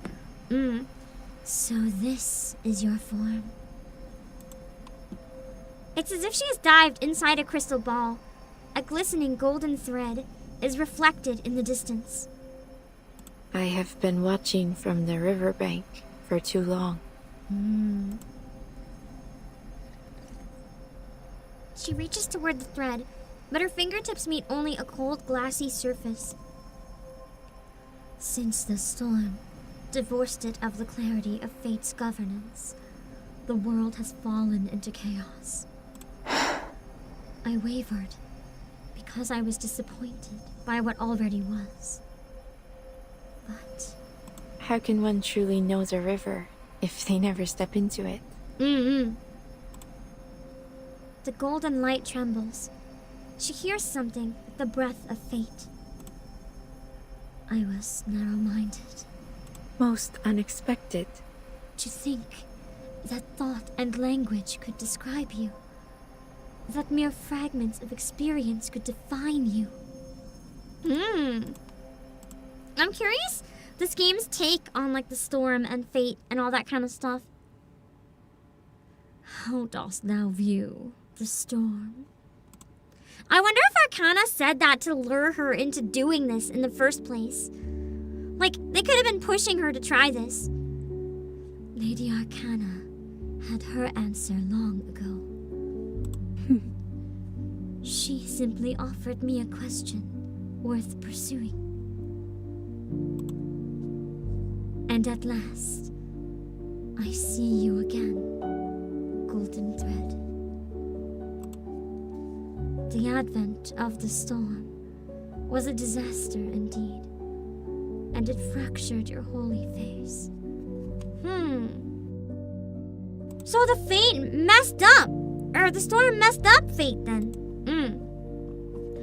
So what she's seeing isn't the storm itself, but she's seeing like the manifestation of fate. But it also opened a rift in the experiential world. A rift through which the prisoners of fate chanced to glimpse you. And only when they laid eyes upon you could they understand. You are disordered, yes, but Tu es absolument et de façon inattendue à couper le souffle. Just indescribable. She sighs. Then, she empties her mind and simply watches. But the stillness does not last. So she escaped the storm by, like, entering the realm of fate, I guess. Her body has already begun to dissolve. Or, never mind. You jump into the storm, you get stormed, Beryl. Time to get erased. I wonder if she will come back in some other form, though. I have a feeling she could. So this is the price. The crystalline surface begins to fracture, pushing her further away. But I have no regrets. So she sacrificed herself, but she got to, like, live her dream of seeing the manifestation of fate, which is honestly kind of cool. But it's also really sad. Poor Matilda! Her eyes remain open, refusing to close them for even a moment. On the bright side, she won't have to see everyone else's fate anymore. I guess that's the one benefit of dying? who? Who is that? In the dim after image of her fading sight, a girl stands in the void. Probably Matilda, carrying on her legacy. Wearing Vertin! Oh! Maybe Vertin was able to save her somehow if she sees her. I mean, I'm coping really hard. She probably just saw Vertin. Like, Vertin could be the personification of fate or the storm or something, like I was theorizing earlier. But maybe Beryl just saw her, or she could be rescuing her, or any number of things right now. I don't know. wearing a top hat. That's a cliffhanger. I hope they come back to that, or it's not a cliffhanger, we're still going. But Bulanish! The desperate call pulls her from her dissolution. I guess she didn't die. Nice. That's a miracle.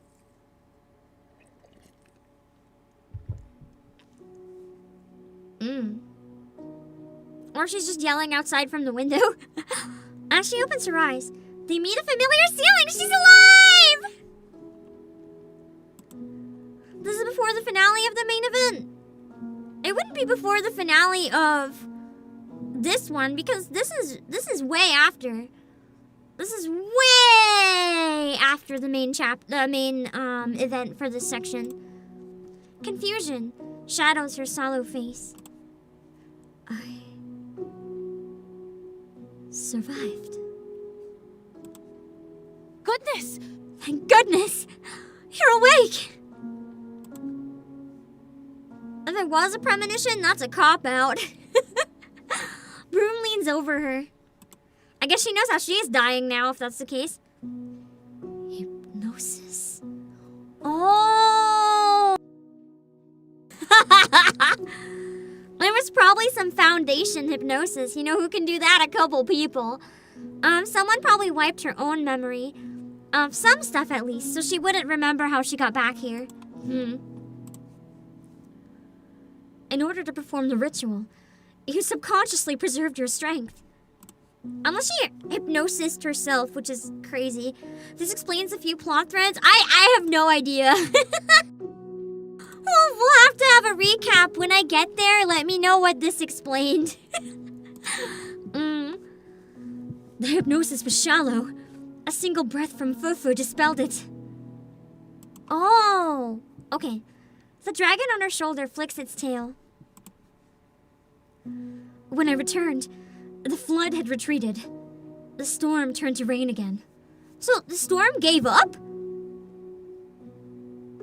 Was it after the storm, or did the storm, like, stop? I didn't think the storm could stop. Luckily, I was able to bring you back. Broom pauses. I'm sorry. I interrupted your ritual.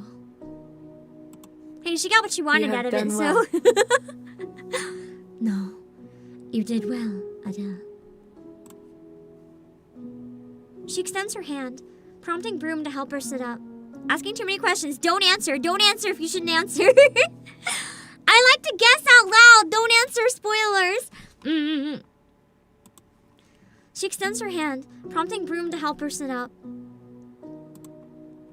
The ritual has drained everything from her. She is weaker than before. I succeeded. She smiles with quiet satisfaction, recalling the faint silhouette she saw in the water. There is someone I must see. Once I recover, there is someone I must see. Interesting. That's definitely going somewhere. Whether we ever see it or not, we'll have to wait and find out. But that was crazy. Wait, there's another one? I thought there were only 8 parts. Oh, it's just a puzzle. Okay. Matilda's headband is one of the parts.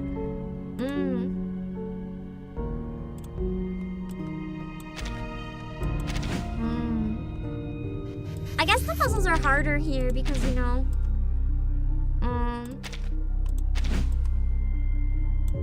they're not meant to be something you have to do to get through the story, so it makes sense to make them a little more challenging.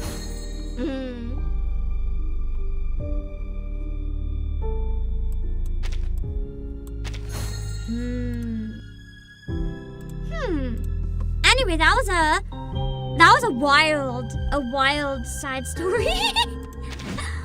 My brain is aching, but I regret nothing. Remember when I said these work out of context and people can enjoy it even if they don't play the game? I may have been wrong about this one. Apologies to anyone who thought you could just watch that out of context if I broke your brain. I am so sorry. That one was perhaps a bit of an exception.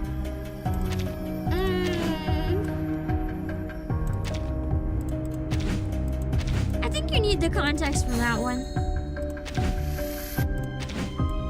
No.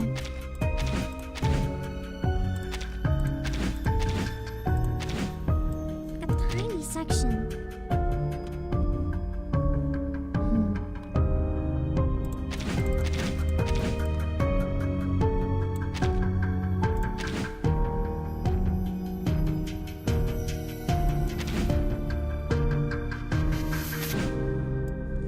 Just doesn't turn the right amount for what should be there. Nothing fits.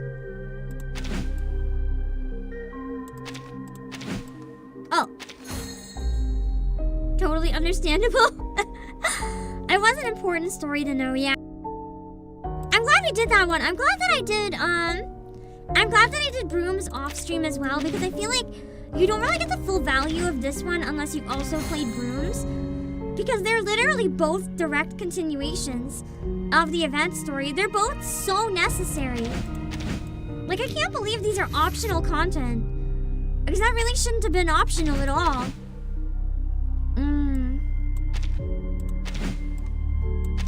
It's crazy that it was.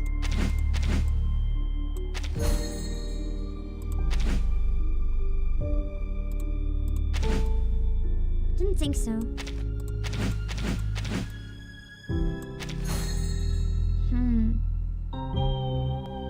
You did brooms after this? Honestly, I'm glad I did brooms first. I thought they complemented each other very nicely in that order. Yeah.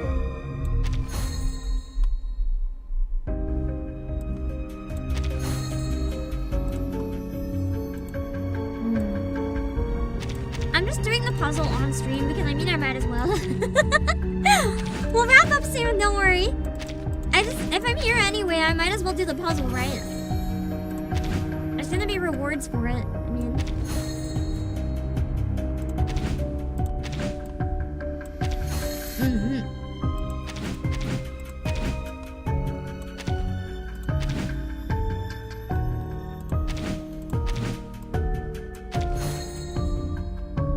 this one did get rather challenging.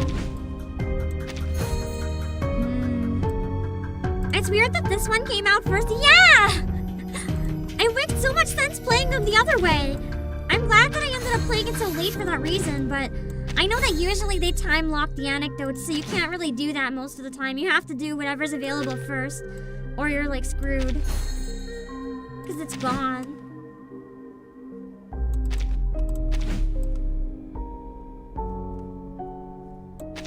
Oh, wait.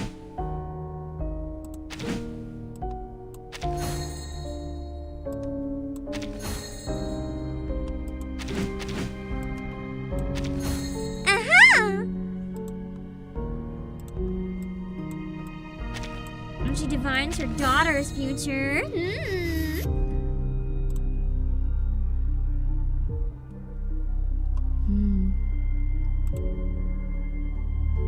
Aww. I think it's really cute that her mom tried really hard not to see her daughter's future because she just wanted her to live it. Also, it'd be too traumatizing to see the bad shit. We don't like seeing like our family or our pets or anything suffer, so that'd be too hard. A nice little cute bonus puzzle, yeah! Tides of time rise and fall. Well, tides definitely Days just rise and and nights fall. switch and whirl. Tried to drown us. What do you think about Beryl The after doing this infinite story? loop will never come to an end.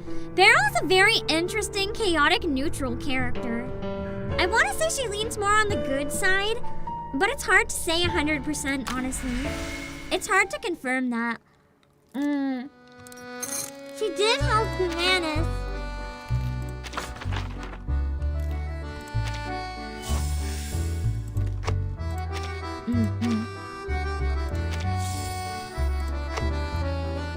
Oh yeah, I haven't played Critter Crash at all. Can you auto Critter Crash? If I can auto it, maybe I can work on getting towards Isolde's thing.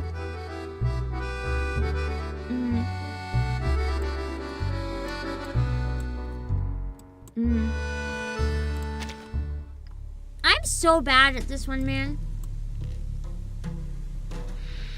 I haven't been able to finish.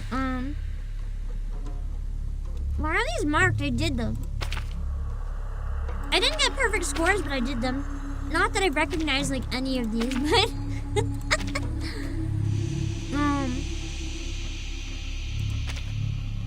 I'm gonna guess it's based on the colors. Tides of time rise and fall. Auto Critter Crash, yeah! Days and nights switch and whirl. You get Pioneer skin for free? I've never played Critter Crash in any of the patches. I don't know how it works.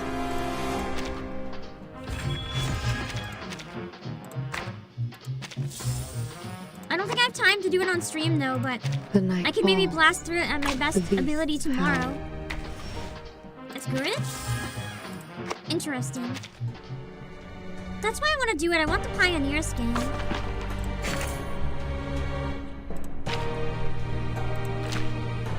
No other dailies yet, I guess? Okay. Let me check something. Oh, it's auto chess. I guess you have to auto it then. That's convenient. I don't like auto chess. But if I can just auto it and ignore it, then I guess that's good. What is the rest? What is this? Oh.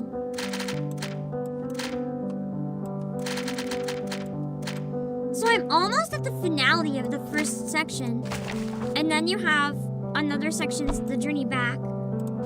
And then you have the root of the tale.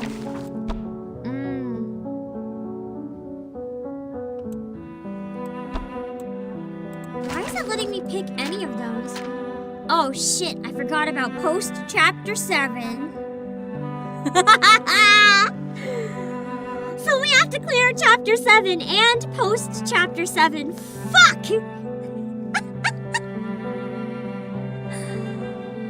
Okay. That's even more content. Okay. The night falls. Do one play it simple? The beasts howl. I guess just to see. The owls. I'm not gonna voice act anything here though to rush.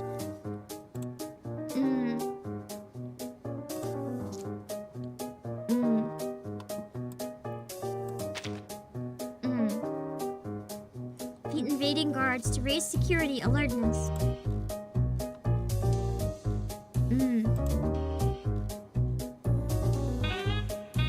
This reminds me of the old minigame. Post is pretty short, thank God. My imagination was like, another 7 hours? Okay, let me check Discord real quick, hold on. I'm getting tired, it's really late, so my brain is not quite cooperating.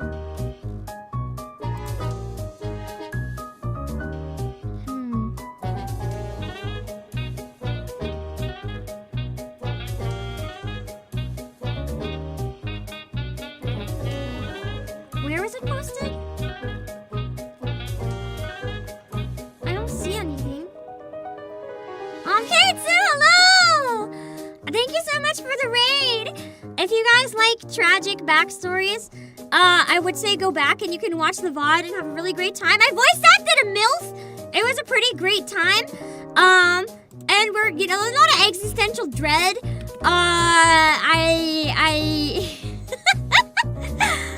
My brain might be thinking about my mortality a lot more than I'd like this late at night, but it was peak story. But unfortunately, it doesn't make like any sense out of context. But right now, we're just gonna do auto chess in a minute. I might have to use the search function. I can't find it at all. I don't know what to even search for. Like, I don't see anything. Where and when was it put? I'm only seeing like Pocopia. I don't see anything that was put during this stream. Not in PAM Points or PAM Chat or Reverse 1999. I don't see anything in any of those. MILF, you have your attention? It's the... Hold on, you can't see the thumbnail. I'll show you. Actually, yeah, I can't pull it up right now. This is her! This is the MILF. She is a mom who's psychic. And she has a really cool character design. And she's kind of evil. She's evil, but she's also good. It's complicated. And she knows everything about you. She knows everything about you. Hello, Katie. Welcome in chat. I forgot to introduce myself. Welcome in, Raiders. I'm Seal, please. Obake PAM. We just voice acted Beryl's side story in Reverse 1999. If you like Pain and you like Yuri, this is a peak game you might enjoy. And we just went through a crazy story involving this lady. And she's really hot. I love her! And kind of scary. Just added. Okay, give me a sec. Oh, I see it here. I don't know, I can find it. Oh, that's a nice picture, yeah. A suitcase masquerade. Is that one of the cards? Or is that like, how does it work? Is it just merch? It's beautiful, whatever it is. I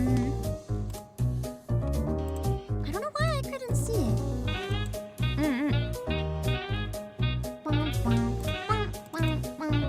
This is it.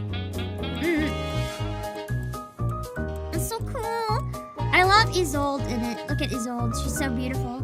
so elegant in her falling apart dress that looks like suspiciously managed colors. I love her. I like Willow's dress in this one too. If that is Willow, I have no idea. Oh my god, Olive! Olive, he's one of the girls! He's one of the girls, I love him! God, I love Olive. He always is included in peak stuff. Okay. Let's see. Anyway, we're trying to crash critters right now. I don't know how to do this mode, so I want to play it once while I'm on stream so I actually know what to do. Okay.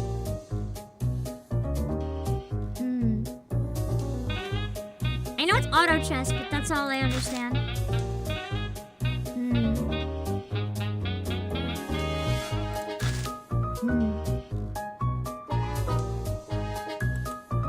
Alright, so higher level guards are bad. I like how this looks like a patch. Security robot. I could devise a plan. I'm going with Tuesday. She's hotter. For anyone who just came in, this is my wife, by the way. I love her so much. There's an entire chapter about her and her baby, but her baby is not what you'd expect, and I mean that in no matter what you think or how horrifying you think, it's not enough. Her baby is like the scariest thing I've ever seen. It's fine. Okay. Tuesday. Going with Tuesday. Select a player, include in the plan. Let's go through Brushka. I love her.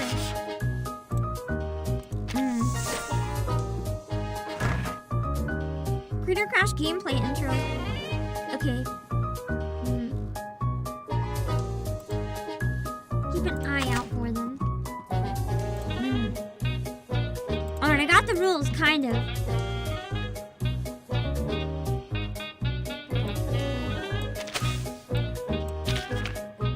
Oh yeah, I can only put so many. I think I've played Critter Crash actually before. I think I've done this. There was a version of this somewhere. What did I do? I fucked up. Battle. I have nothing to defend me, but whatever. Now that I know what this is. I've done this before, I'm pretty sure. Yeah.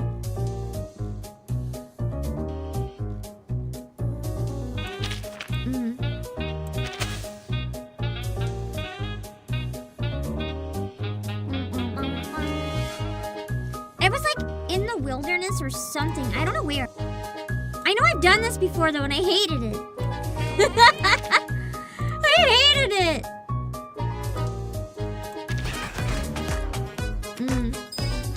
I was like, the last event was really fun. I didn't find it fun. I died anyway. I'll do this later. If I even bother, I don't know if it's worth the costume. I wasn't feeling it personally. I don't know why. It wasn't for me, and that's okay. But yeah, this is Beryl. She has a lot more crystals on her in her eye too. Pour ceux qui ne voient pas la voie du destin, la vie n'est qu'une mer en tumulte. Mais en Will I plan to apprenant à la continue main naviguer, story soon? I hope so, but it's complicated. I think Ah, before I je do vous more en main prie. story, I'd like to Entrez. voice Isolde's anecdote. Anyway, I was gonna try to find something, then I got distracted. Each I have to show the raiders, the hot characters! I hear the shackles on I my need to wrists entice them to clinking. play this group. This is a succubus, by the way. Of course you can't see them. She's You're the one so who set me free cool! after all.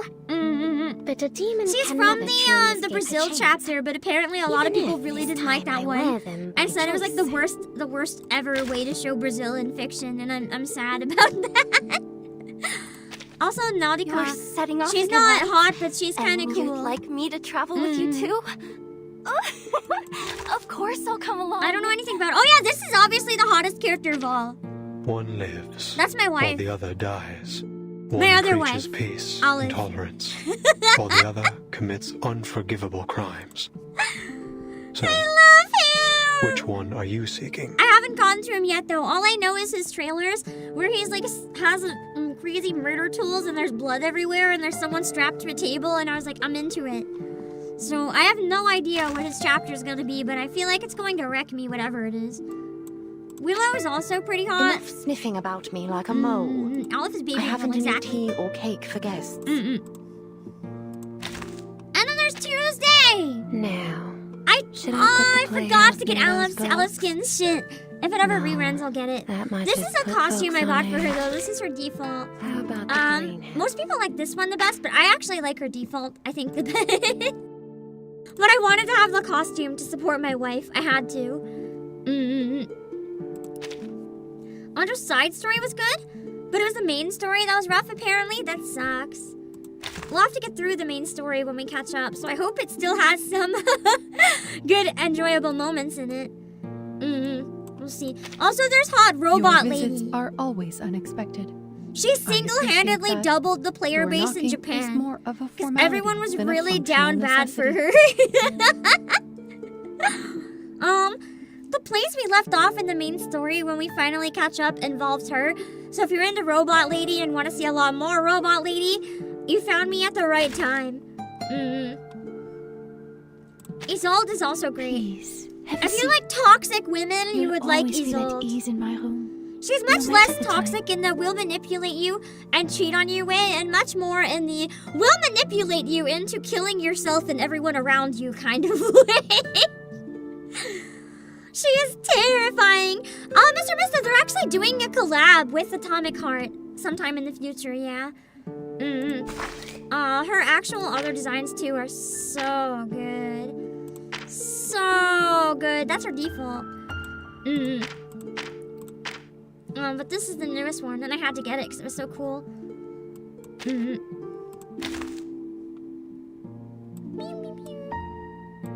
also have Little Mushroom Boy! I love him! Be careful. That's my I'm collecting the spores on the mushroom canopy. Even the slightest breath will blow them all over the place. I love him and his piss bags. The last thing I want to see I is still don't know mushrooms why they growing look all like over the piss next bags. It was suitcase. like the worst I design mean, choice. I love mushrooms, but we have to keep it moderate. He's great. There's also Dog. The puppy is delighted by your visit. He is about...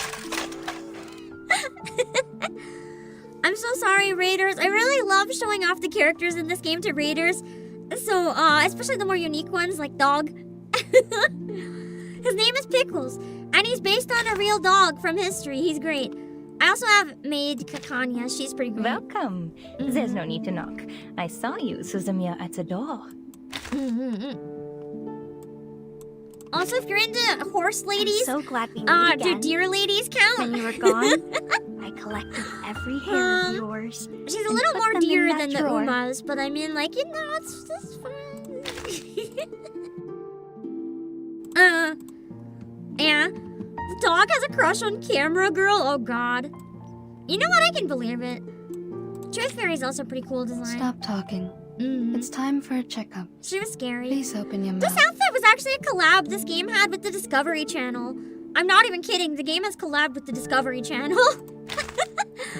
This was also a Discovery Channel chair collab. is in the middle of the room. Oh, and speaking of which, I have a tutu now. I should give her the costume. There's also Sheep! Oh, it's you. Sheep is kind of scary looking, You though, at patting times. me on the shoulder so suddenly triggered my But I genetic love her memory design. being preyed upon. Oh, there's Balloon Party! Oh, I nice love to her! meet you. The Nice to meet terrifying you. murder Nice to child! meet you. Who's very sickly and has a creepy blood-filled balloon that we just don't talk about. And there's also Tenant. Good day, my she's lord. awakened a lot of You're too people in kind this game visiting me, with and this. I regret to. Yeah. This was a very powerful image early in the game.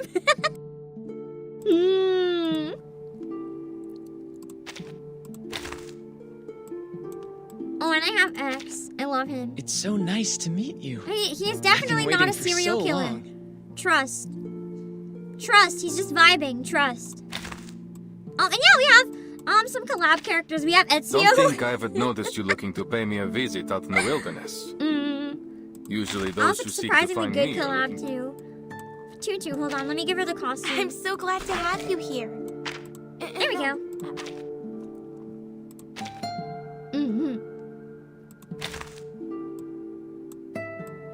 who else is interesting. We have A Knight. He has just Bonjour. armor. Comment allez-vous? Just armor. That's it. He's just armor. And we have Charlie. I'm sorry. Charlie is actually Shakespeare's granddaughter in this game. Oh, Argus is hot. Got a job We have for hot me? Southern cowboy. If you're looking for someone, just give me She something was they've just used pretty before. good. I'll find them. She was pretty good. I wish she'd find me.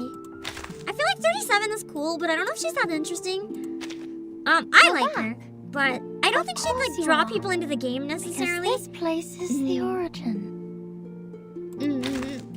There's a lot of math involved in her section, so sometimes I like to not think about it. We have hags! It's We always have a good to have hag! you here.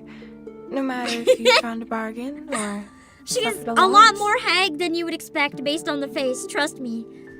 She is very, very old from what I understand. We also have Voyager, which is like basically an actual satellite, but in game form, as an anime girl. She's an eldritch horror, basically. Space horror. I do have the radio, yeah. Down towards the bottom. We also have Diggers, but no one likes him, so we're not going to talk about him. Him and his stupid drug bubbles. If you're into daddies instead, we also have Mr. Duncan. Doors always open. I don't know anything about him yet. We also have the Olympic torch. Wow, another worshiper. This is literally the Olympic torch. Oh, wait, she's an alien. I always mix her up, I think. But yeah, this is Ulu. She is the Olympic torch. I do have Olive, yeah. Loggerhead, that's camera lady. Welcome to the Her Arcana head's a camera. Containment Department. She's I'll great, be your I love guide her. through Section F. Now, That's if you're true. looking Lonnie is right, like 80s horror movies incarnate. She's great. She's based on Cabin in the Woods. Really have something important to say. Theirs is part of Menace. I mean, I don't know for sure, but I mean, based on a lot of his designs and alts, I'd say probably. If it confirms it in the story, don't tell me. I don't think it's been anything confirmed where I'm at. And we have August! I know how to greet a new friend like you. That is everyone's son. If anything happens to August, we uninstall the game and we riot. Nothing is allowed to happen to this child. Hello, Kunotanzia. We also have Brimley. Ranger Brimley, salute He's you. a hat. He's just a hat. Also, I have Miss Moisson. I like her nun outfit. Hello. Chilemanien? We have TTT. Oh, She's finally made just up your mind TV. to share some secrets with me. Grab those onion rings and Your pop them yandere in closer. TV wife. Yes. Tell it to my ear. An apple. Are you here to confirm this apple's expiration date? He's an apple. Don't worry. Kind of.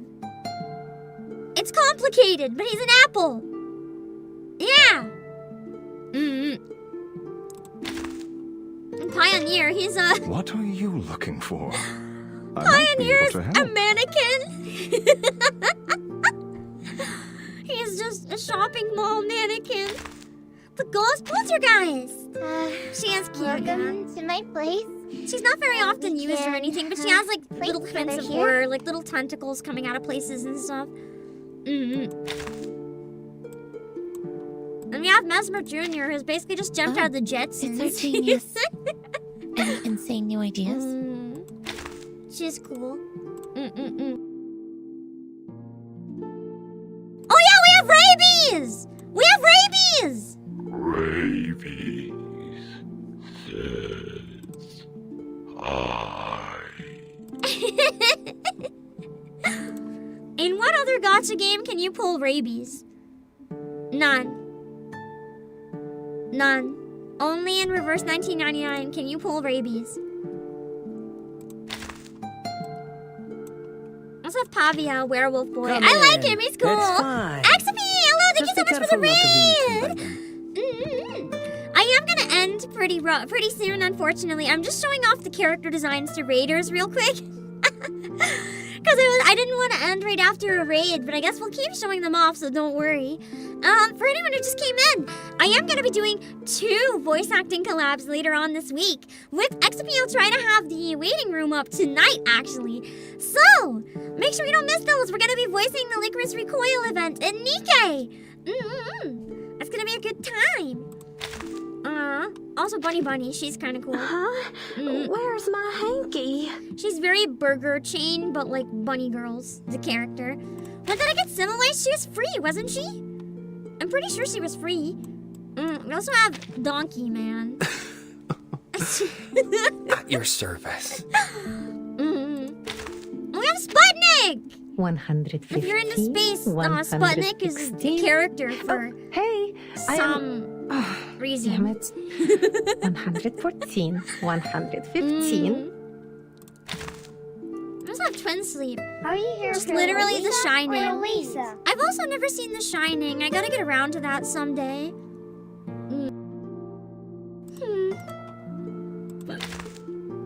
We have radio. Welcome, my good friend. She's a Squeaky Radio. Yeah, that's her name. She's just a Squeaky Radio. Bet's kind of cool too. Hello. I don't know anything about Bet at all. I don't know a single thing. I literally don't know a single thing about this character.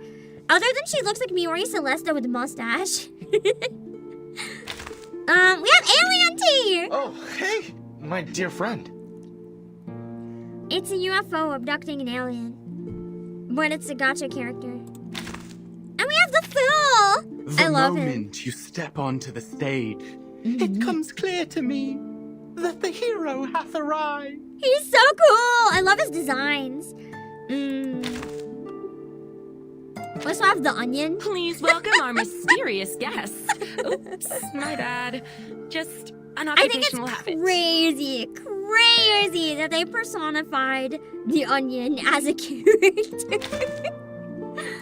And Darlie Clatter. You are granted an He's audience just a horse with the Darlie Arabian. on wheels. Charlie Chaplin, but a girl. I don't know much about Charlie Chaplin.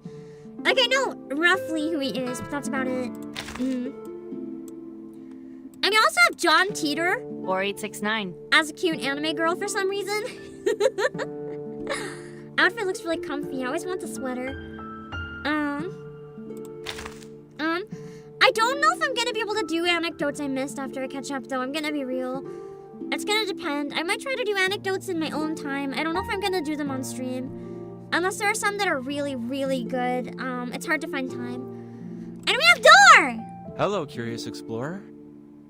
I hope what reflects in the mirror would bring you joy. The most interesting character in a gacha of all time. It's a fragment of glass from a door. That's the character. It's a fragment of glass. It's definitely a character. It's basically a character that you have to sacrifice. When they use their ultimate, they die. I've seen some pretty solid strategies for using him, though. So, yeah. What was I? Oh, yeah, I was trying to check something. Anecdote. Betrayal and cinema? What's the difference? Oh, this one is the book. It was different. Okay. I want to see who's available. See which ones I've done. I can unlock 5. I should unlock more while I have stuff because I've been really bad at getting the jars and doing weeklies. I skipped this one. I didn't read it. I was just getting the rewards. Same with Eternity. I didn't read it. I just unlocked it because you guys told me it's really good. I think I wanted to read it on stream, but I don't remember if I did. I didn't read X either. I just got the rewards. Fatutu, I did not read. I just got the rewards. Same with Bet.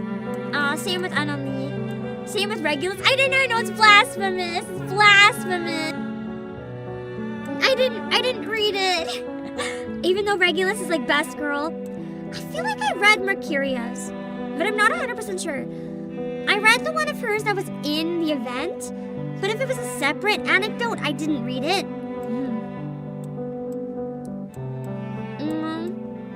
I didn't read most of these. I read very few. I read Charlie's and Oliver Fox. So... Reflections?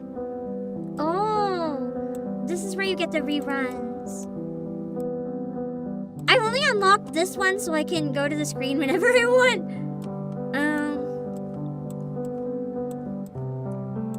Oh, so I can use this to see. I'm gonna do that right now. I'm not gonna download it right now, but I guess that means I can see Isolde's. Interesting. Before chapter 7, then I'll probably read Isolde's anecdote. I'm gonna have to go back and catch a lot of the ones I missed then.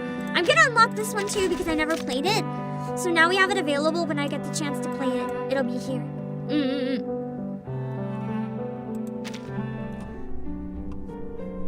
Nice, nice, nice. Maximus was really good and made you love the character. Interesting. I'll have to see. Now that I have those unlocked, I should have taken a break a while ago, but I just wanted to wrap up a bit. I'm gonna sign off for today. I haven't decided yet if I'm gonna be doing either no stream the next 2 days, or if I'm gonna be doing the District V GTA roleplay tomorrow for quite a bit, or if I'm going to be doing what's it called? If I'm going to be doing Pokopia on Wednesday. If I'm doing Pokopia on Wednesday, I'm probably going to rest tomorrow and miss all of District V. But that's okay. I'm happy to have been invited either way. It's the type of thing I don't know if I could handle anyway. I wanted to challenge myself, but because I got sick, I really couldn't. I could have if I would have given up this today or Final Fantasy maybe, but I'm still pretty exhausted from being sick, so I wanted to have a nice chill day. I also didn't know how I was gonna be doing. I might be up to it tomorrow, but I can't do that and Pokopia if for CEO reasons Pokopia is really important to stream, because I've collapsed Thursday and Friday, and if I do District V and then also do Pokopia, then I'll be having 5 stream days in a row, which most people can handle, but I really can't handle. That's too much for me. My voice, I'll lose it, and I'll feel really sick. I kind of in general need a day off after every stream day. Not off, don't worry, I'm doing other work and stuff, but I need to not be live with that adrenaline. It takes a lot out of me, and I need a day to recover the energy. I can do multiple days in a row, but it really takes a lot out of me. So like, I'll be okay for the collabs, but I can't really do that super regularly. More than 2, it becomes a problem. But yeah, I'll try to figure out what I'm doing. You'll find out later, I guess. I'm gonna find some people to raid. Thank you guys so much for the stream. Don't forget, if you're interested and you want to support the channel, we do have some really cute tote bags while they're available right now. You can check these out. You can type !promo to get a link to check them out.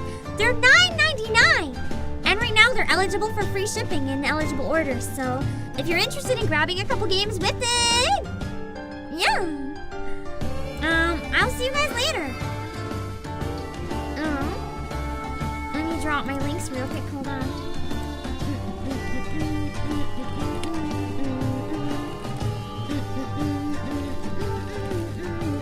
That's YouTube. Okay. I'm gonna raid. We'll do Nikkei later on in the week, and the rest I'm not sure yet, but we'll see. I'll see you guys later. Bye bye.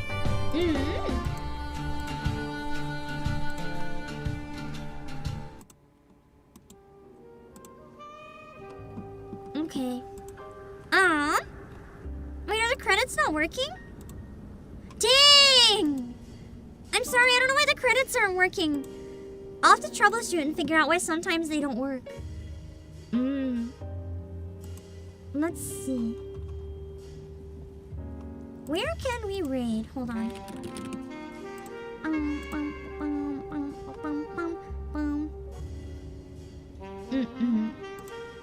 Hold on.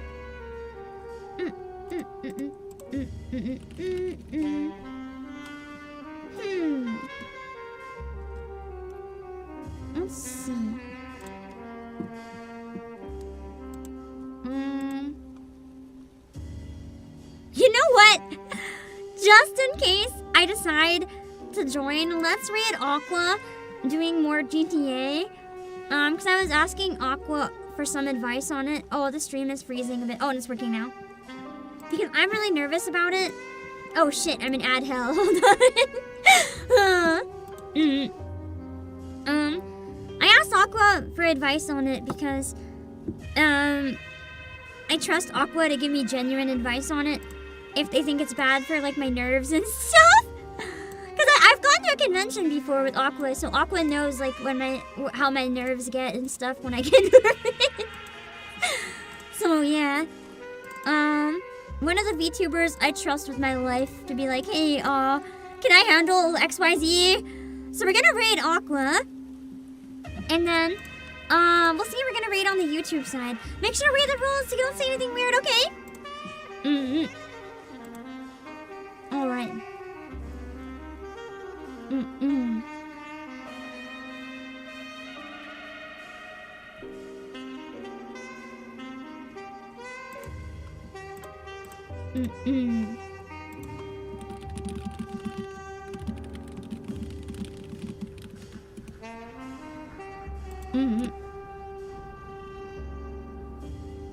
Did my raid not work?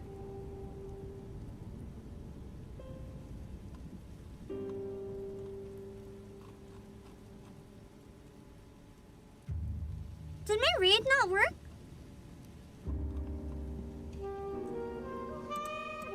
The Twitch chat isn't loading for me. I can't tell if the raid worked.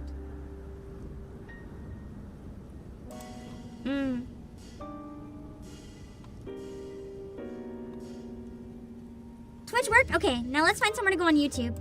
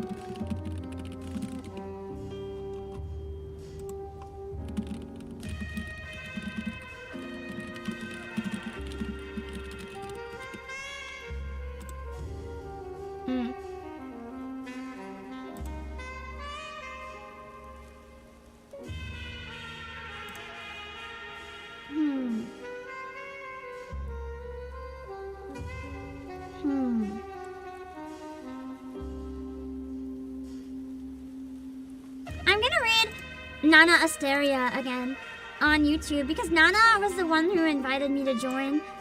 So just in case I can't, I still want to send Nana my support. Hold on. Oh! Oh, today's tomorrow. Yeah. So tomorrow will be the last one.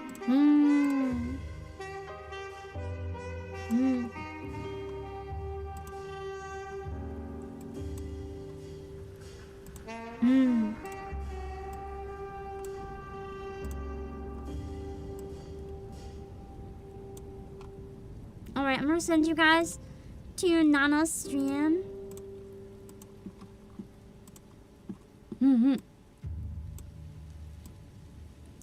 This is Nana. Make sure to read the rules so you don't say anything that'll be weird, okay? And I will see you guys later. Bye-bye.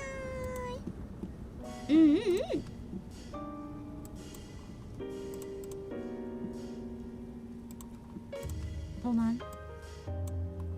It seems like it's a very important moment in her stream. So don't push to be acknowledged if she doesn't read the raid chat. I'll let her know that I said that everyone knows she's role-playing, so don't make her break character.